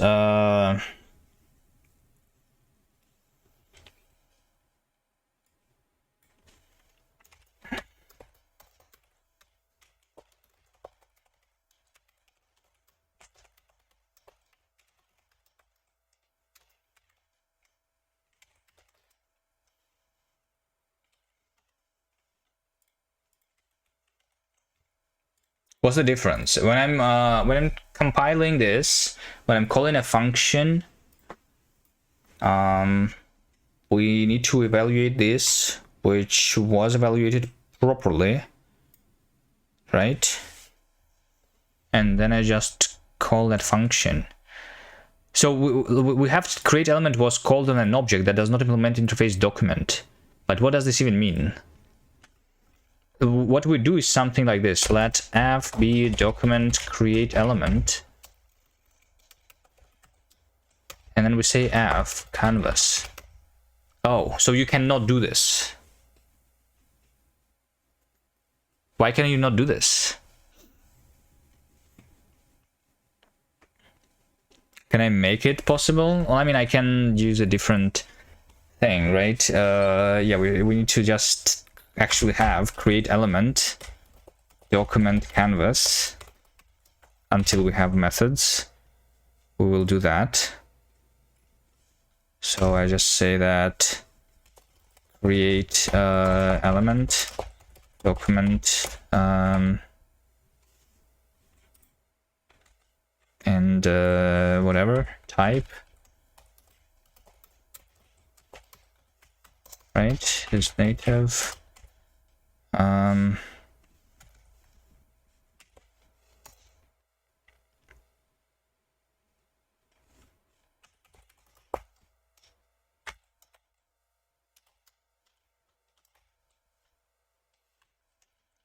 Document t.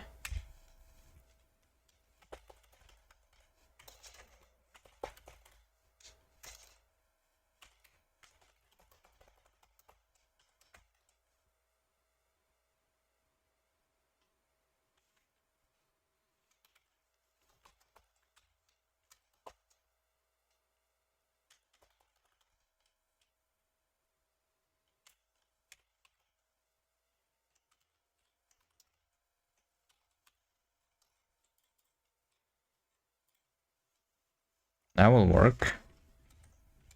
Document, so like append child is probably also not going to work, right? Because we need that. So we need to say append child, document body, and canvas.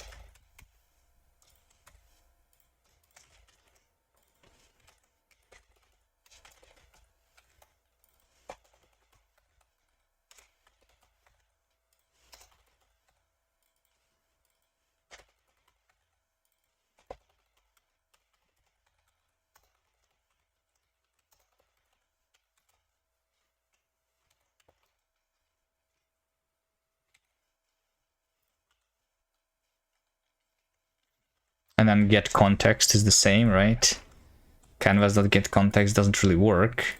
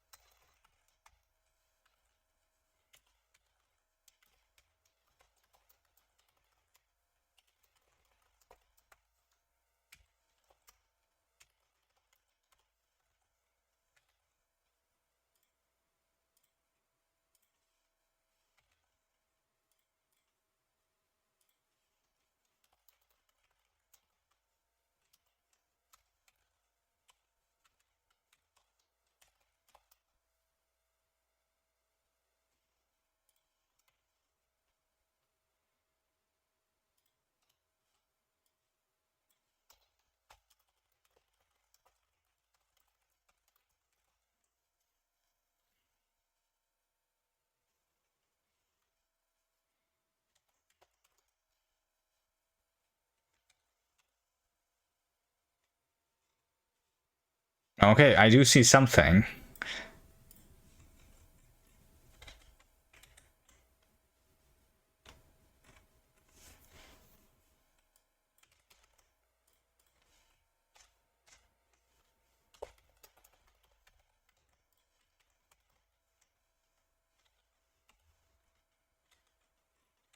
I should like change the canvas size or something.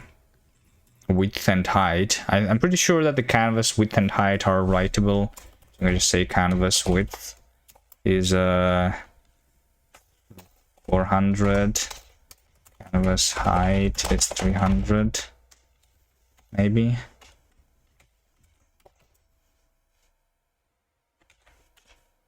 Oh, there you go. Look at this. A house.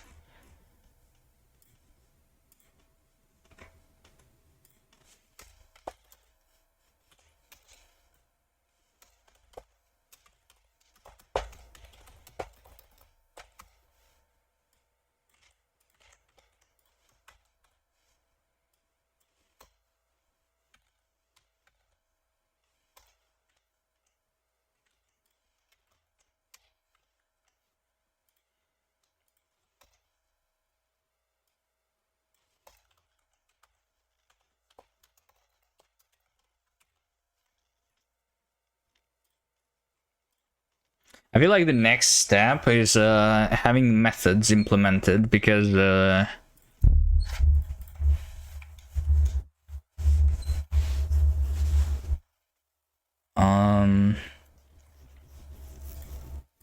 I mean, I could have a current function, I guess, and then do like context pipe into stroke rect and stuff. I mean, I can. Let's do this right now. Fine. Context stroke rect this, and fill rect context like that. Let's do that. So we return context, and then we return that. This is current, so I will have to do it like this.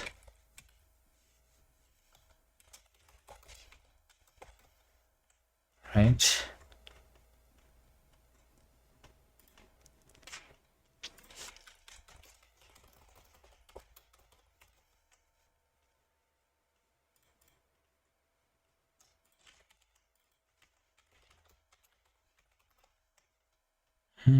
Also, all of these can be like generated.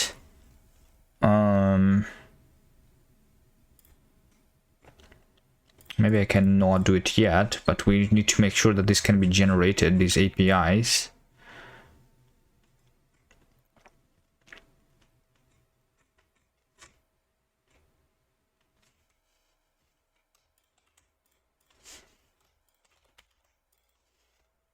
Move to XY context XY. Move to XY.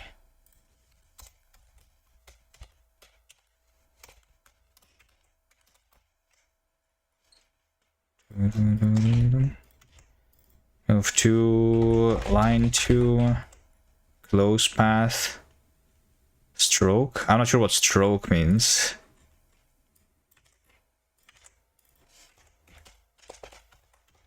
But sure. I mean, we close path and then we do the stroke,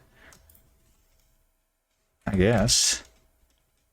Context, move to 50, 140. Context line 2, 150, 60. Context line 2, 250, 140. Context close path. Context stroke. We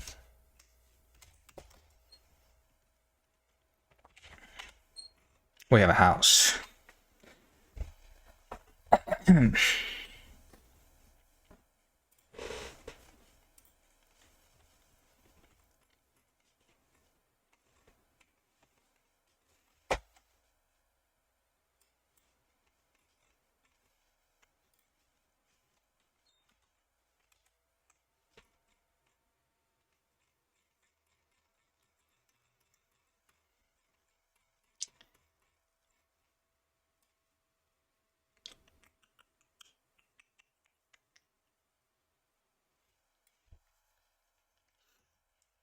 I mean, this is not too bad, but I don't want to have it like this in the end.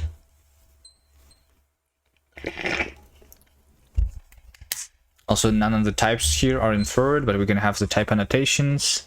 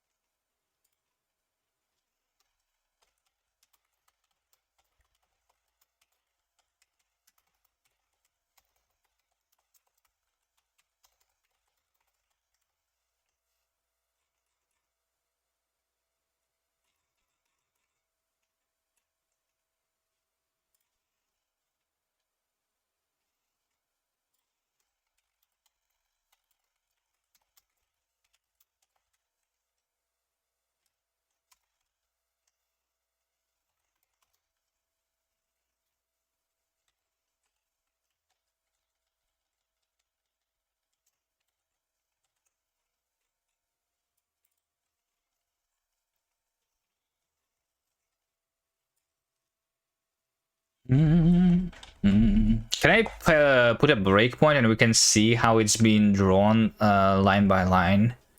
Debugger. Let's do a breakpoint over here on every line.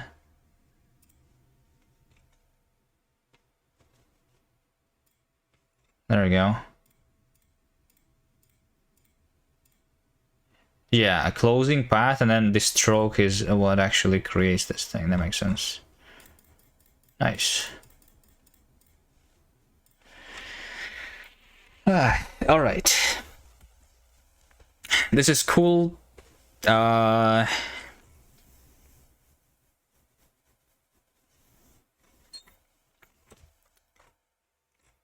But before actually using, yes, I'm pretty sure that I will want the methods at least. And then this API should be generated. I don't think we should handwrite them.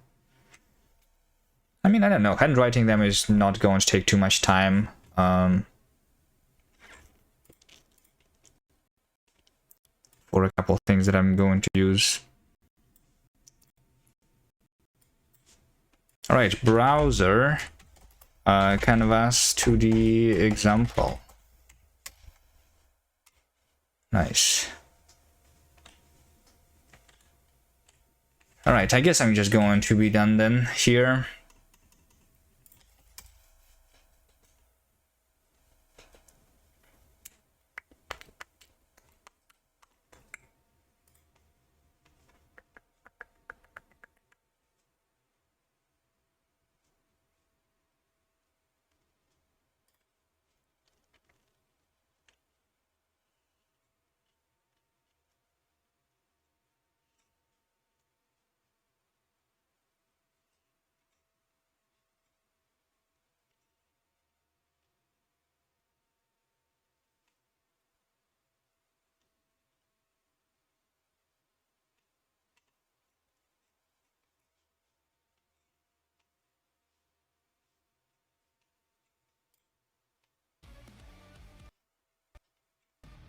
Yeah.